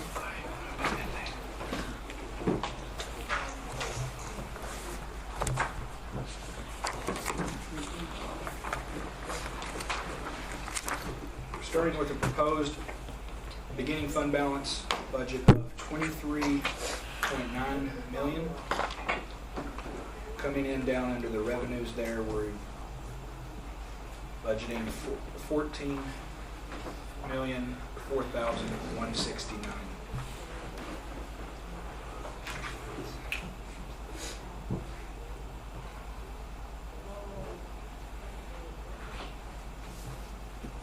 That is broken down up on the screen. You will see the rental equipment services and the fire equipment services. These are inter-department charges for the fleets and vehicles. This is the revenue that they will bring in from the corresponding departments have expenditures within their budgets for equipment service charges. Each month, this is one of the things that goes along with the monthly transfers that come in. Their use of vehicles, vehicle replacements, use of fuel. That number is generated in cooperation with equipment services. This is the vehicle rental rates and schedule broken out by funds. This has a cost, it has a rental amount, a maintenance fee, the annual fuel cost, the annual allowance, if there's any annual overhead, and then each department has a total fleet rental charge that gets charged to them directly. So during the budget process for this fund, for information technology and for risk management, departments were asked not to try to calculate that number because that number comes directly from the corresponding internal service fund. Now that we're also doing things more in-house with Mr. Adams as our equipment services director, those costs went down a little bit this time. I expect these to go down even further next year once we have more time to dig into this schedule on fuel costs. And the transition year that we'll see, I couldn't tell you how much that will change, but I don't think it will be 13 million across the city, the entire city, next year. So in line, once this spreadsheet was addressed by Mr. Adams and myself, what we have to do is then we have to go line by line in each fund, and there's a particular, what we call an object code. That is the 5-digit code after the 8-digit organization code by division. Every single fund that has any type of vehicle, maintenance, anything like that, usage, rental, goes to that direct line item, object code in each fund. So once we have that, the cost identified, we input that into their budget. So everyone was starting to ask, why is my budget going up? Well, your budget's going up for this internal service charges that are, and we'll see this too when we get to information technology as well. Was this something we hadn't been doing? No, it's there. It is, okay. It's there. And I think the schedule this time, we had enough time to kind of do a preliminary review of making these costs go down.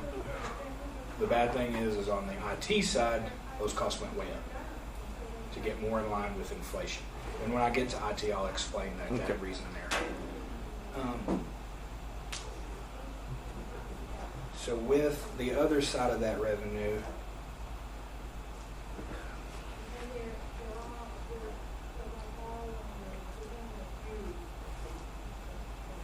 there's also a budgeted cost in there under other revenue for the purchase of the golf carts, leasing golf carts, so that's all done in-house.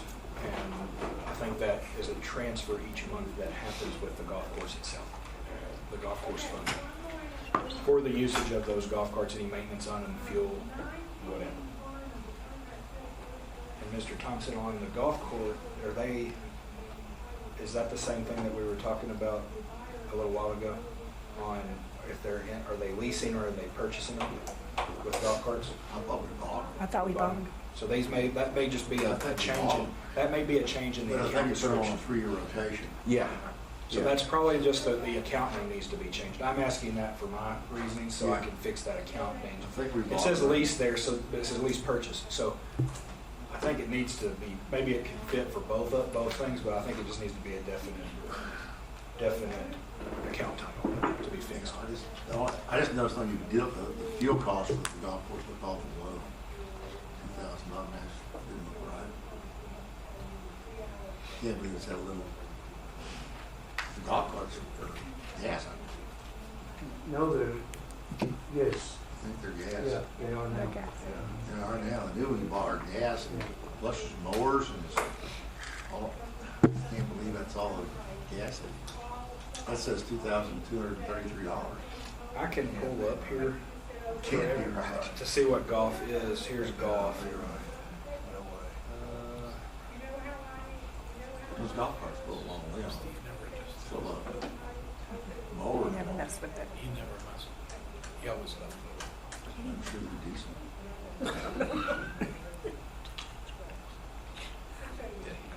Well, maybe if I would look at the right charges, I'm sorry. There's like 50 tabs in this spreadsheet. So. Yeah.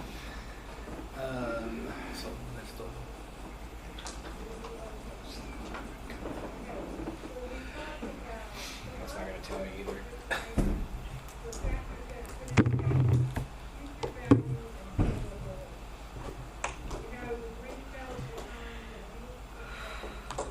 Can you go to their, Well, it won't be broken out just by fuel. It's just going to be the total. Like not even in their expenditures? on their expenditure is going to be broken out by 12 line items, but it's going to be the full charge across the board. 100,000 for golf course across the board for everything. Okay, that other deal said $2,233. That's the reason I was asking. Which one? Where did you see that at, Mr. On the Thompson? first screen you had up there. This one? Yeah. See, it says annual fuel cost, 2,002. Oh, two. Okay. Yeah. So there's where it comes in. Oh, 100,000 Total total. fleet, I didn't know that was just golf course. I thought that might be for everything. Okay. Gotcha. Sorry. Oh, that's okay. I mean, because the last Probably line says weekly. total fleet charge, rental charge, so I don't equate that to fuel. I equate fuel to fuel. I think.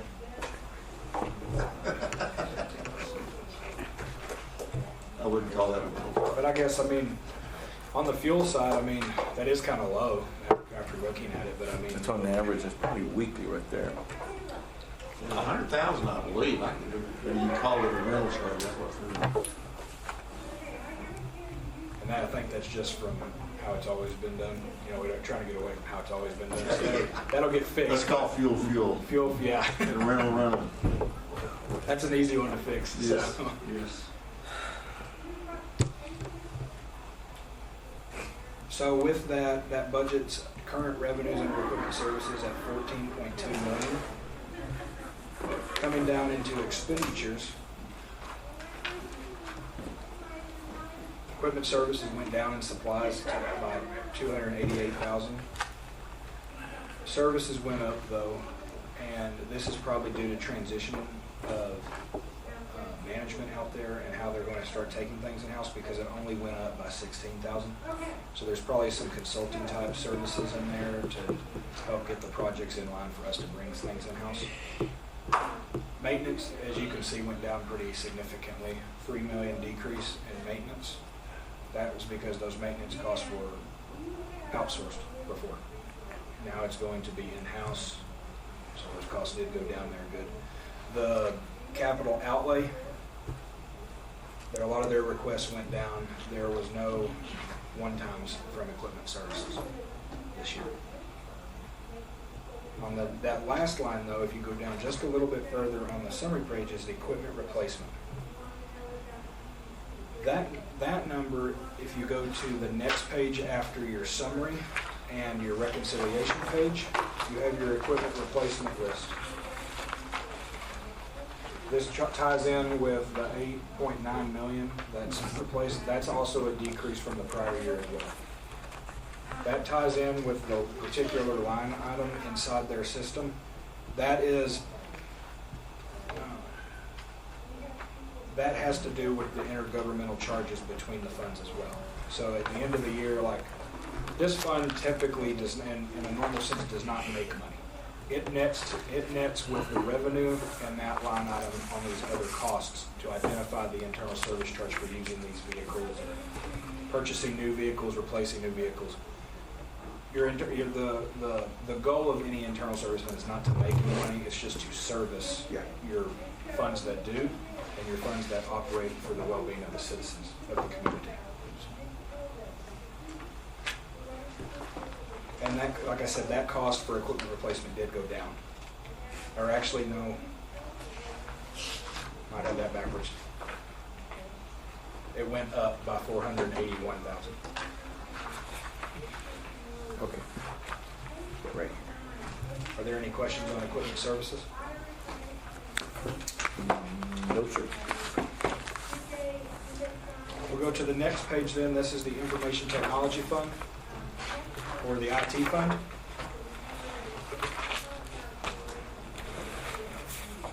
Starting off with a proposed fund balance of $5.4 million.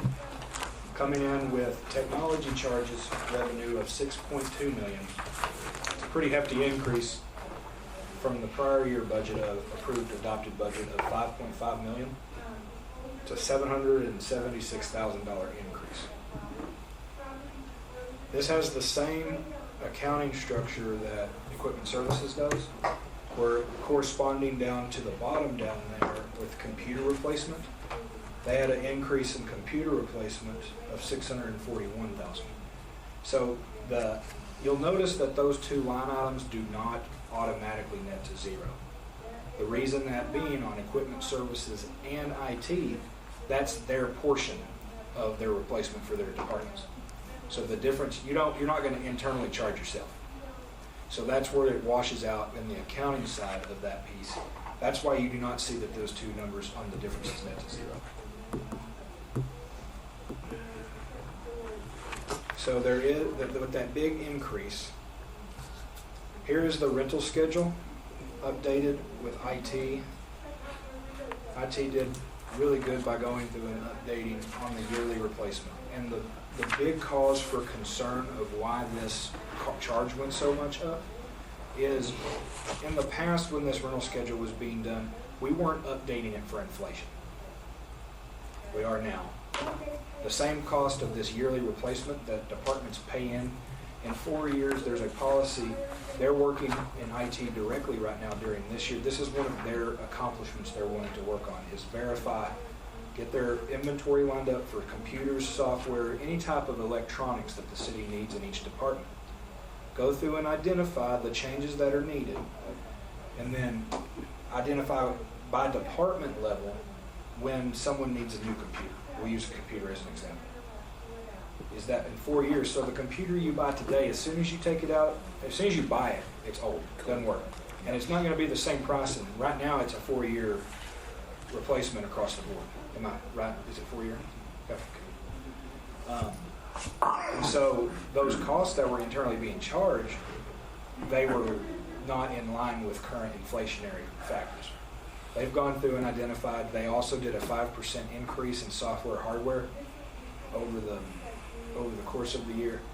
Also in line trying to get, instead of having departments go out and buy, you saw the request, I think it was Solid Waste requesting tablets. Now that they need to go through IT to purchase these tablets. That way they are on the IT schedule and they start getting in the loop where you have a department hypothetically have a computer in an office, never take it out of the box, and then in 4 years they say they want a new one. Well, they've never done anything with that one computer that's not on the city network. So this is at the department level, kind of giving the initiative to them to identify these, get these things on the schedule, because if it's never on the schedule, IT's not technically, there's two problems there. Of course, it's not on the city network, but then how can IT service it if it's never been notified of IT to do that? So that's what IT is working on for us, getting that good, and that's why this cost jumps. So next year, hopefully the cost won't jump as much because the hit's being taken here. Okay. So in that same regard, they're also tagging it, so we also be inventory to become an asset? Yes. So this is another, That process has been taking place. okay. Now, the tagging of it is, for instance, if we find one that they added, you don't have it, they can't tag it. Right. So, Okay, good. Some other things. there's IT supplies budget dropped by 532. Services dropped by 95,000. Maintenance went up by 181,000. That's due to more of the process that I just explained.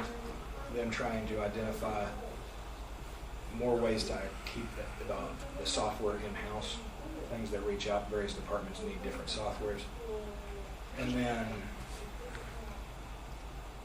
capital outlay, they didn't have any requests either, one-time expenditures. There was a 13.6% increase, though, in their expenditures due to the rental schedule fees here.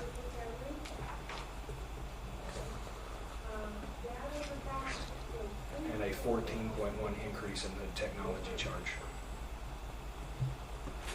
for this budget. Okay.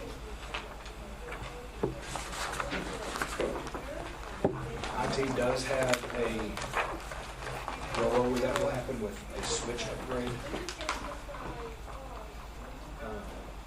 That's a project that they have been working on last year. They're under the same impression, let's hurry up and get it spent, so we don't lose it in the next budget season. Does anyone have any questions over the IT? No, sir.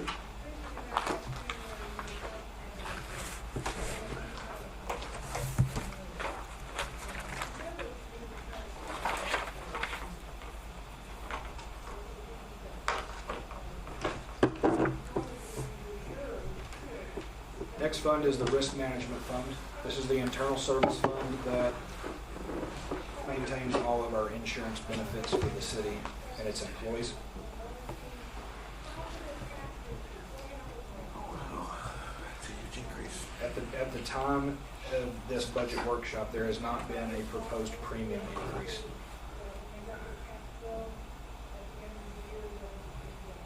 So that is why you see there's no change on the revenue side of anything there. Is there one, Guppy, or is there one that we're working on or anything with it, or do those revenues stay the same? They're going to stay. Stay the same. Okay. So there's no change in revenue. Once you go to your next page, we left that blank just in case anything came up, but since that's not happening. But down in expenditures on this side, everything's broken out by the different types of allocations within the risk management fund. So we have administration, benefits, medical, dental claims, general liability, workers' compensation, health and wellness, clinical services, and then of course we have the general fund admin fee for servicing the fund itself. That admin fee, of course, did not change. But administration changes those went up by 27,000. Benefit changes went down by 710. Medical dental claims changes up by 300,000. General liability changes by 701,000. And then the last three, workers' comp, health and wellness, and clinical services, each went down by 65,000, 88,000, and 27,000 respectively. So, I'm sorry, tell me what benefits you changed and reduced. Benefit changes reduced 710? You had to drop some benefits of some kind.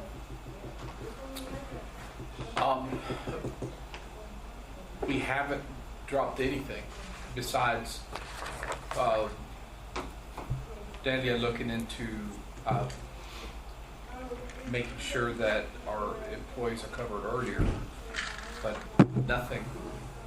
Everything's staying the same. We're going to a 30-day elimination Yes. waiting period, but I'm sorry, I can't have a hard time buying that number.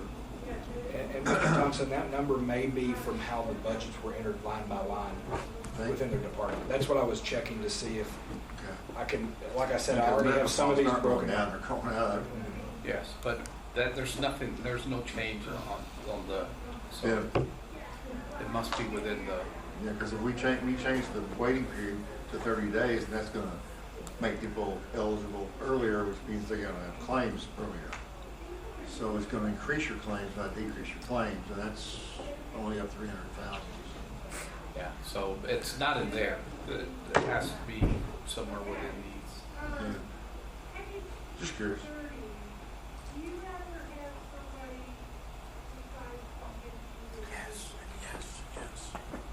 So in total, from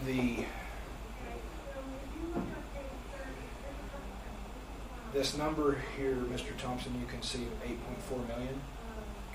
You see that one there? Yep. That has to be broken out between benefits and medical dental claims. Right. That number is pulled in by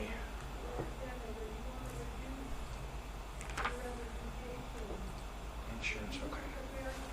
I apologize again. That's something we're trying. I'm going to try to look at fixing too in the system, is how it's put in there.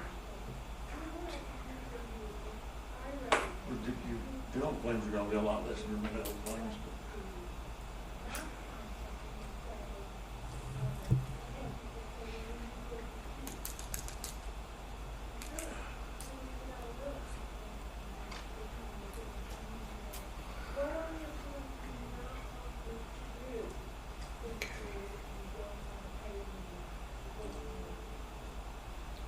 So this structure, this one line item right here for medical claims,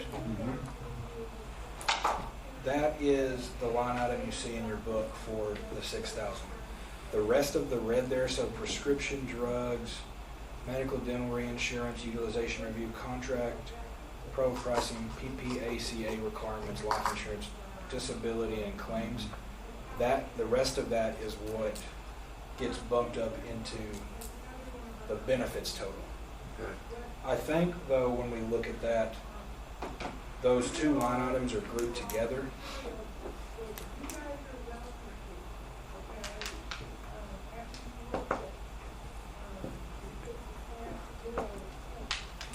So we're looking at a 410 decrease from the prior year budgeted total if you group those together.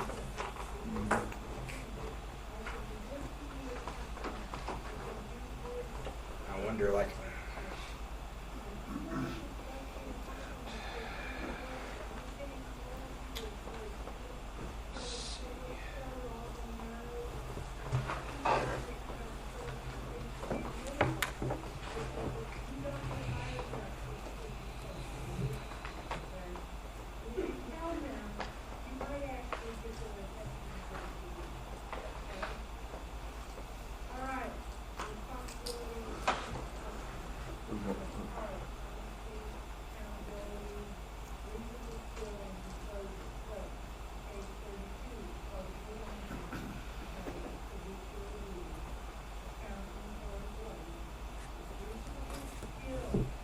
Mr. Thompson, it looks like that's because of how it's been entered by the department in the budget.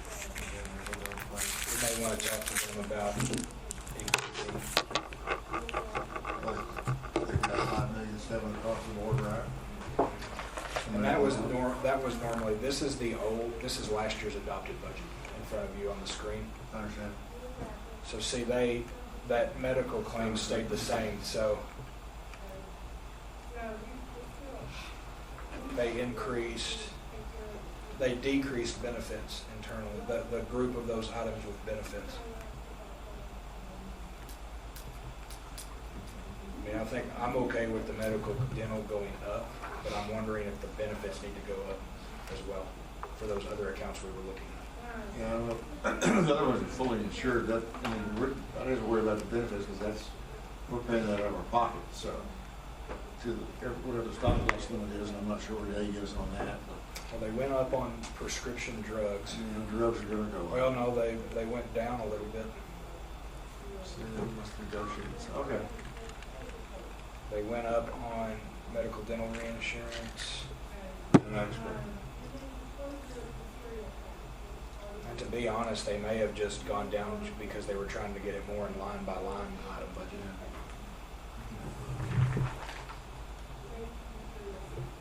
all right, thanks, though. Do we need to do anything from a staff level on this with staff for these accounts? Work with them to get it What do you mean? more adjusted, or is the council okay with the numbers that are there for the benefits and Yeah, medical? she probably hasn't gotten a reinsurance quote yet, because it's too early, she's probably just not getting it, don't get it until the 1st of September. That's the thing, that's the big cost on top of the claims. And they've been looking at it from as if they start with a zero budget. So they had to go in and identify this is the cost that they're going to have this year. So that's where that line comes from. And I think they tried to make sure that they weren't requesting as much when that happened like this. Just so it doesn't go too over budget. Maybe they budgeted too much in the past. They were trying to identify specifically. So Yeah. Well, knowing Daryl in the past, he was conservative, I know that. Okay, I'm good. this budget leaves the proposed budget in risk management at 8.2 million. Are there any other questions on risk management? No, sir. We'll go on to the last enterprise fund we've got in here for golf course.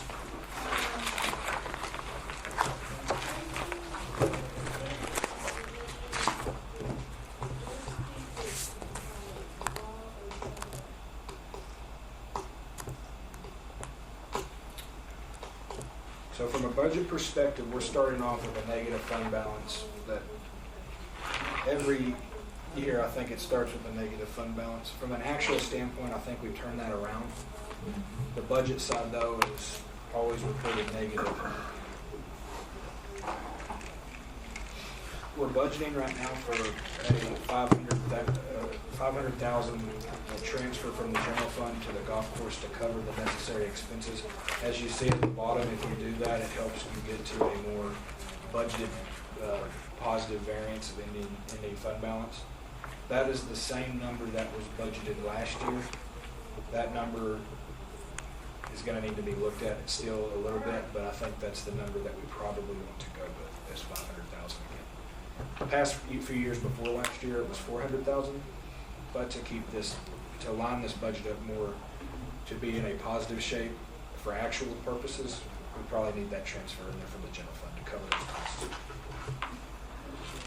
From a revenue standpoint, these costs have not been updated. The same budgeted revenue, so for green fees, pro shop, range tokens, grill rental, carts, and other revenue, they stayed at the prior year budgeted amounts.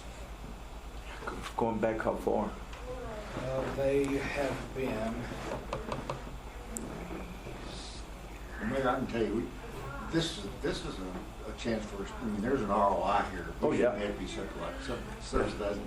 I was talking to Jesse the other day when I was out there with Max, and he was telling me that last time they changed rates on the green fees, 2 years ago, or during COVID, that they dropped the individual day rates, but on they have an annual subscription, that you can buy an annual pass, but they went down on that and up on the individual one, which was, he's like, I tried to tell him that was backwards. Yeah, yeah. Go down on the individual, go up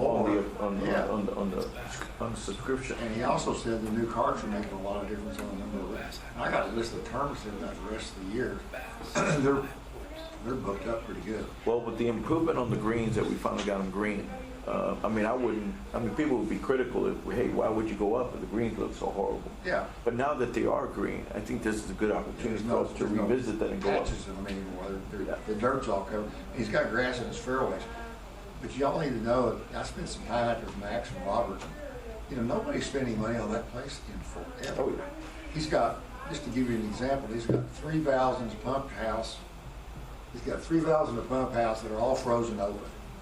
So if he wants to shut down a section of the golf course to water, to be able to work on it, he can't do it. Yeah. It's either all on or all off.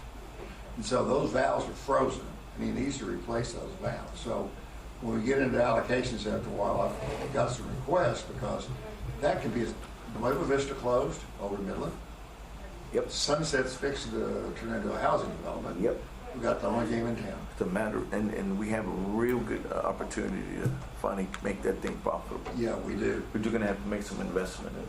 We have to make some investment. And I'm telling you, in my opinion, the little time I've spent with Robert, the green superintendent, he came from Fresno, which is climate, as you know, Mayor, is pretty much like our climate. It's dry and hot. He understands grass and water. They have our rain this year. I know, that's unusual, because I used to work out there. So, but anyway, I'm pretty impressed with him. The golf course is looking better than I've ever seen it. So, I hope that. So get we the wind money up, he needs. we wind up doing a 500,000 transfer from a general fund? Yes. Okay. To cover that, to make it a positive variance inside. But at least that number's getting smaller. It used to be a lot bigger. Let me ask a question about the golf course situation. Do any of these figures take in, first of all, do we have a golf pro out there that, is he employed by the city or how does, okay? Jesse, That right there is a positive Jesse. employee. Okay. That's And 370. then We budgeted the 266. pro shop sales, that's shirts, everything. Hats, balls, clubs. The city supplies that and then people buy them and then we make a profit off of it. Is that the way it works? That's So the we pro need to shop get sales back to really this good. right here. $300,000 here's pretty good chunk. Okay. If your cost of goods sold is 50%, so it's making some money. So we need to go back to increasing subscription fees to before, well, wherever we were charging pre-COVID, right? At least minimum Oh, yeah, at least, yeah. on the pre-COVID, but But I'm sorry, I meant to pull that up before I got here. and the thing is that we increased the individual fees, so they're paying them now, so there's no sense in even touching that. But just look at the subscriptions, I would say reimbursement. look at the subscriptions during this year, and that would be a project for the golf course department to identify, with, I guess, the parks department, of Yeah. course, to identify what change we need next year. Yeah. Going back, it looks like they upped the fees, or they upped the budgeted revenue numbers in 2023's budget. But in 22 and 21, those fees stayed the same between the 2 years. So we're still following that trend of getting it better to make also that fix from the general fund go down. Okay. So it's a slow build, of Slow course, under build. conservative budgeting, but that it, you know, it bothers me that it's not going up, of course, but Yeah. I hate seeing zeros all the way down because I don't have nothing to talk about at that point. So, but that opens the door for you all to talk about what the plan is for that. The golf cart fees ought to be going up a little bit too, because gasoline's a lot higher than it was. Yeah. Yeah, we're gonna have to make an adjustment. There's there. been So a- that probably needs to change somewhat too. the chemicals and insecticides and Well, all that and stuff's we've gone got- up. That's where you see the increase on their supplies charge of 28,000. You know, he needs a lot more. There's a zebra mussel problem in the water system that comes from mine. It's terrible. But he's got 2 filters coming, and I know Odessa Country Club's been $60,000 a year per golf course on chemicals to kill the mussels. So, you know, there's only 2 ways to do that. They get inside those pipes, you can't get them, they block up the heads, and then you gotta keep changing the heads all the time. They're horrible. So, and anyway, so he's got to get that under control. He knows that. He's working, the filters will help a lot. And, but he's, you know, I think he needs to have latitude to have some chemical out there too, because there's chemicals he can put in that water, there's not, you know, it doesn't hurt the grass. To kill the mussels, so. Anyway, and he needs a new sprinkler system, I'm just telling you, irrigation system shot. And I don't think they requested anything on that end, but that may be something that, I don't know if we want it for this budget season, but with these costs of allocating that, with the new rates and things like that we're talking about, is that gonna be something we talk about at mid-year with them for any increases or changes? Well, he's looking for that. Yeah. That he talked to you about the big valve change out there, Yeah. the bulkhead. Yeah, so Yeah. we looked at the pipe, the valve change. We did look at the boxes for the leveling. I couldn't remember. We were doing some landscape and hardscape, but we're also looking at the sprinkler head changes. Yeah, I mean, what's the point of doing the greens if we're not going to be able to keep up Yeah. with the well, that's what I'm telling you, Mary, though, in that pump house, there's 3 pumps, and they're all frozen open. But didn't they get a price on that? I think he's working on They're that. working on it, right? Yeah, but I'm just saying, he's got some capital expenditures he needs really bad.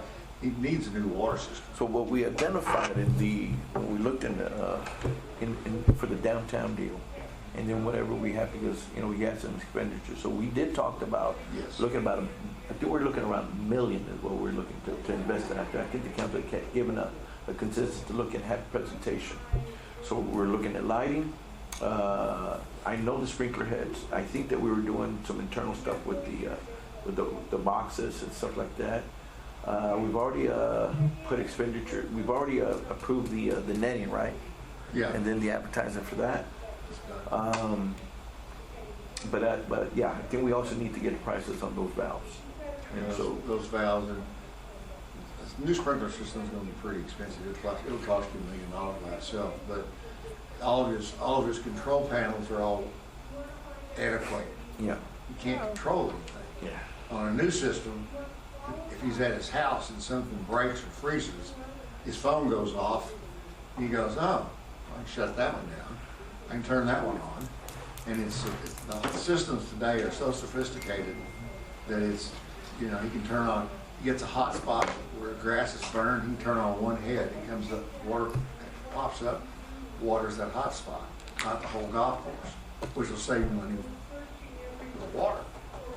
So Anyway, so it's just antiquated. So basically what we can wind up doing when we come back for the parks and we do it in the work session, we can come back and look at isolate all those and look at them and see if we're going to identify funds going into this year's Budget or budget. budget amendment And the- mid-year here, so Yeah. that will be what I need to know, because that will change these numbers here. Okay. Right now, we're sitting at they decreased expenditures by 93,000 if it stays the way it is.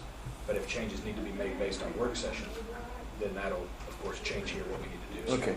Well, Max was with us when we was with Robert, so Max, we looked at all that stuff. There's some serious work. Like I say, so Seth will be happy, there's a way to get rid of that $500,000 subsidy. Real quick. Because I grew up in Meadowbrook Golf Course, I love it. So I know what other golf course can make.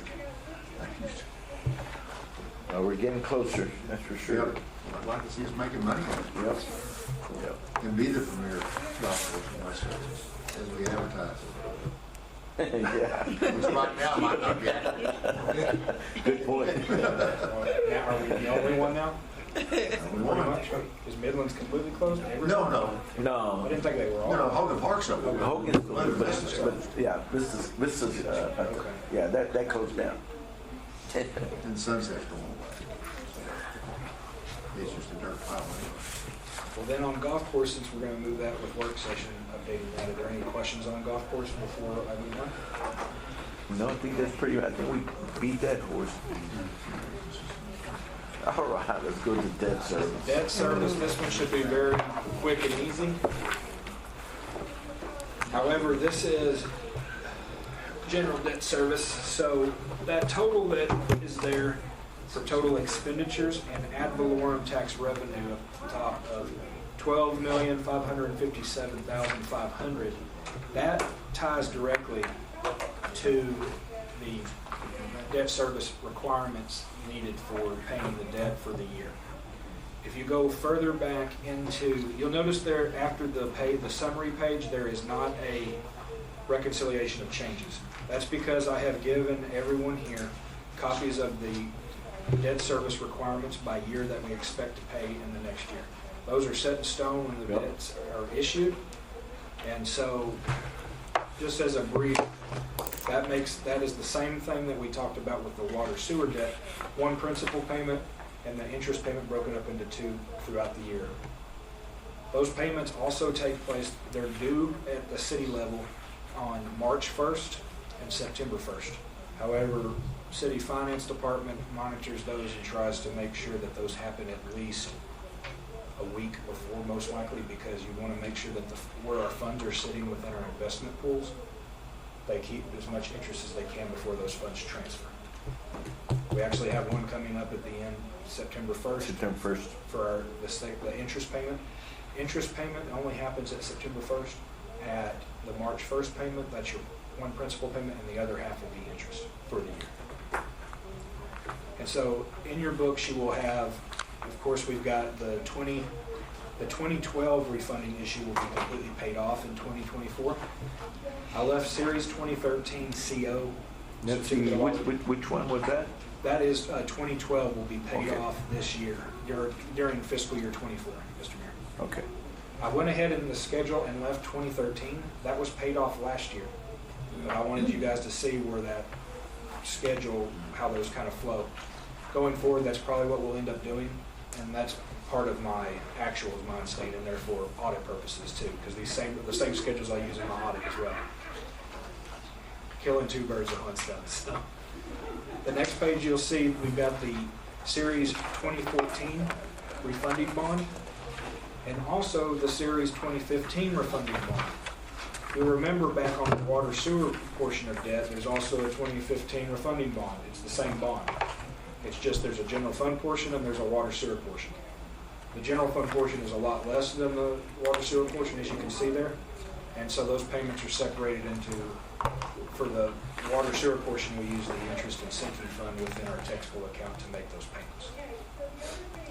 On the next page there, we've got our 2017 refunding bond, and then everybody's favorite bond, 2019 certificate of obligation. Those are the payments that line up with the first number, or the first line there of 2024. If you go to that last page that is after that, we'll tie back to the totals there. Now you'll notice that the total portion, including principal and interest, is $12,533,500. However, there are bank charges attached to these that we have to budget. That's allocated within the contract. We budget those at $4,000 every year, but we only ever end up spending about no more than $2,500.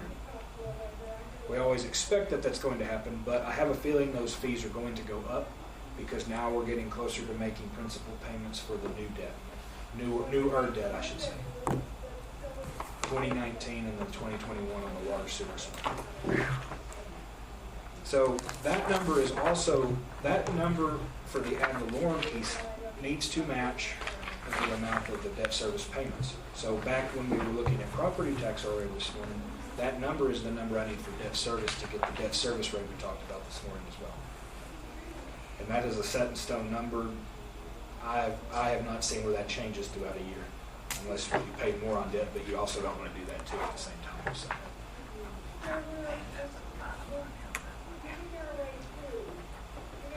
And you'll see on the debt summary the total of each of the different line items for the bond itself, how much is going to be paid through this year. After payments there, we're looking at a budgeted fund balance of $942,963.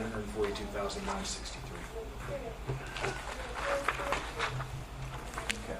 So it does increase itself a little bit, but yeah. Any questions on the debt service fund? Well, at least we're putting another one to bed. Okay. Nobody wants to take that 800,000 and start doubling up on another one, do you?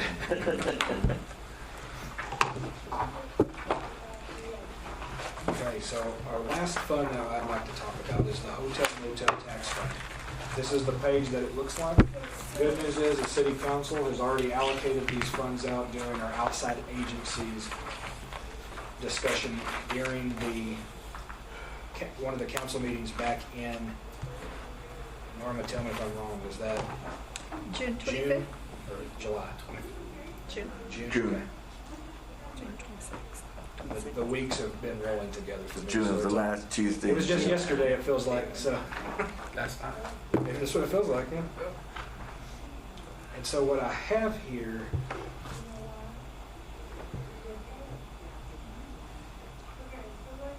we're coming in at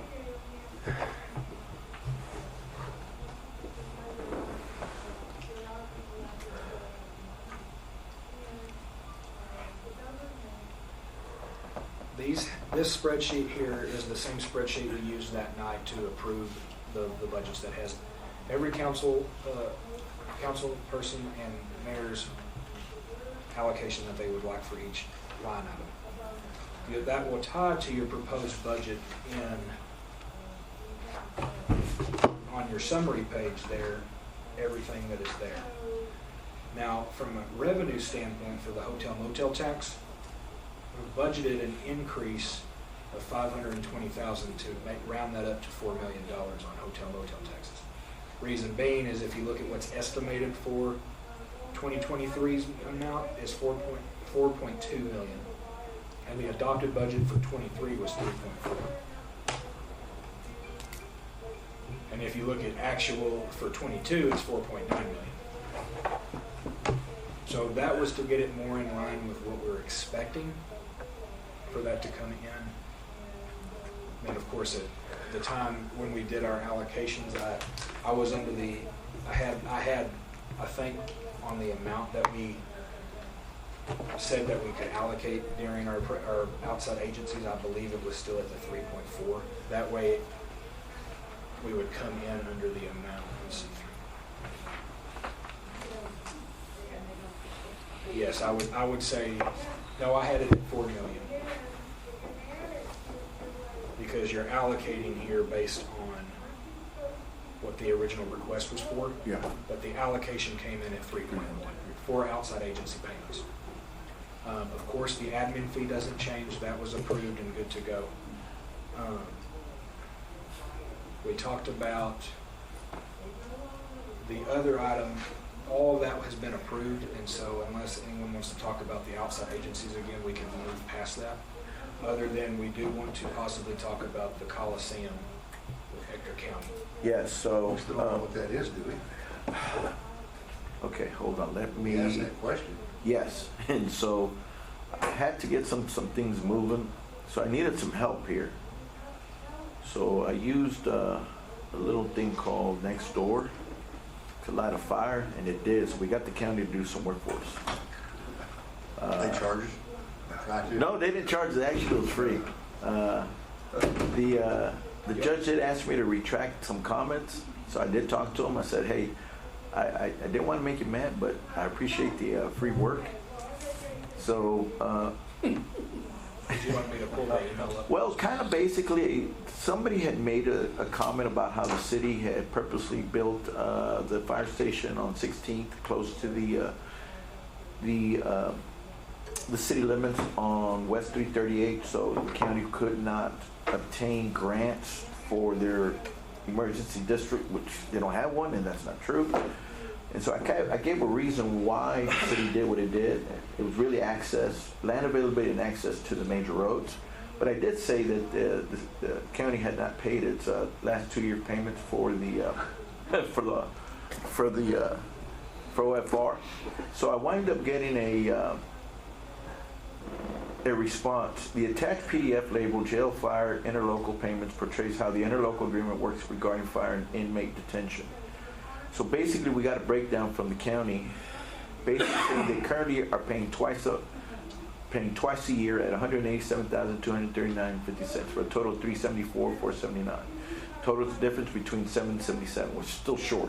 Hector County owes fire $402,520, but the city owes the inmate detention, which basically it says that it's paid biannual payments, both February and July.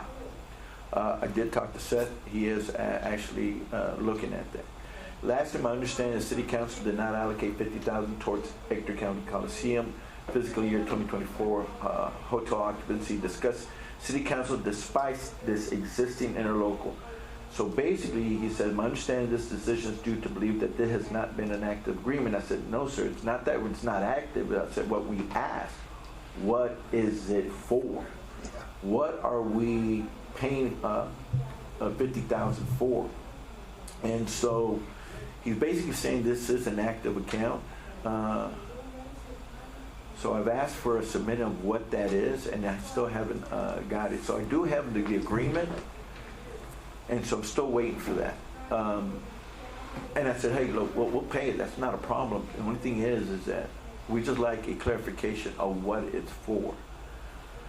So back in January 18, this was a letter to Ms. Muncie in accordance with interlocal. So it's basically, it's a contribution to Ector County Coliseum for $50,000 according to the agreement. So basically what we're paying for right here, what they're billing for is salaries. Basically it's what's basically salaries. It goes to pay their salaries. So they have different people, their salaries, full-time contract salaries, longevity pay, social security taxes. So somehow, some way we have something attached that we're supplementing up to the $250,000 in salaries. My question, and it goes back to the outside agencies, can hotel motel tax go for this? You know, to supplement. That's the question.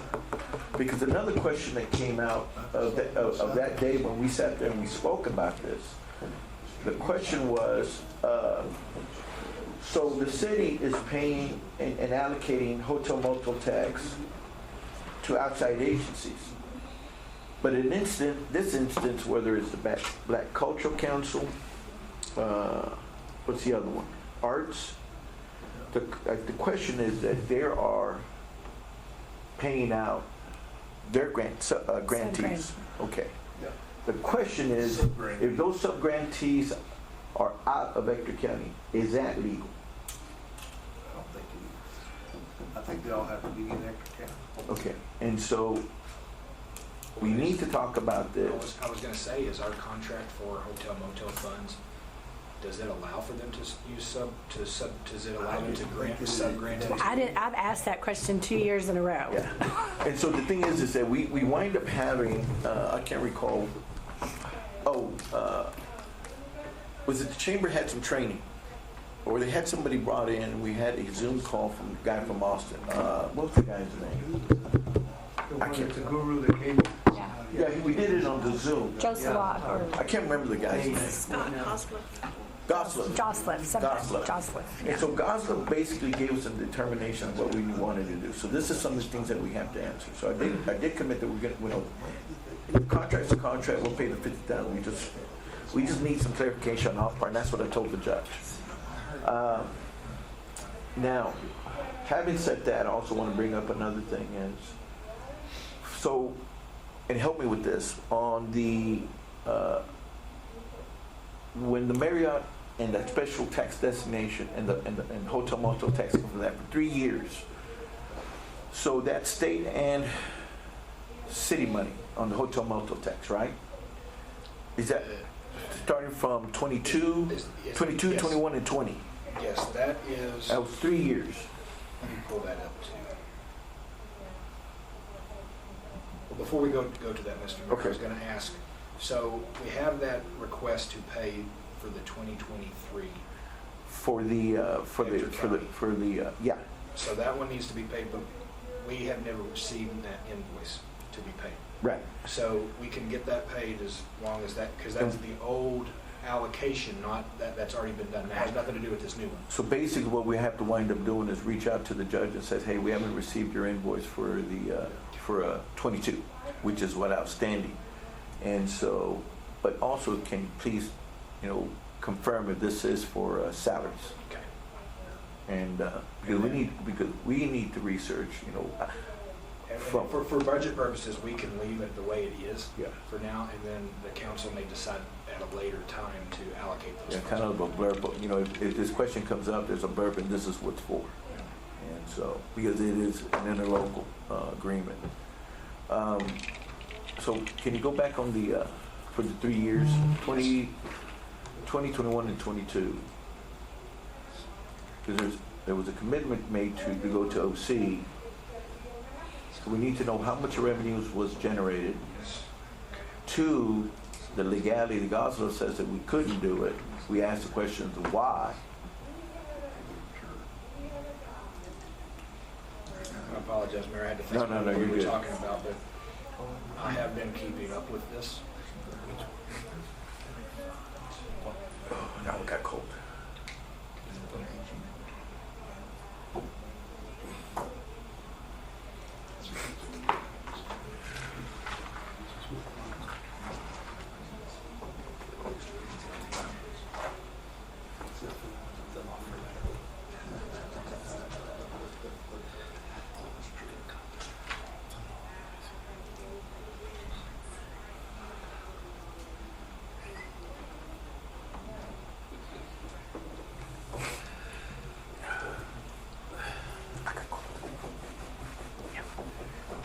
Mayor, so what you were saying is that since we're on hotel motel tax, for example, this arch you mentioned, we fund them through the HOT,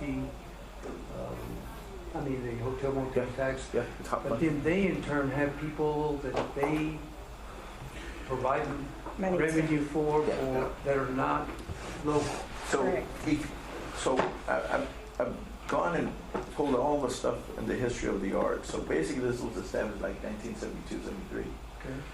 So the city council then took 3% of the hotel motel tax and increased it 3% back then.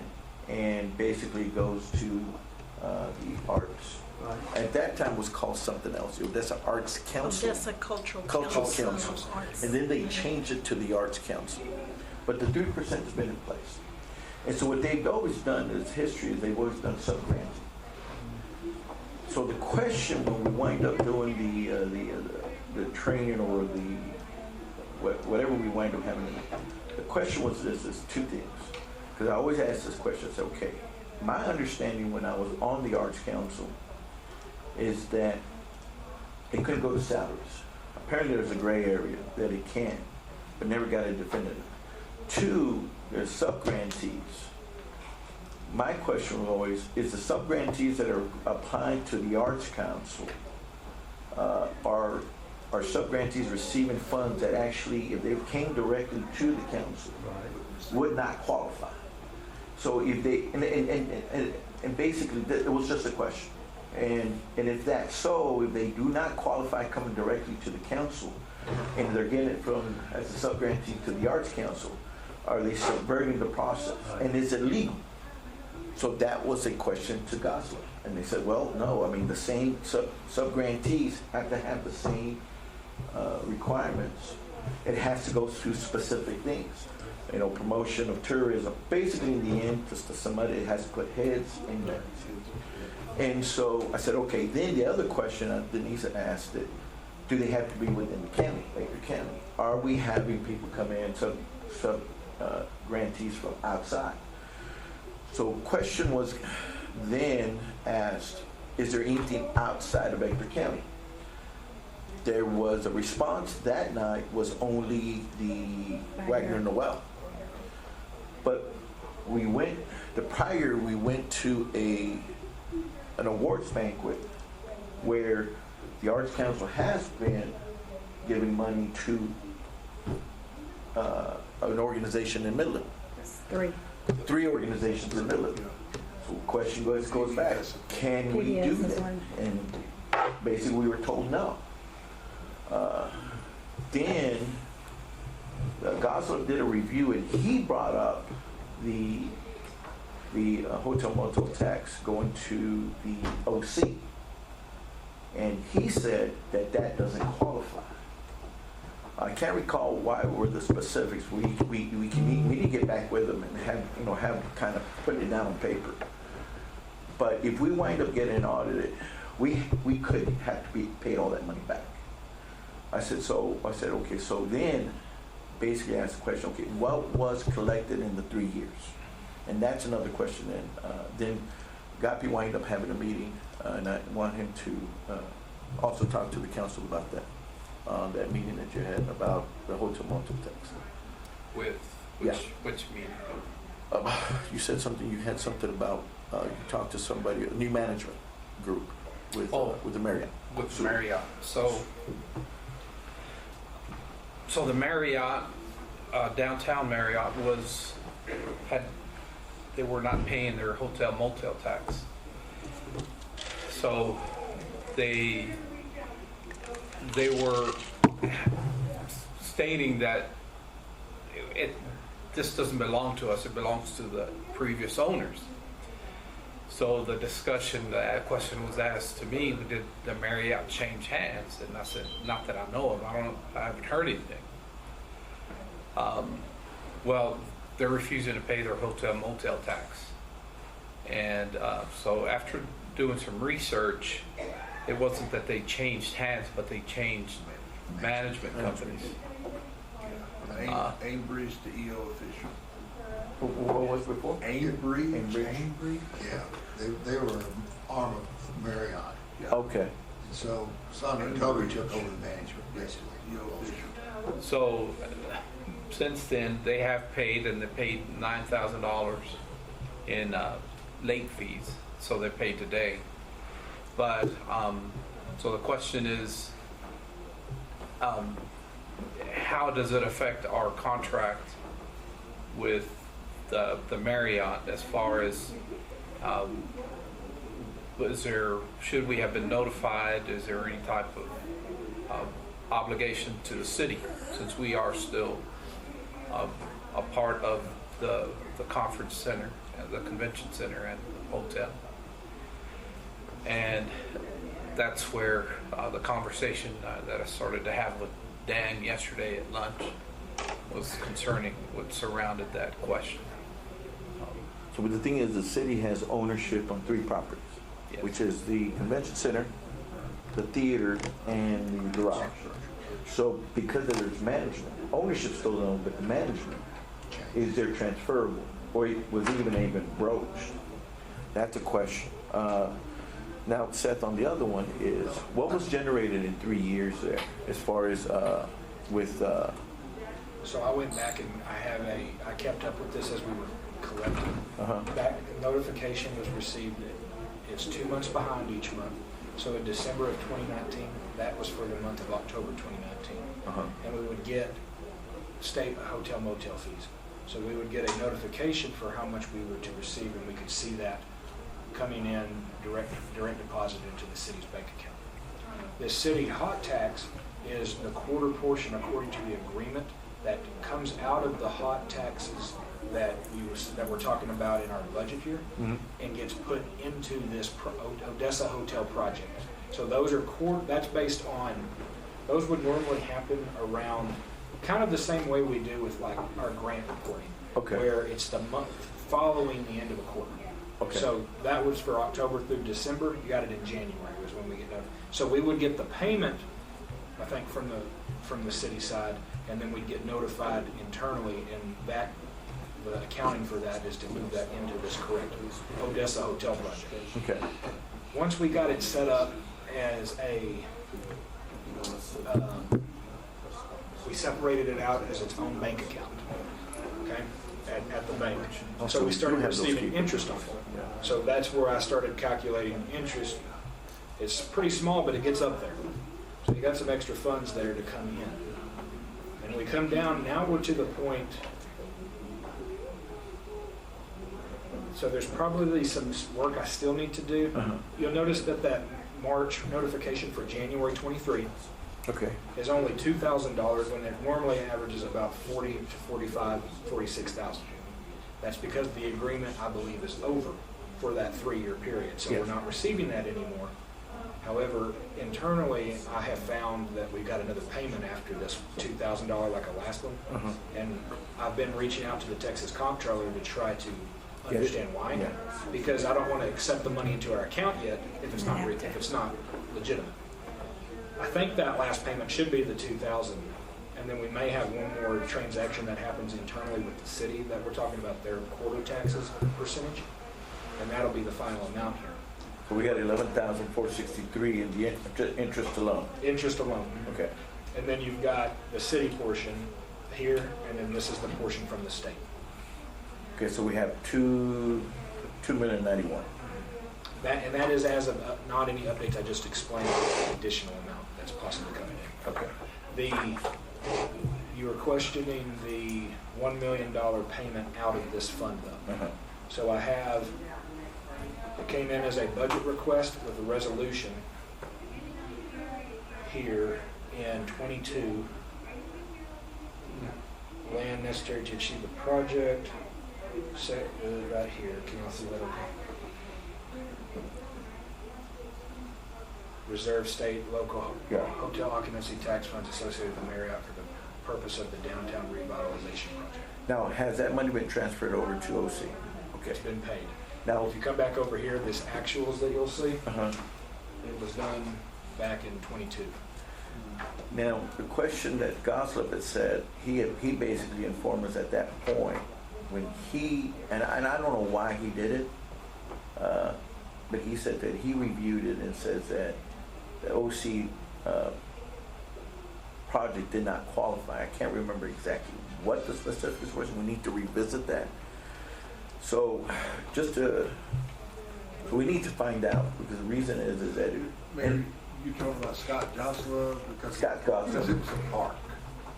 I think the reason why he said it didn't qualify because it was a park for hot fun. Well, yeah, but also my question on that was because in the same meeting, we talked about using hotel motel tax.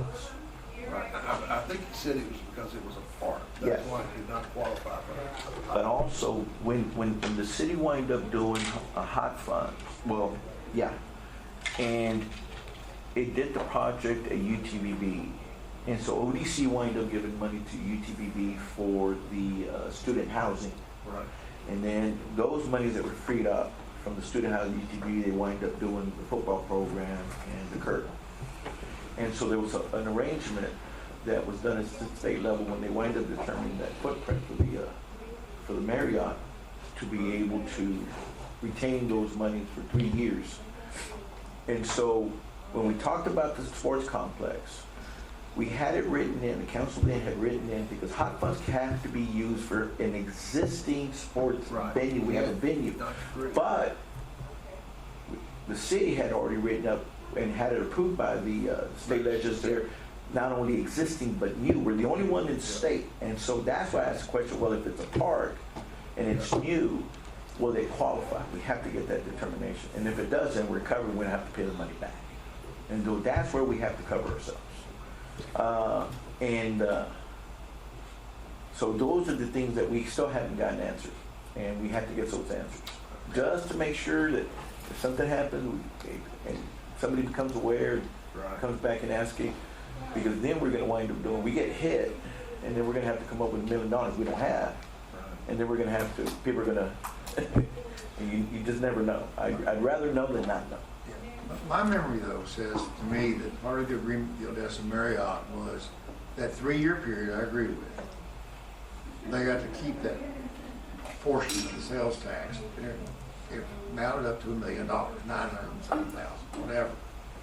And the night that Sandra and Toby, officially, they gave that back to us and wanted it designated to the OC Downtown Project. Yeah. So I don't think it was really hot tax. It was their portion of the sales tax that under their agreement with the city that they could keep for putting it downtown, and it was their money. No, it was hot tax. It wasn't sales tax. And the thing is that, Well- it was an option that, and We'll put that back up. yeah, and in the contract basically was, because in order for a hotel to be profitable, it has to be 80% occupancy. So I wind up talking to, and it's been a while, because, you know, you had some of the hotelers that were a little hot about this, and I was trying to understand how the whole working dynamics on it. So, I think the hotel opened, what, mid-COVID? Is that- Right before COVID started. Right, and so the thing is that, It was basically shut down. yeah, and so in those 3 years, it was an option that the O's could either retain it Right. or release it. And so they released it. And so it To was us. up to the city to then designate it. You know, so the option was either they keep it, hold it, put it internal to cover their losses, and they were fine with releasing it. And that's, but it is hot funds because it was both city and state monies. Because they're the only hotel in those 3 years that could do that.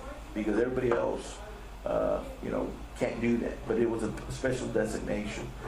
But my whole concern wasn't that. My concern was when Gosler brought that up and says, it can't be done. I said, well, in one breath you says it can't be done, but when we asked about the sports complex, and we found out, well, it wasn't at that meeting, I think it was later on, that he said, hey, you know, this is covered because it can do hot runs in existing and new.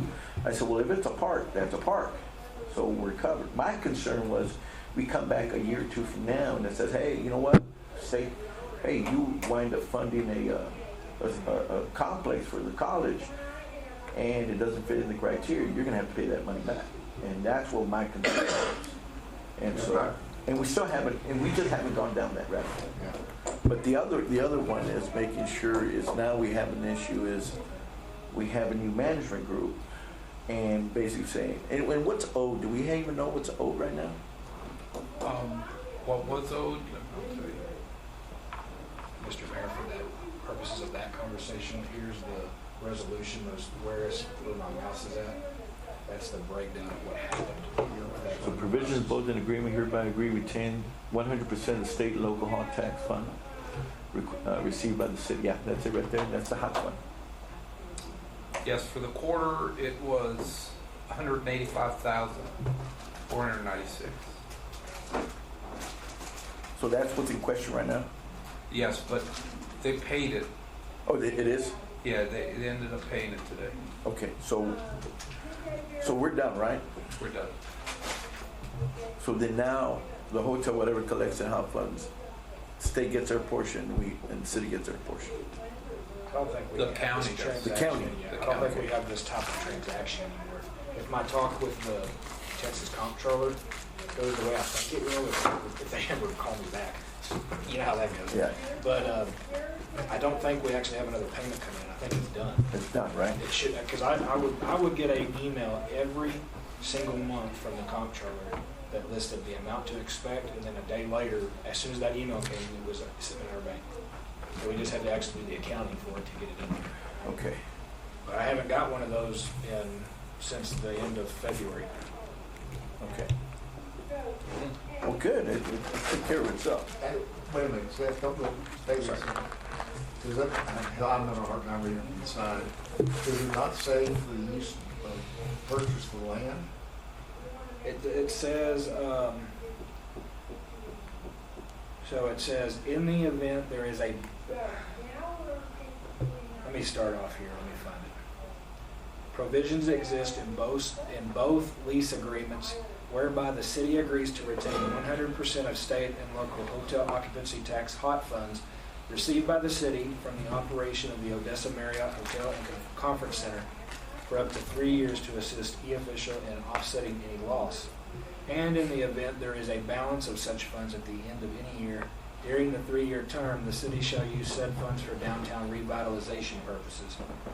And e-official has foregone requesting for the funds to supplement any loss during the first 2 years of operations and instead has opted that the funds be spent towards a downtown revitalization project. So it's not for a park, it's for Odessa College in the Yeah. process of designing a multi-phase project to develop a multi-purpose space for downtown Odessa for both Odessa College students and the community. And I don't know why Gosler reviewed this. I don't know if there was a request, but he's the one that brought it up and said, well, and he's specific. I do recall this because it just kind of perks everybody here and said, hey, this doesn't qualify. And then he called back 2 days later and said, Well, because we asked him to help us to, The sports for the complex, he said, and we asked, can you write up the legislature for the next biennium to the legislature to be able to get the complex, and it's starting now. And he came back and says, hey, don't worry about it. Yeah. You know, the thing is that we already have it in. And that's, well, then the part qualifies.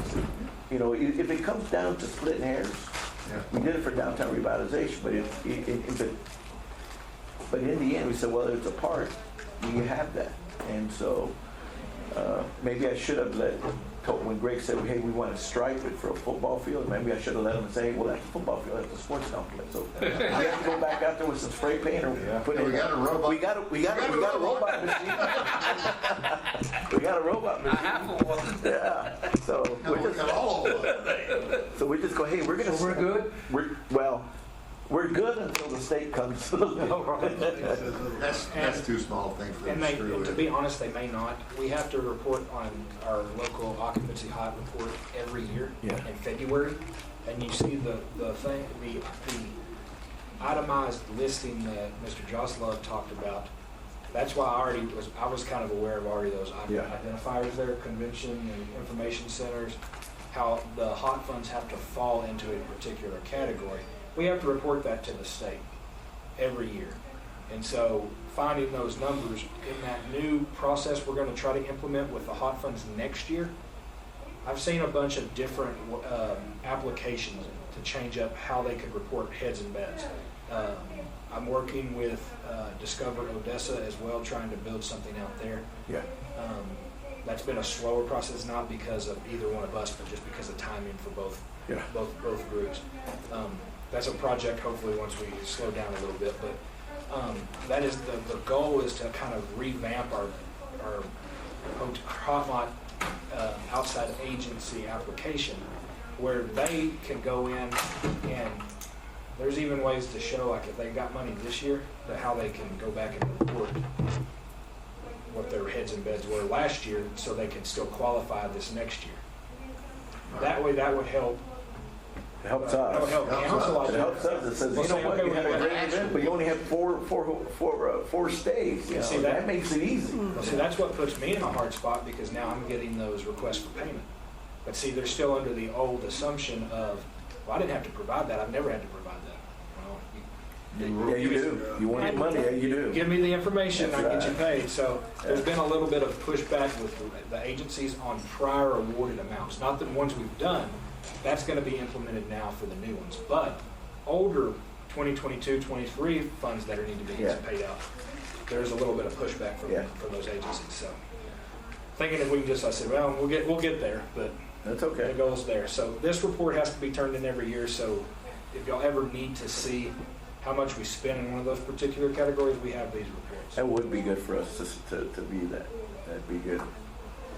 This is one of the deadlines I found that had to be done before February. So I got it in, so we're good there.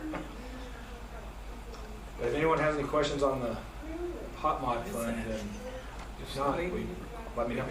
All right, that's good. Okay. Well, that is the end of the book, other than the fact I would like to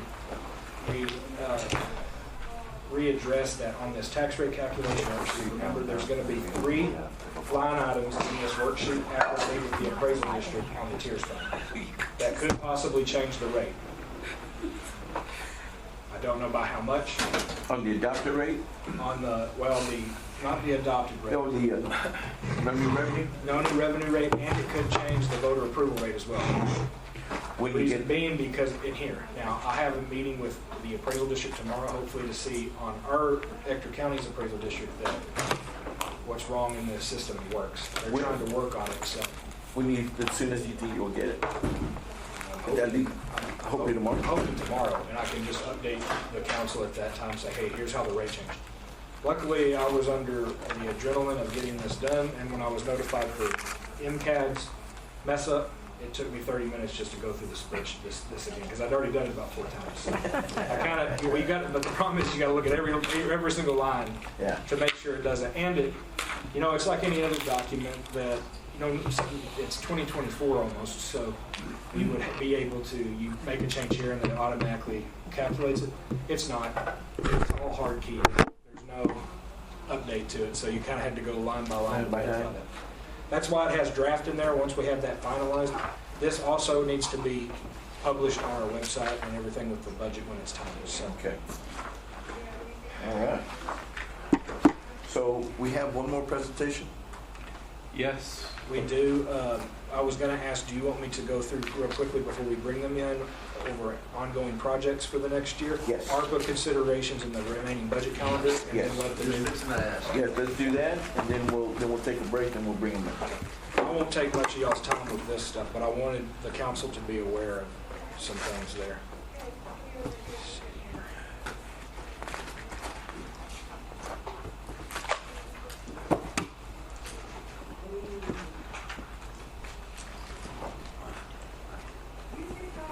So up on the screen in front of you all is current ongoing city projects that I've had a chance to kind of pull together with the help of Mr. Kerr in Public Works. We've got the Lime Cube project. It's Lime 28%. Cube? That's 28% complete. Good Lord. How long has that been going now? Couple of years, I think. Yeah, it's still going too. See them doing this is all the time. The Faudree Road, 191 to Yukon, percent complete, 26%.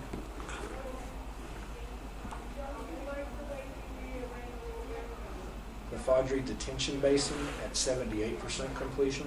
That one may see. Stormwater. Yeah, that's the, there you go. Well, they just What was need the another $2 percentage? million to get it done, you know. 78. That one most likely, along with Tanglewood, are pretty close to being done, I think. Yeah. So those probably will be finished during this next budget year.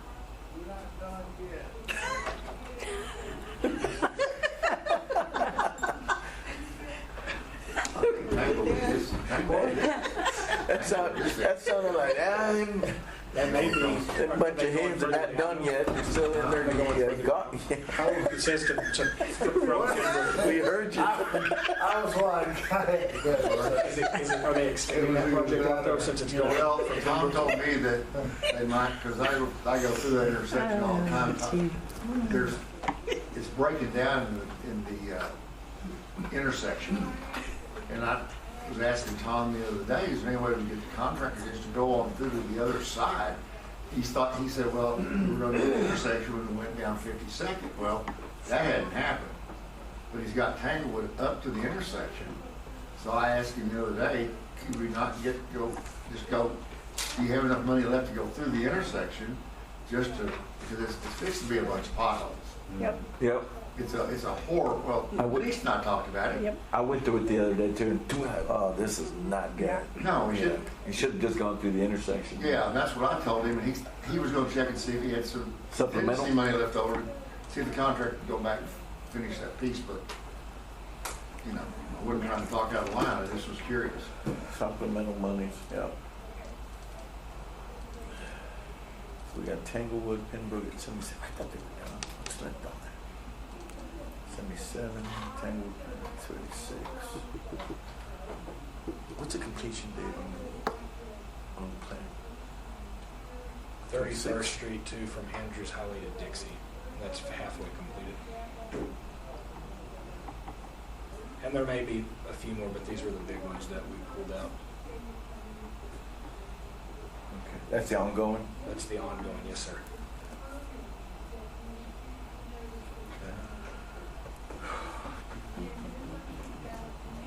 On the water treatment plant, if we can get what's left in the contingency, the 2 million that was still in there, how much they've gone through that? Because the 33 million's been paid of the contract is 71. So, It's 46% complete. yeah, so I'm curious to why, 66. I'm curious to see why contingency money has been used if they're only at 46%. That one does that one have to do with the possibility that we talked about at the last council meeting where we have to have it done by a certain time, so Uh-huh. they're moving that money over for that reason? I don't recall. Okay. Yeah. I'm only saying I think it that was just the because there's stainless a lot of stuff going on, but I Okay. just want to make sure that Yeah. that may be the reason. That may be, okay. And then the other one is, the question has been, is that since we have the 1% ordinance for arts, 1% of the 95 million had to go to the art. We wind up doing only 60,000, so we should have, that money, we need to see if that's still intact. The reason is that there is no way we're gonna be able to do a $900,000 worth of art out there or turn it into a wedding venue. But those monies, is it available to be able to reallocate to the sports complex? And so, that will do some better good. And also, then we go into the ARPA, we can talk about even further that. I don't have any questions on the big projects I pulled out.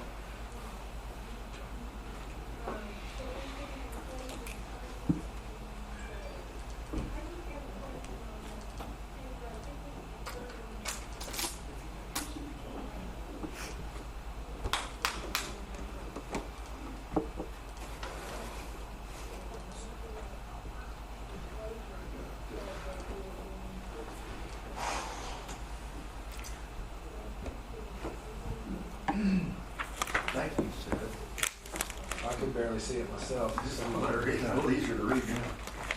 Okay, so for ARPA, earlier this morning I mentioned that we're kind of on a pretty strict deadline to get these allocated. Going forward into next budget season, I'd like to pull in a fund, since these funds will carry over as another fund we talk about within the budget. But at this time, of course, we don't have that yet just because we still need to reallocate. We're looking at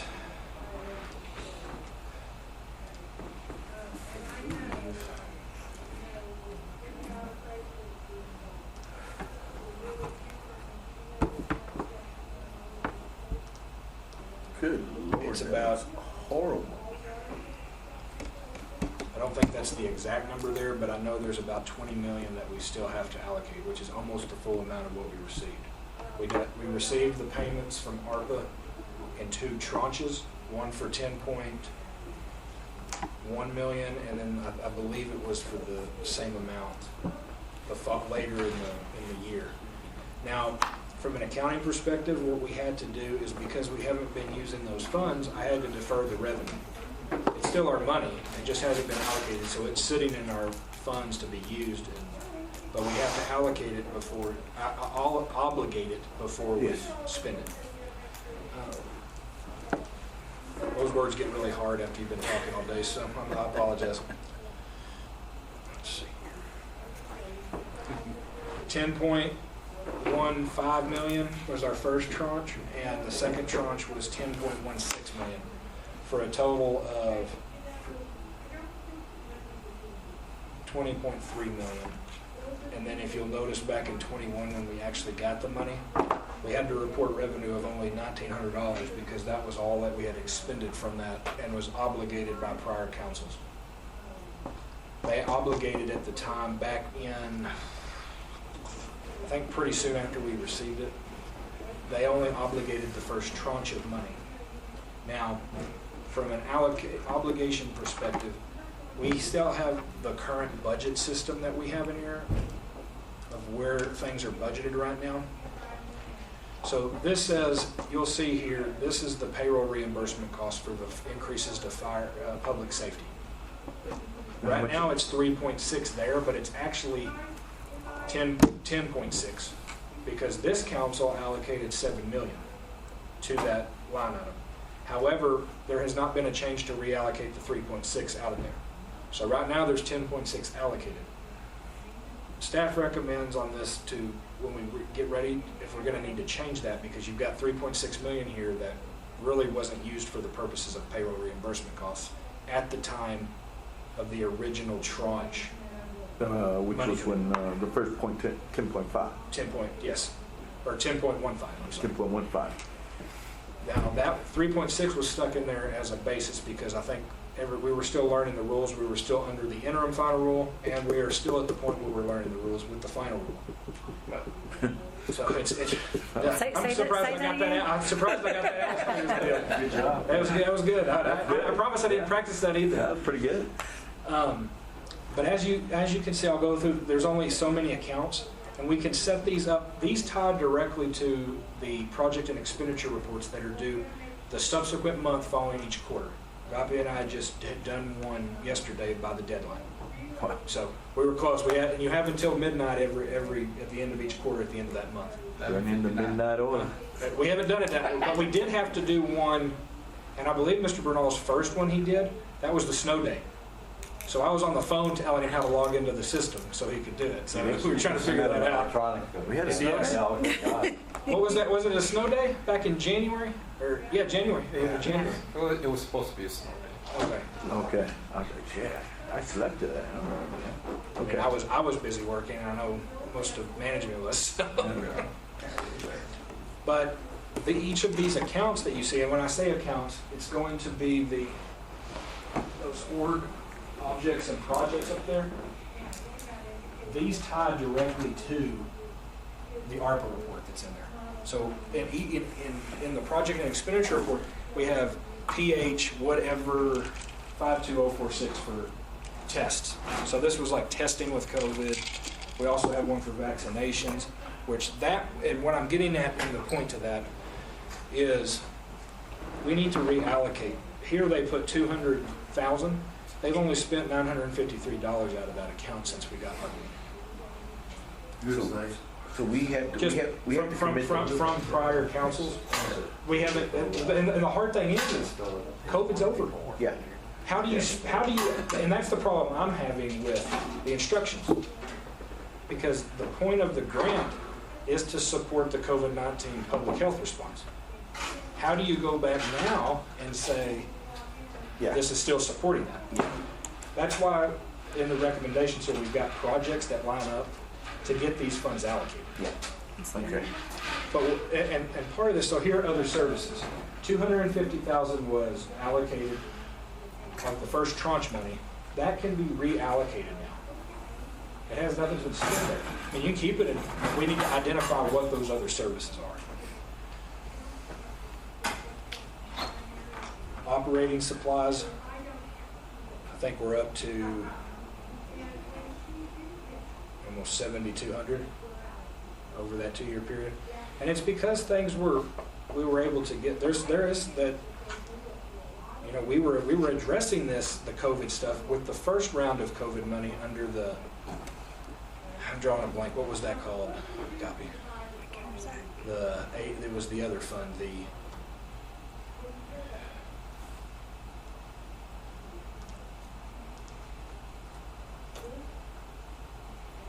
know, our first round was the pandemic money when the pandemic was actually happening. Yeah. That was another grant. That was the Rescue fund? CARES Act. CARES Act. CARES Act. The first round of that money. Yeah. We used those funds specifically to combat COVID-19. Our American Rescue Plan was after that, and that's where a lot of entities and places have been having trouble finding how to get their projects allocated. Yeah. But it's Because changing. It's it's a constant change, like how everything's changing. That's why the rules are so hard to keep up with, because we were talking about with the $1 million payment for OC a second ago. What if in 2 years the way that we've done things changes now? Yeah, even though we allocate them now. we Based have on to- how you do it. Yeah, The- we still the haven't rules still spent it, change. then we'll have to change it again. Change it again. Yeah. And that may change right now, the deadline to get these things obligated is end of 2024. But if new changes come out, it could happen. I mean, it could change how things are done. Yeah. So the big thing from that talk is just seeing what's left in these funds and then possibly reallocating them, or better getting them into what I like to call particular projects to identify and get these funds obligated. Okay. Then we've got 2 years to get them spent and taken care of. Well, allocating was the easy part, spending and getting the projects going, that's the other one. So we can do this in the future work session? Yes, I would say I will bring it to work session. I just wanted to, as I put up here on the screen, these are roadway projects and wastewater projects that have come up in my budget meetings with Public Works that could fit. I mean, I don't have all the details on these projects, but you can see there's a lot of open projects that we can be spending this money on and getting it allocated. I will make a request for Public Safety Communications. They are wanting to purchase a new CAD system. That fits under the broadband infrastructure requirement here. The big rule so far in the final rule, these funds allow you to invest in water, sewer, and broadband infrastructure, making necessary investments to improve access to clean drinking water, to support vital wastewater and stormwater infrastructure, and to expand affordable access to broadband internet. Now, this is at the high level. These drill down. This CAD system will help with dispatch.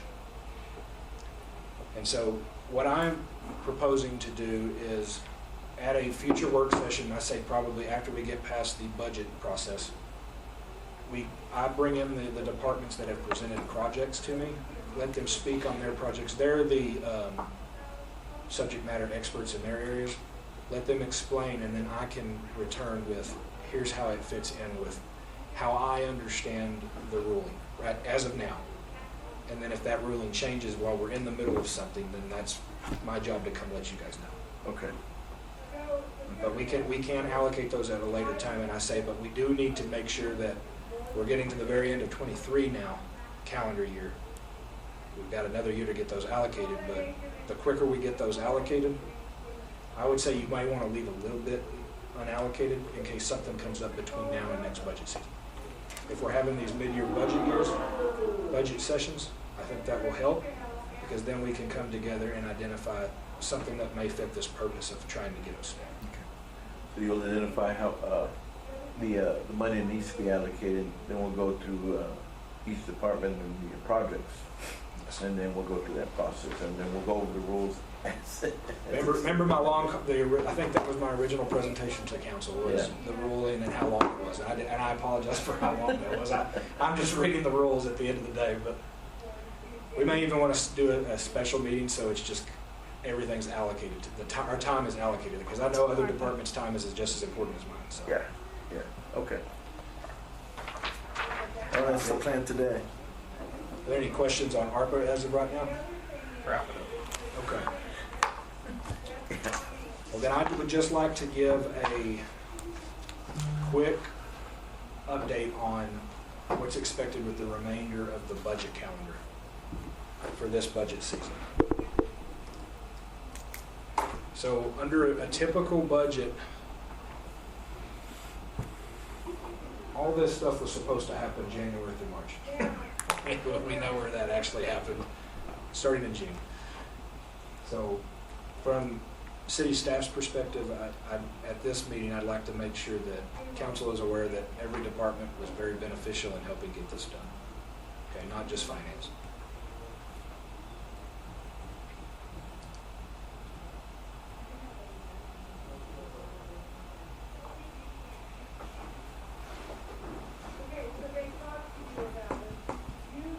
So here where we're at in July, we're proposing all these items to council right now. So here in August, that's what I had done. A lot of times, I know in the past these budget retreats have happened right at the end of June, but we did move it back, so that gave me time to get property tax rates calculated based on certified values, which in the past it's always been on preliminary values. We're already one step ahead there, except like I said, I still have to fix that problem at the appraisal district. So we'll go through and approve the way we're looking at how things are going to fall through down here.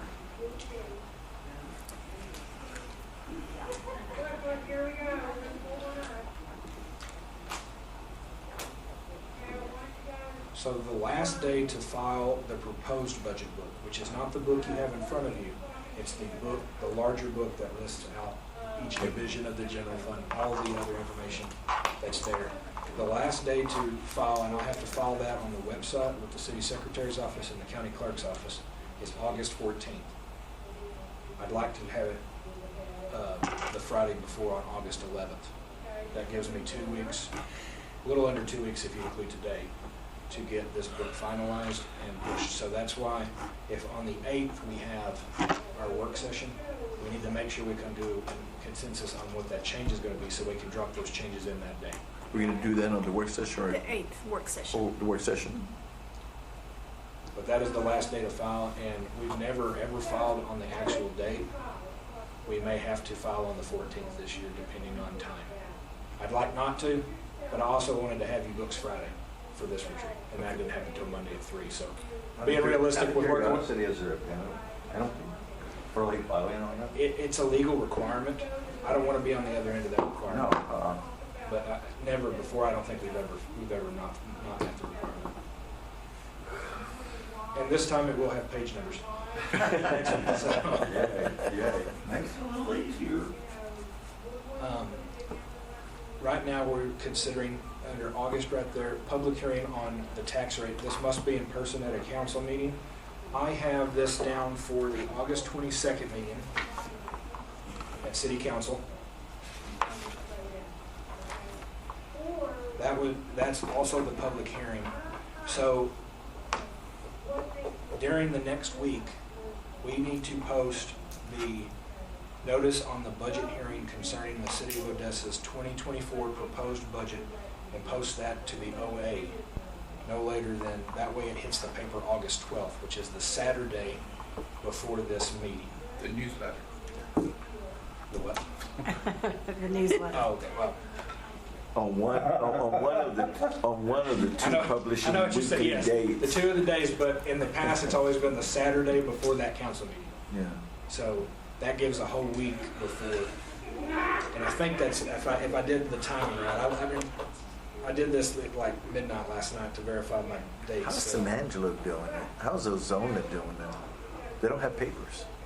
Kermit That's- doesn't have a paper. That was part of our discussion during this budget. We're gonna try to doesn't have fix a local- that this next year. I think for time's sake, we wanna just, to make sure it still gets met with all these Fanatic, dates, that's yeah. the big thing. Concho Valley's gone, so Ozona's gone, Kermit's gone. I know there's some discussion on, because we're not the only ones that are going through this, so there is current discussion on how we publish anything from here on out, because we don't have a paper, a published paper. So, that was, do we proceed with the OA, and are we legally publishing, because it's not a Weekly paper? weekly paper? Good question. These are That's questions. why it gave me 2 dates to, it's either a Tuesday or a Saturday. And it looks like we've always done the Saturday, and that will give us, if we have that in the paper for a week, then our public hearing on the budget and the tax rate. will We'll be have it in for a day. The 22nd, yes. Well, but doesn't their electronic version of the newspapers substitute for what would otherwise No. be? It's gotta be printed. It's gotta be printed. Printed. And on electronically, only 2 days a week, 2 days a week too. Yes, sir. His point is, he's gonna say, We should be okay publishing it that way. We should. Because the statute, I think 2901, I'm trying to think, it's like once per week once per week. that qualifies it. And that's how we will be able to get around it, because I looked at that here the other day. So it's like once per week. Okay. We have to publish at least once per week. What if they go under by next year? Because it seems like they're floundering. We do need to have a plan in place. And like I've been talking to the departments on, we're getting out of the mode of fixing it when it breaks and the year it breaks. What are we doing in the years before to verify that that doesn't happen? So let's do that now with this same process. across Proactive the instead board. of reactive. We need We need to reach out to San Angelo and see what they're doing. yeah. But I've got to figure out, and Norma, I may need some help with that, on getting that done. I've already talked with our You can purchasing even ask director Kermit. to get that done, but they give me a notarized copy of when it's going to hit the paper. Okay. Then I also get with the filing with you for the notice that's notarized by us and by the city secretary's office, and that's what gets put in the paper. And so my biggest fear is making sure I don't hit these dates, because I just don't know. Yeah. So I've researched it a lot to verify that these dates are right. So Right now, I'm about 99% sure these dates are right. Okay. If we have our proposed budget, the budget hearing on August 22nd with the notice on the public hearing being posted in the OA August 12th, that leaves us to have in September 12th, the first meeting to adopt the tax rate, and the budget adoption is optional. Now we only have to have one reading. It used to be two, but with Senate Bill 2, now we can have one reading and you can adopt the budget in the same time. Okay. So there are a few dates. The next meeting is the September 26th meeting.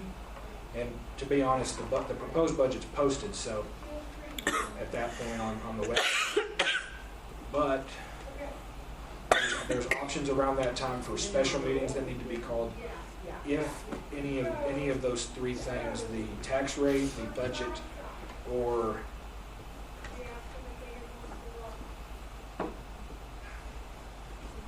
it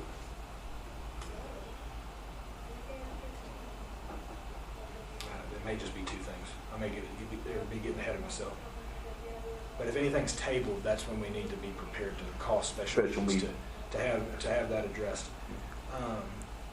So on the August 22nd council meeting is when we will need to establish the tax rate. Okay. And those the wordings for those are what I showed earlier. So depending on what the rate that we're going to be, we'll make sure that we give council exactly what to say from a legal standpoint of what those rates need to be. If whichever rate we end up deciding to go with it. And if I can get the answer on the ECAD situation, he'll have an answer for me tomorrow, so that way there's plenty of time for a decision to be made on which rate to use. The sooner you get it, the sooner we can come back together again and discuss which one we're going to go with. The only other budget type situation other than our work session talks next week is this Thursday I am presenting the ODC budget during the ODC board meeting. It's a lot smaller accounts, but we have to take in the RFP for proposal of outside services. That budget's pretty much done. I just got to show it. And then their board identifies, change this, and I change it now. And then I throw it in the system you guys saw me enter it. Yeah. So that is a discreetly presented unit, a component unit of the city. It's included in our pooled cash account, but it's just because all the city finances flow through and they do all the accounting work, administrative support for the ODC. So that's why we have to run, from the finance department, we're obligated to set the budget for them on that. Same thing with sales tax. We talked about the $12 million source of revenue from sales tax revenue. That's their allocation percentage from the total 54 million. Okay. Or, no, let me say that again. 60-something million. I'm tired. I'm sorry. But 61 million, it's there. So. Wow. Lots of money. And then the last thing I will say is in this time period from the end of September, or end of our fiscal year, we'll start our new fiscal year 2024 on October 1st. Internally within the city, there will be a mid-September, a few weeks before that, a year-end close process procedure that gets sent out for departments to wrap up their purchase orders, get everything paid, submitted. Last time to pay certain invoices related to this before they roll over to the new year to help my department get ready on accounting accruals, things that need to happen for year-end purposes. That also gives us, we have a 90-day requirement to submit for the Distinguished Budget Award with GFOA. We prepare the final budget document. That's the big one we get. The one we submit is only about 146 to 200 pages. This other one can range anywhere from 380 pages to 450 pages. That's the one that requires a little bit administrative support. And between myself and Monica, we'll be working on getting that book good to go. So there's a big learning curve for both of us ahead on that. So. You get it. It'll be good. We'll light candles for you. You'll be good. And you see it as in a perfect world where the annual comprehensive financial report, that's the audit. You got to remember GFOA is writing this, so they're saying that's the date.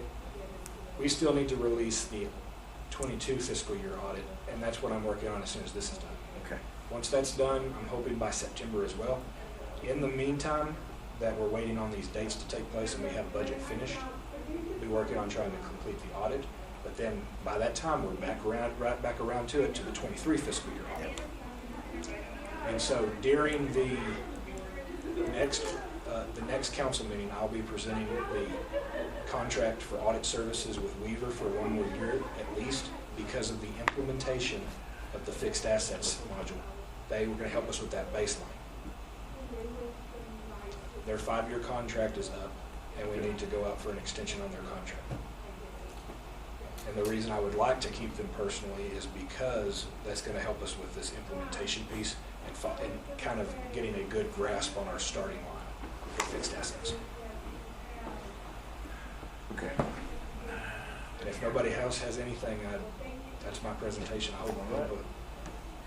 Okay, Thank you you. want Seth to start over at the beginning, any pieces that we missed? Did you go back to, I got to wrap it up for Rafi, so I'm wrapping it up. I heard that. Wrap it up. Seth, I'll tell you one thing is that I have gone through several of these, and this is what our 3rd one. This is probably been the more line item, put in that request is this is what we wanted to see. And let me tell you, you got a better understanding where we are with the budget. And so a lot of good, clear line items that we're able to see, so really appreciate it. Thank you for stepping up. I know it was tough. And the thing is that now we know you can do it in a couple of months. You don't need to start in January. So. No, I don't. I hope I don't have to go through this time frame again in theory.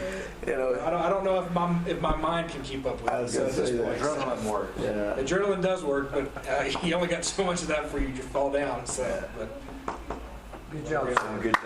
Good presentation. Okay. It is 2:56. We're going to go a quick break, and then we'll get back in here. We'll have one more presentation. Okay. this presentation will also Sure. You have the floor. Thank you all very much. Well, my name is Mark Holcomb from Evergreen Solutions. For those of you I have or have not met, it's good to be back here and presenting somewhat of a summary of the analysis that we did for the general government employees from our compensation and classification study. So I will do a little bit of recap. Again, I don't want to waste too much of your time. I know you've got a busy day here, but I'll do a little bit of recap on some of the study goals that we got, the methodology, the project overview. Then we'll get into the market results that we found, some of the compensation philosophy discussions that we had, that we modeled out to look at some potential options for the city, and we'll show those at the end. We understand it may or may not be what the city wants to proceed with at this time. We're certainly happy to assist with any of those discussions or showing alternative models if we need to.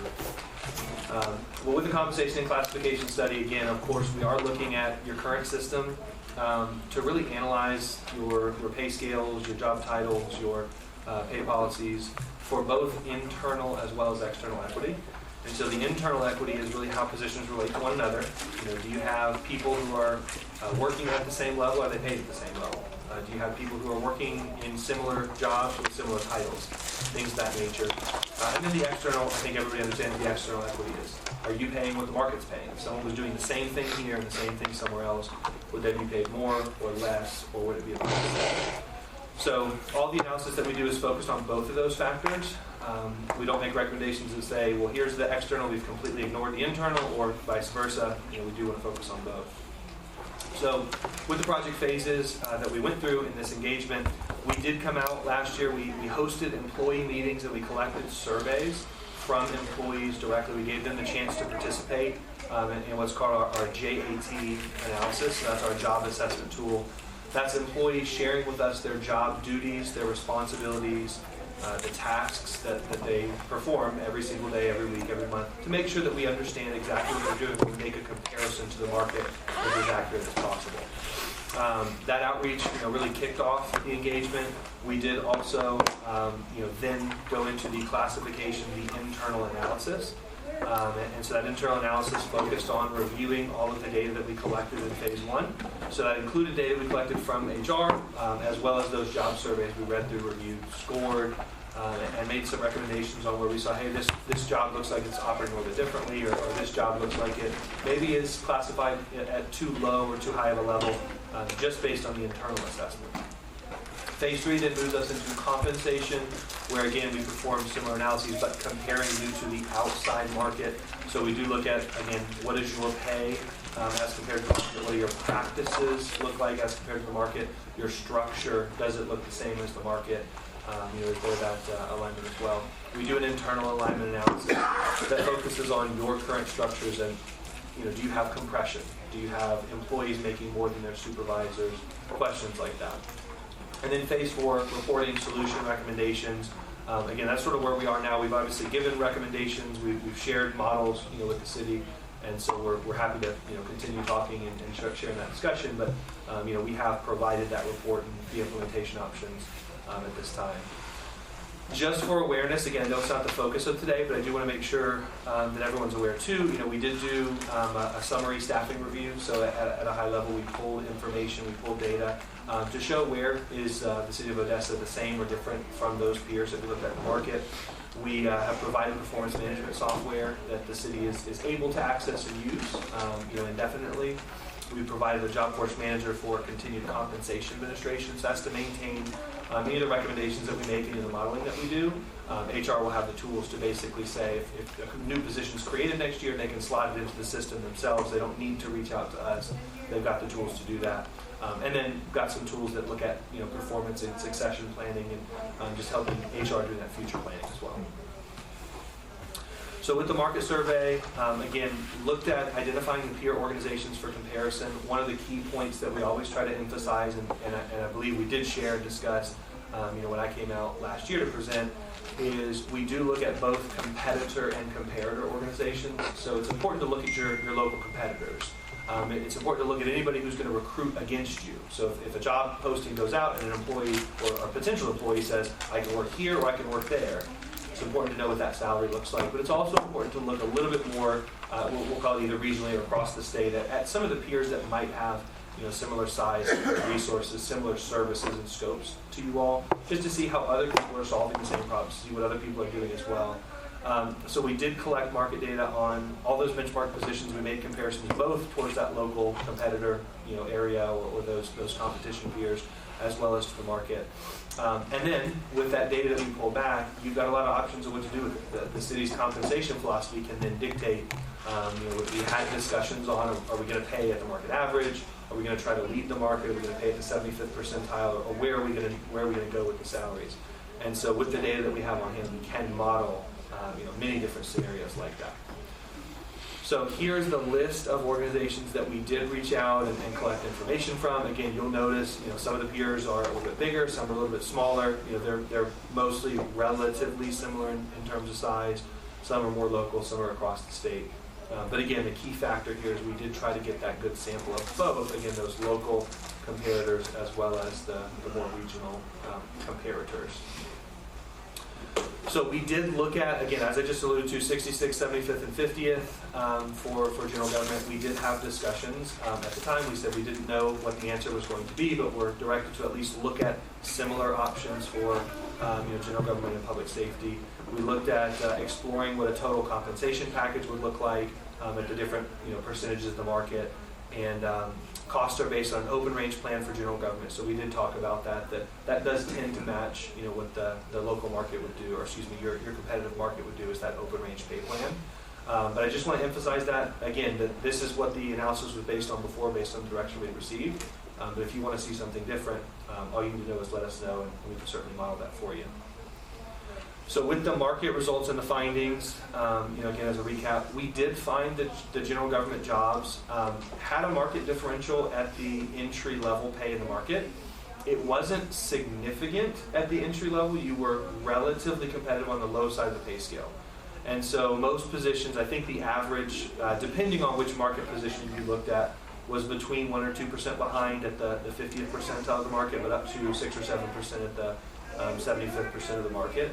And so what that means is, again, you're still relatively competitive with the entry-level pay, but we did find that your pay scale, one of the things that we noted is it's a little bit more narrow than what the peers are doing.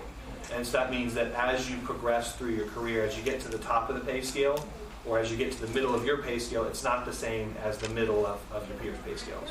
And so the peers are going to have that higher maximum salary that can be enticing, can lead to some recruitment advantages for peers, because if you've got somebody who gets to the top of your pay scale, even if they've been competitive up until that point in their career, they can then look at the external market and say, well, wait a second, I can potentially make more somewhere else. So if they can find that job offer elsewhere, they know they can get that increase or that raise. So we did find, again, at the top of the market, you did fall up to about 20% below the peer average at the maximum of the range. So it doesn't mean every single person in the city certainly is not 20% below, but it does mean when you're trying to compete for the top talent, the employees who maybe have been here the longest, that's where you're going to run into your challenges more so from the data that we collected there. So we did run a number of different levels of analysis, and so the information that I'm sharing here, again, these give you some ideas of what it could look like. These give you some ideas of basically those different cost breakdowns based on some of the projections that we've run so far. But one of the things I do want to emphasize with these numbers is, of course, you see right there's 3 different graphs. And so for everybody's information or for review here, the top graph shows you if you're going to compete at the 50th percentile of the market. So that says, hey, if we want to compete with the market average, make adjustments to pay scales, you have 4 different options. The top option, which is the cheapest, runs about $800,000, but that's making changes to every single department, every single position on day one, getting them into sort of an adjusted pay scale that matches the market. If you wanted to say, hey, we're going to take a bite of this and we're going to look at certain departments first, or we're going to get halfway there in year 1 and then go the rest of the way in year 2, there's definitely flexibility with what we can do. But these are the numbers we have as right now. Options 2, 3, and 4 at the top are still comparing you to the average of the market. So you'd essentially be in the middle of your peer set. You'd be at the average, but they do additional adjustments for things like compression. They do adjustments for things like longevity, where we would look at somebody, and if you've got 2 people, one person's been in their job for 10 years and one person just started, we would make sure that 10-year employee was making more than the person who just started. So that's options 2, 3, and 4 up at the top. And you can see there's quite a big difference between the options. If we have any interest to dive into any of the specific options, I'd be happy to talk about the details there. But essentially your options run from about $800,000 to about $4 million. Again, if you were to bite off that whole chunk in 1 year. The 66th percentile of the market, you've got the same 4 options, but this does put you in a more aggressive market position. So again, it raises up your minimums more, your midpoints more, and your maximums more. Everything else is the same 4 options there. But you can see going to the 66th or 67th, 2/3 of the way through the market, does increase cost by about 50% on the bottom side. So from $800,000 to about $1.2 million. And on the top side, increases it to about $5.6 million. Again, at that very, very top option. Then the 75th percentile, same thing. It really just puts you at an even more advanced market position. So depending on what you all wanted to look at or wanted to see. We then also have the costs with the benefits. So this is the exact same numbers, the exact same options, but to make sure that we understand, the previous numbers are salary only. And so again, that benefits cost is typically going to be about 20% additional on top of the option cost there. So with the analysis and the review that we did, again, we did look at the internal, the external, the peer sets. We've got all these different options here at the end. I wanted to get to the numbers, run through that, and see kind of if there's anything I can go into a little bit more detail on, or any of the options that you all were more particularly curious about. I'll pull up the costs here, but these are general government costs only as well. Okay. You might want to go into the particulars. You just want to go into the numbers. Let's go into the numbers. Okay. And is that the plug-in you've got to your laptop there?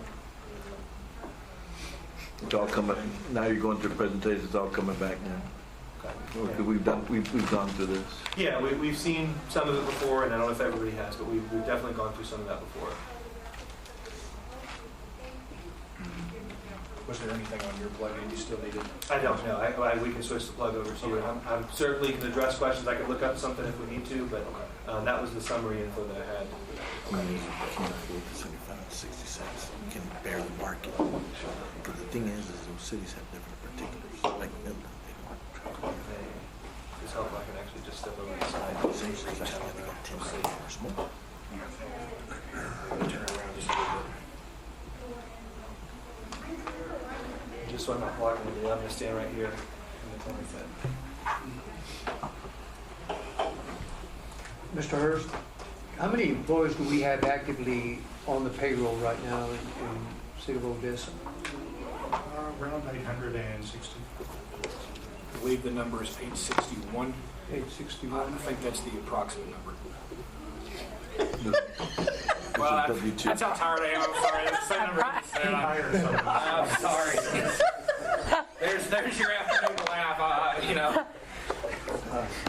Thank you both. Are those real I heard a positions? different number when he said that. I apologize. There you go. It's always good to laugh. You forgot the guy that you forgot the person they hired on Friday. Started on Monday. Sneak one. I heard a different number. It's okay. So good. Girl, I apologize. Mr. Hurst turned around and said, I stand corrected.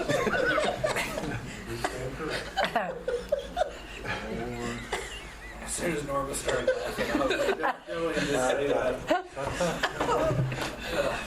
Somebody got to add to personnel. Who was that?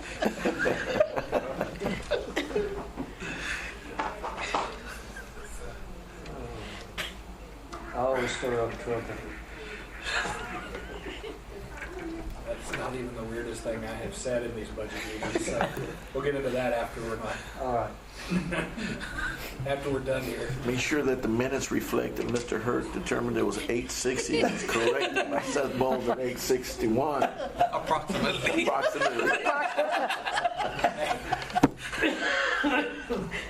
So that's the screen's up for you, Chuck, when you're ready. I'll be quiet. I'll just drive. So.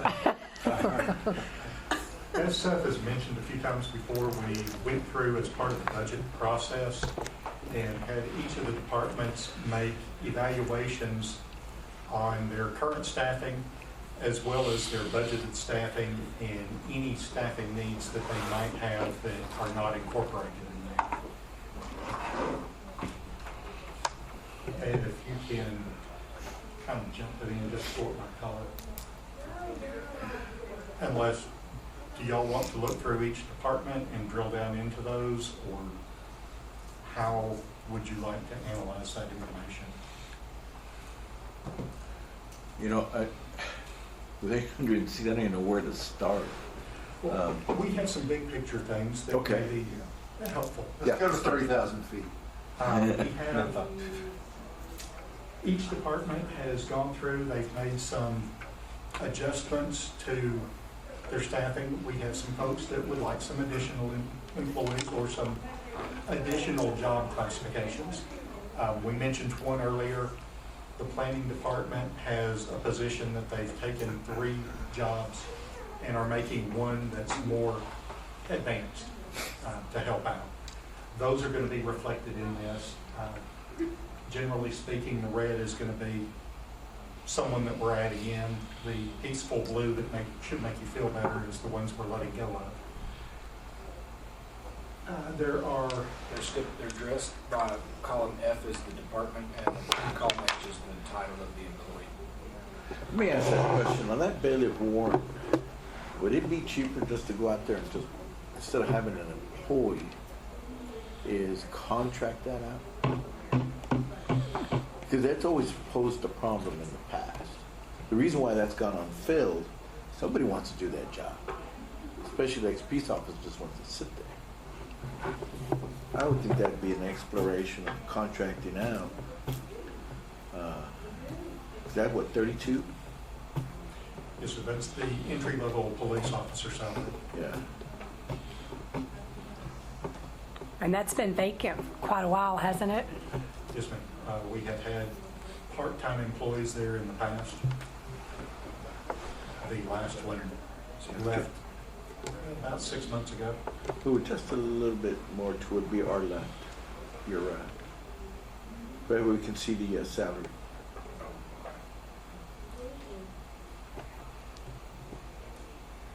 There you go.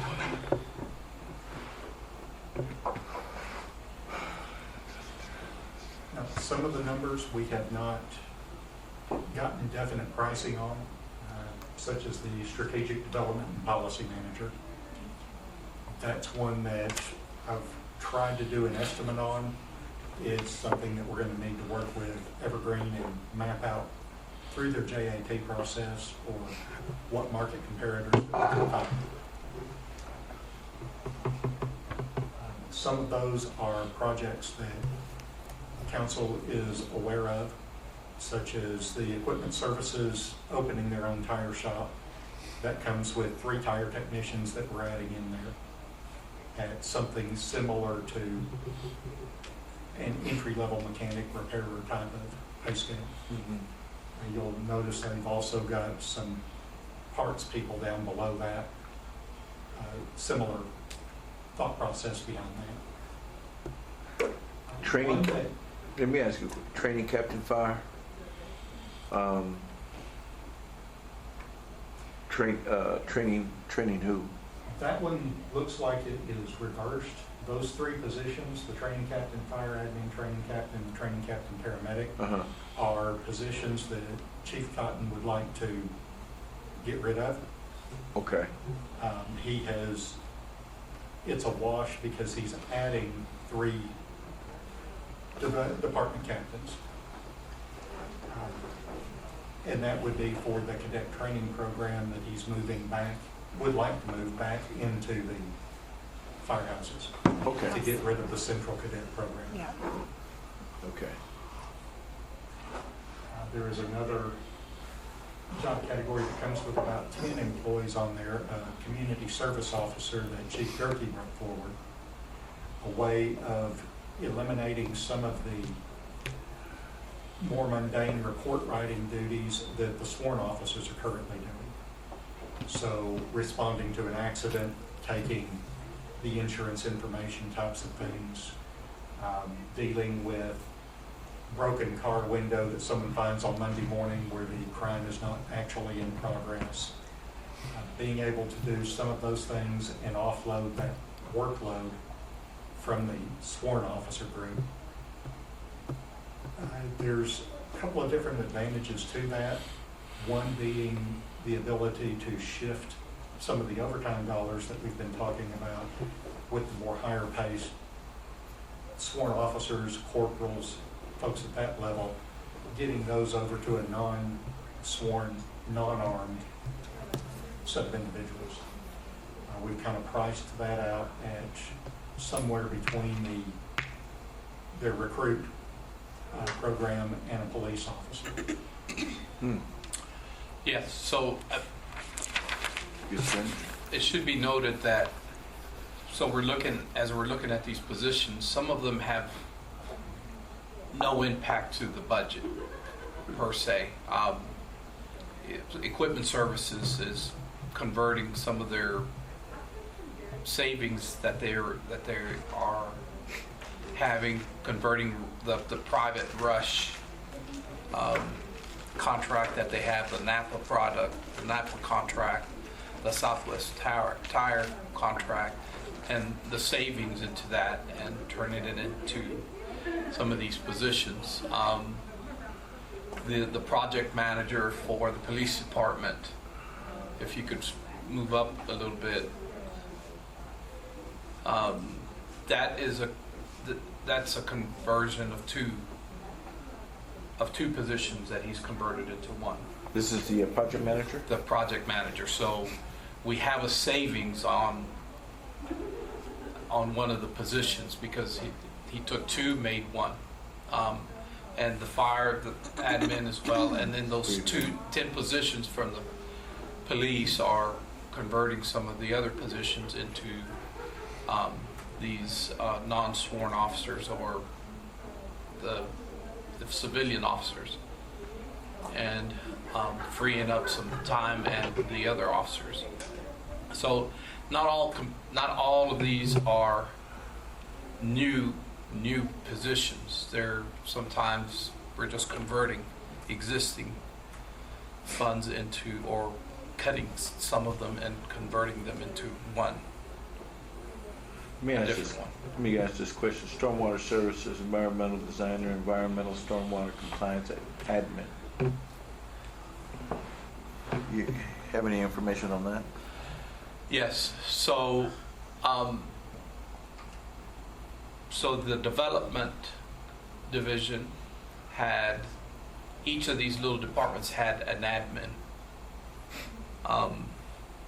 So what we were needing, they converted all of those, and then they converted one admin will take care of all of them, which would be inspections, stormwater. Inspection, stormwater, and the planning group. So they didn't need three. So To combine three positions there's- into one and then have a more amenable, yes. Okay.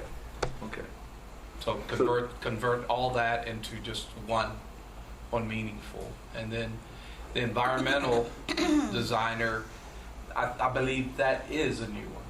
It is. That's a new one. But that is part of the compliance for the federal program. So the environmental designer is trying to get into compliance with all the drainage issues that we've had Yes. for decades. Yes. Okay. And the planning, so the ones that are following the planner, I believe that maybe two of those are new converted positions. The special project planner? Yes, but these are, And these are positions to address some shortfalls within the department. We have planners, senior plans examiner, for example, that minimally trained folks that are looking at residential plans.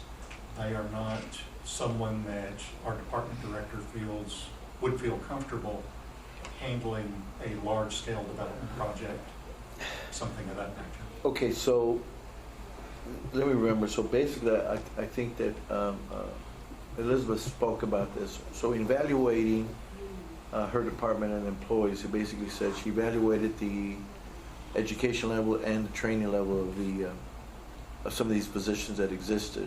Also in contact with looking at plans, developing plans, but also contact with the public. Yes. And so the shortfall for one is lack of training, needed to bring up the education level, and then two, professionalism. Professional expertise. Expertise, yes. And so, so let me ask this question right there, and that's the special project plan. Because one of the things is, I guess what we've been able to assess as we continue to work with small developers, which it seems to be where it's the biggest problem. We have a lot of projects. From what I understand, there's already a lot of projects that are already down the line that's too far to retract. So in one particular, you have this one gentleman who has a trucking company in a residential area. yeah. And I was like, because I asked, I said, what business do you have? He goes, it's a trucking company. I said, you're on 14th and Lee, 12th and Lee. That's a residential area, so there's 18 wheelers. And then right across the street, he wants to build his offices that he's violating the setback laws. But this thing has been kicked down so far that it's going to, down the road, it's going to have to be an exception. So I think she addressed it. Say one, it's the development of the policy manager to be able to fix this, and then also the training, bringing up to be able to have someone that goes through the process on both sides, the city and the developer side, and say, hey, time out. We've got to be able to fix this before it goes any further. That way everybody understands. Is that something similar to what she's? Yes, sir. Not only that, but to be able to take a community-wide look to ensure that we have consistency that we don't currently have. Okay. This is one area that we have stressed. In the past, we have stressed the functionality, but we have not stressed the utility, I guess would be the best way to put that. And Elizabeth's really come in and has some good ideas of how we move that to the next level and make ourselves appealing as a community to some of these other organizations that we would like to have come in. Correct. And basically going from a traffic officer directing traffic versus a planning, an urban planner. Okay. So it just seems that we're just reactive and we're not ever Proactive. getting ahead of the plane. Yeah. Kind of like where we're going right now with retail. Okay. Sweeper supervisor.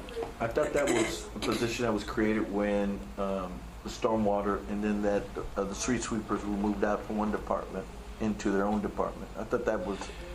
So they're still under stormwater, and even though it's under street. They're supervised by streets, but they're paid by stormwater. Yeah. About right. Yeah. So. Which this projection, what we would do would be fix that. Yeah. And this going forward. Yeah, Once we get that that's what you- projection Yeah. identified. Okay. Good Lord. That's your extra employee that I was talking That's 61, yeah. Service advisor? We have one service advisor currently in the department, and this is one of those positions that Mr. Bernal was referring to. It's kind of a wash, moving a garage supervisor out and adding a service advisor. And then parts counterman, parts runner. This is something that the city already had at one point, right? Yes, sir. So it's just going back to a system that we had until it started being taken out and particularly the price started going up. Yes. So, yeah. Okay. So if these position job class descriptions get approved, what has to happen from the system standpoint is we have to update our position control. That pulls in with the help between finance and HR, filling in the budgeted mid-level or minimum level, maximum level of that. Placing them into our grid. Yes. And so those will afford, of course, now, if it's a position that has not been filled and the position is added, then it becomes a vacant position until that position is filled during the budget year. Yeah. Am I saying that right? So that will be a vacant position that's open until, of course, it's filled. But I believe a lot of the departments probably are ready to start as soon as they get the go-ahead from council that these positions are good to go. Well. All right, discussion? Everybody got that straight? Okay. Do I want to show the other side of that? Getting the phone from them.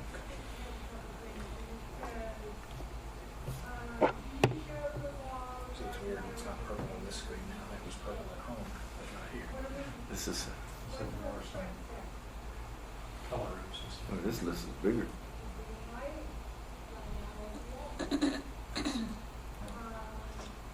As you can see, Dan has decided to be the only attorney. And he's letting go of all those positions. Did I get that right? Yeah, almost. Okay. Now, these are all already budgeted, correct? Yes, sir, those are already budgeted. With the exception of like those community service officers, Yeah. These are budgeted as vacant positions in the number you already see in the book that we went through today. From prior year, got approved. Hold on, at juvenile case managers, that's the new retooling of the, That is actually being moved to Kimberly over at municipal court. okay, so that still exists, it's just a It's shift just from being one. shifted, yeah, but, Are you keeping both the manager and the assistant? oh, no, So I'm, it's whatever, Is she keeping? whatever she wants, is whatever's fine with me. Okay. So the manager's not, so you got a juvenile case manager, that's one that's being moved. Yes, and there's also an assistant juvenile case manager, juvenile case assistant that was being paid with $12,000 a month that we still can't figure out where it's. So basically, the juvenile case manager was under that fee that's coming in from ECISD. And then you were gonna ask for an increase on that. Or you haven't, not yet. We were gonna ask for an increase, right? Yeah, we do want to. Yeah, no, you wanna ask for an increase. All they can say is no, but I would definitely ask for an increase. And it's education money. Hey, we're processing their truancy, so at cost.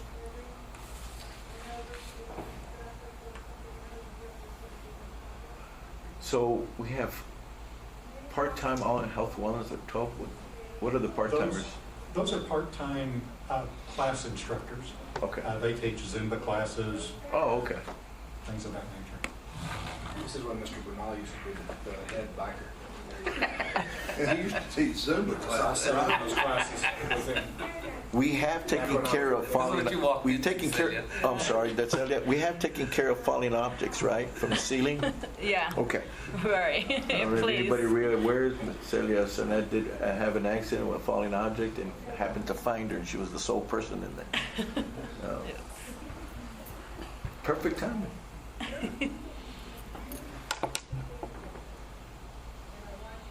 Okay, wait a minute. We got a greeter here. Greeter, scan clerk, building sir. What is that? That was a part-time position that they had in the building inspections department. It was, the job isn't necessary anymore. That's one of the ones that Elizabeth has evaluated and decided to cut. What did it do? What was the position? She told me Front when desk. I walked in there. Generally work the front desk and connect that person with the individuals in the office they needed to see. Oh, okay.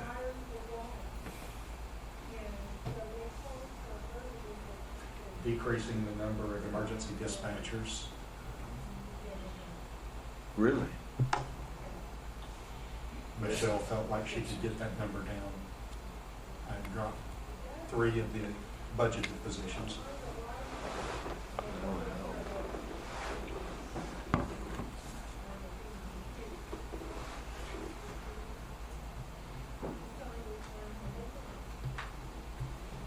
They get rid of the lubrication technician?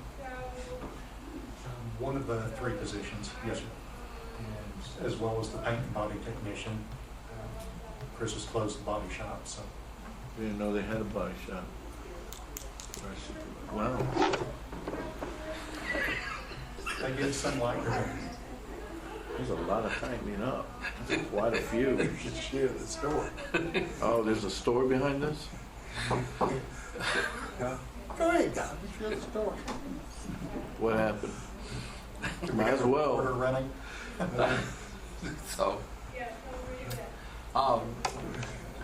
So he made himself a little, what do you call that, a clubhouse in there. The facilities, use the facilities in the oil drain. Oh, no, I've heard this story. Yeah. No, you don't want to share that. No. We don't want to share that No, story. no. Yeah, let's just move on from that one. Yeah, we can share that as a side note out in the hallway. You don't want to share that one. Okay. Any questions on this, guys? So these are basically the odd positions that wind up eliminating? Yes, sir. Eliminating or converting. Or convert, that goes into the red? Something Yes. else. Wow.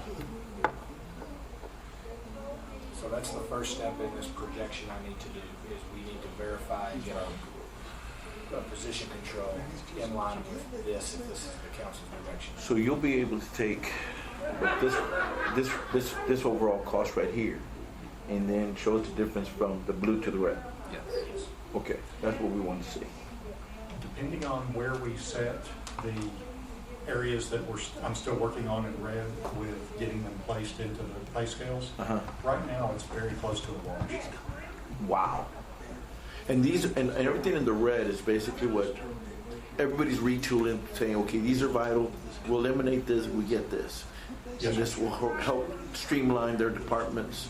We're getting rid of the 2 assistant directors of utilities, the field and the treatment, and combining them into 1 assistant director's position.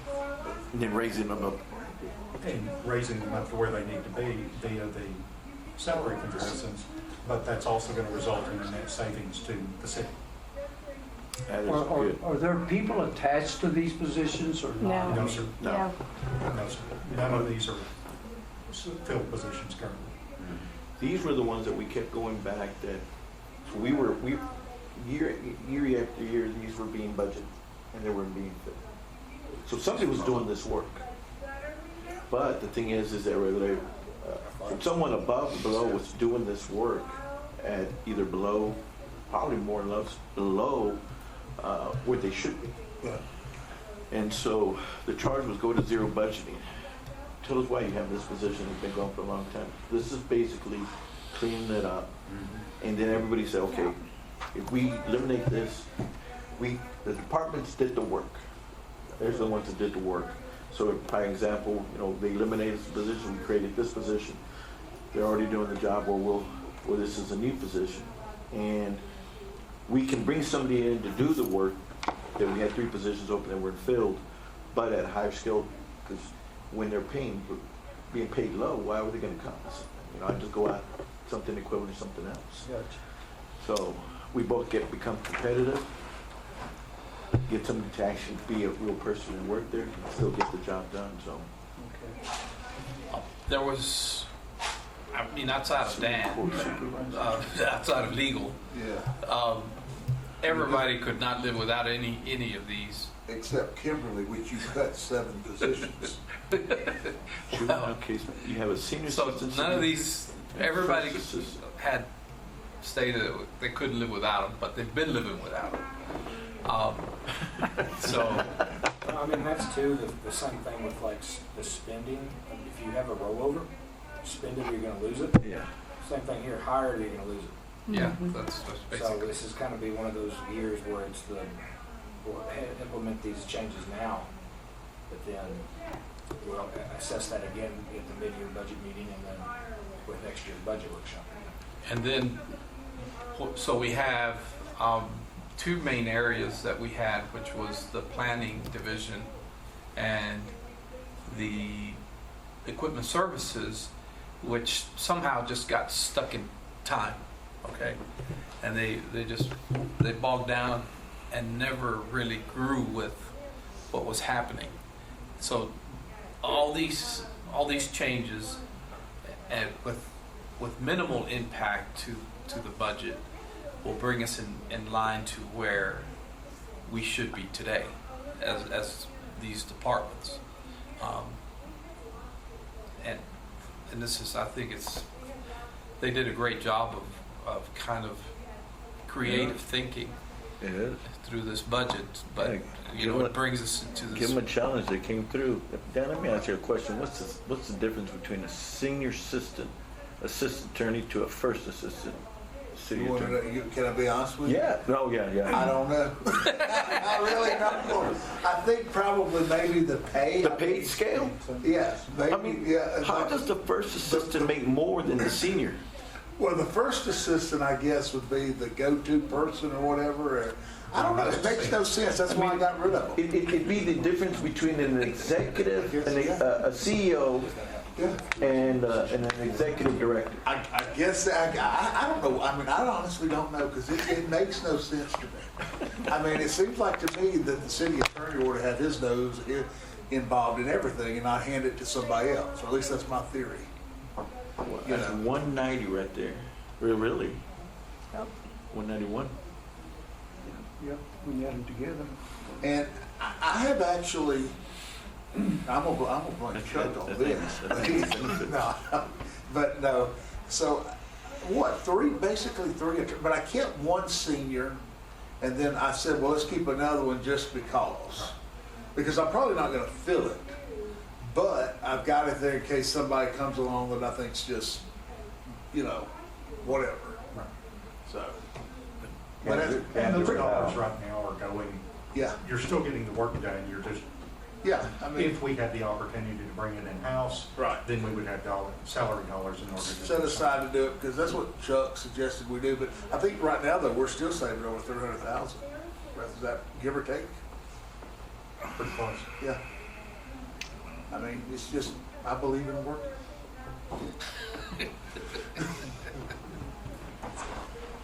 That's right. That's a lot. Any questions on this? All right. Well, the only thing I would ask is, does this go back years, all these positions? Some of them do. One of the challenges that we have in doing the statistical analysis on these, I would love to be able to go back and see when the last time this position was filled, is we had a change in our software system in 20, late 19, early 20, when they went to the Munis system. Okay. None of that historic data was brought over. So we lose traceability for some of these positions to determine when the last time it was there. Yeah, beyond 20. Yes, sir. That would have been interesting. Yeah, And not only that, it's how far it went, but how much it grew. right. You know, were these positions created not were filled, or they filled, somebody vacated, and then just stayed? I bet you would probably find both. I think we will. The case you were mentioning about the first attorney, first assistant, I think that was a case where we created Yeah. that based on the candidate. When that candidate left, we have not been able to refill that. And that was 2019, late 2019, early 2020, Right. I think. I think that was a I toss. think that's right, yeah. So, and I can't tell the difference again, what the first does and the senior does, so. Who knows? Well, I mean, if you come close to saying that this is a wash, and the thing is that this is what the staff, the directors, management has put together, and you know, for my part, I mean, I think we need to support it. Because the thing is that you're there every day. You guys are running an operation. You know, this council asked to look at it, go from zero budgeting, look at what's been historically existing and wasn't funded, find it to be more lean, and man, you guys have done it. I mean, I think that we need to explore and go forward with it. From my standpoint, I think we need to go forward with that. I want council's I'm in agreement. I agree. Okay. Absolutely. All right. And then what else we need to look at? So if that is council's recommendation after staff recommendation, Charles, do we just need to make these changes happen in the system effective October 1? So in order to get this into the budget, next question that's going to be part of that is, do we start at the current pay that's in there, or are we talking any kind of increases? Because that will also affect benefits, any increases. Well,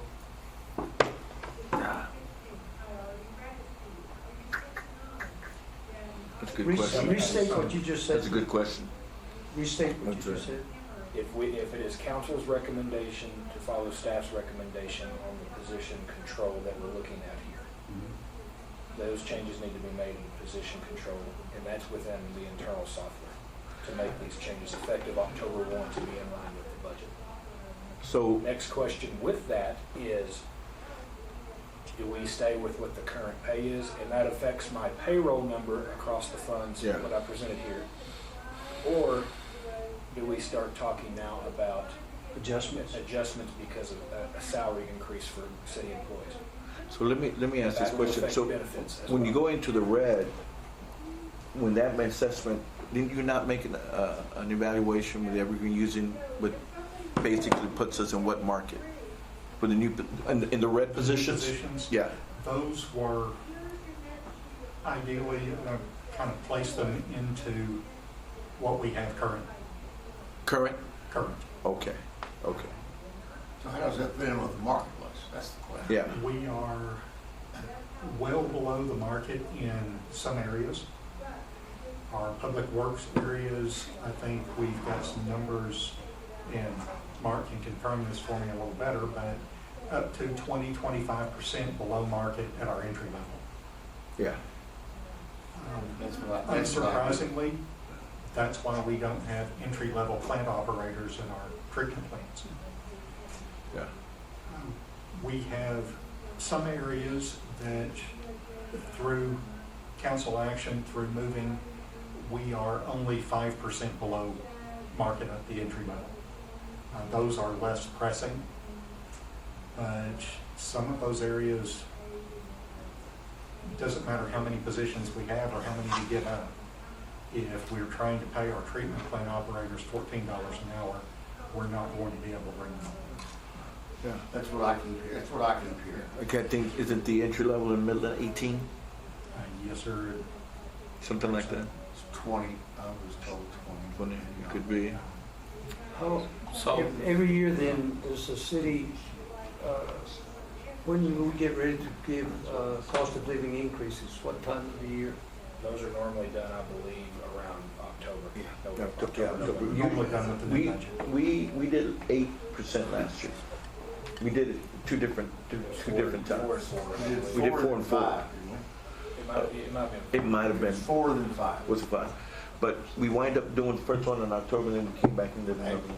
And so yeah, so we did The 8 to first 9. part of this transition was the $1,500 one-time payment that was done before. So this was the first, Band-Aid. What percentile, Chuck, what's percentile Could in the marketplace already with police and fire now that we've made those changes?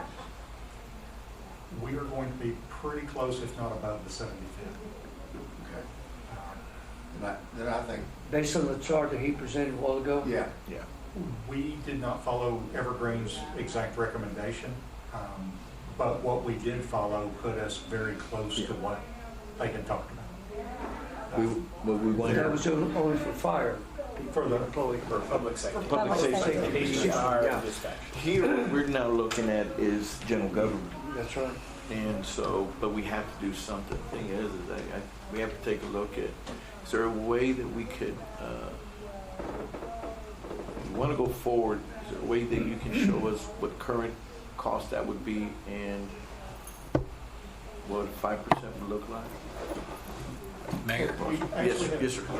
Go ahead. so You have a we recommendation? have a recommendation. Okay. So, Good. Yeah.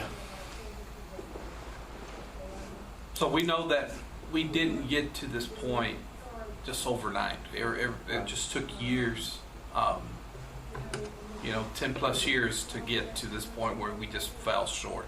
Okay. So it's impossible. It's wrong to think that one time we're going to fix this. So our recommendation is, we know that public works is essential, because if they go down, the city goes down completely. I mean, we can't function without them, and they're struggling. So, yeah. They're struggling. So we've addressed one side of the issue, which is the leadership side. So the compensation side of it now is that we recommend that you would address in this year at least the public works, that portion of it, and then we don't have to completely fix the entire government side this year. You can revisit this in next year, fix another side and another side, and go with an overall increase for the remainder, but really address some of the issues with public works. Public works is something we should be concerned with. Okay. Right. Does that include our trash collectors? No, our trash collectors recently did have a pay raise. We do have the CDL drivers, that there is a disparity between CDL's drivers here versus CDL drivers there. So one's making 14, the other one's making 18, almost $19 an hour, CDL drivers. I guess they're classified because of the departments. because of the department. So, They'll be making it the same, in my Yeah. opinion. yes. CDL driver is a CDL driver. Yeah, yeah, regardless. Without a license from Florida. So that's our recommendation, that there's no pressure to think that you have to fix Do it all in one shot. all of it. Yeah, because on one shot's unaffordable. Yes, so address it. I would address it, address the remainder with some sort of increase. Cost of living increase. Cost of living increase. Usually what the budget can bear, Normally, we're sitting at 3 to 4%. 3 to 4%, yeah. The CDL driver driving for the oil fields is making a lot more than our CDL driver driving for the city. Oh, of yeah. Louisville. Oh, yeah. Oh, yeah, but And you're, that's where and we have a shortage of these people, right? Correct, Yeah. correct. but Let's you're concentrate on public works. but you're working about 100 hours out there in the oil field too. Yes, sir. Yeah, that's the difference. Do you have a percentage in mind for Public Works? I think we should follow some sort of recommendation, and that's where we should look at where we would sit in Charles' chart and the chart that you had. Okay. We Well, should address I would basically say is to go ahead and look at the priority, that being Public Works. I think council is the consensus to go with what's in red. Leave it with where we're at. Prioritizing formula for the Public Works, and then look at a 3 to 4%, 4% really on the cost of living for them. 4% was what was last year. Yeah. I think you probably want to give that. Now, for this budget process, do we go ahead with the Public Works recommendation for the budget, or for the budget purposes, since we have 2 weeks, worry about the cost of living, and then at a later time come back pretty quickly, of course, as a budget amendment? I say, because, what's the recommendation? Just asking Immediately? for processing reasons. We've been putting off Public Works. I mean, it's Exactly. Okay. and it's I'm been only asking from a transactional processing Yeah. point. I'm all for it, of course, but Okay. we've been keeping them at bay, and it's been a struggle I would say to that, keep them at bay. But get a consensus from the council on the Public Works and make that a priority. And then we've always done the cost of living in October, because it coincides with also the appointee evaluations, right? We've been doing it. So let's keep that schedule. Let's prioritize the Public Works. Does that work? works. Mayor, what about going to 75th percentile on Public Works? That means we compete with Midland, for sure, yes, Yeah. which is our main competition, Yeah. right? And what about, are we talking utilities as well as public works? yes. Utilities and Utilities How many also. employees are we talking about right now? huh? How many employees are we talking about right now? How many? Ballpark. Chuck, do you think? Including the new ones, let's see. Including that one from 860. Do I need to include the reds for them too? And then we have our former employee who works for a former employee trying to poach our people, and that's the struggle that we're having. That's about She's coming over. She's coming actively. over actively. Yes. So we could put a no trespassing on there. Well, Chuck said he was going to try. I was going to have to talk with the offending HR director. Well, I hate to say this If you want to publicly. go there, we can go there. We'll I- have Midland firefighters coming in the front door over here. Chuck, I Yeah. know you're paying through the school system. We had a former deputy superintendent who is now superintendent in a neighboring community that's taken most of our lead administrators from our school district to that other community. So I know exactly what you're talking about, poaching our people away. One of the challenges that we have had with our pay scales is when we go in and make the 4% cost of living increase, we have not moved the pay scales at the same time. So incumbent employees would receive that 4% increase, but we haven't addressed the pay scale itself. That's what I was gonna ask you, yeah, does that, those numbers, That was inconsistently applied in the Okay. past. Some True. years it would include it, some years it wouldn't. okay, True. And that that creates a problem, it does. keep some of your people happy. Looking at It's one of those, we 77. bought ourselves a little bit of time. Closer to 100, because I'm not picking up the other divisions In there, within water in there, done that. Okay. or utilities. There's a few other ones in there, but they're not that big. But we're looking at probably 100, at least 101 101. approximately. Somebody, who's the expert? I'll defer to your expertise. 101,000. No, 102 people. No, 102 people. I'm sure it's not 105. At this point, it may be, I may be completely off. I don't know. Okay.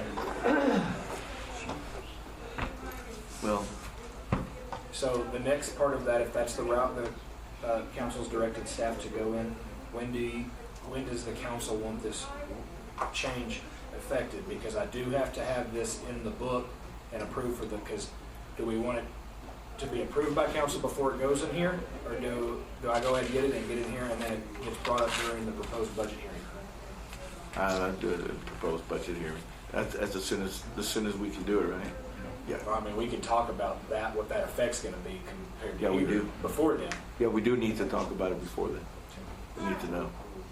That way we're aware. If we need to make any adjustment, change, we can do it. We're not doing it that night. It just delays the whole process. It's already a long night because it's a public hearing. It'll be, Yeah. you know how that is, so. Okay. Anything else on this? We're good? We're good. All right. Okay, it being 4:07 p.m., seeing that there is no more business before this council in this budget retreat, I have a motion to adjourn. So I moved. have a motion by Councilmember Swan, second by Councilmember Vasquez. All in favor indicating by saying aye. Aye. Opposed indicating by saying nay. Motion passes unanimously. We are adjourned. Everybody, thank you very much. Great budget retreat. Best one I've been at. Thank you very much. Good job. Whew. Man, thanks for being the whole. Man, you're a trooper.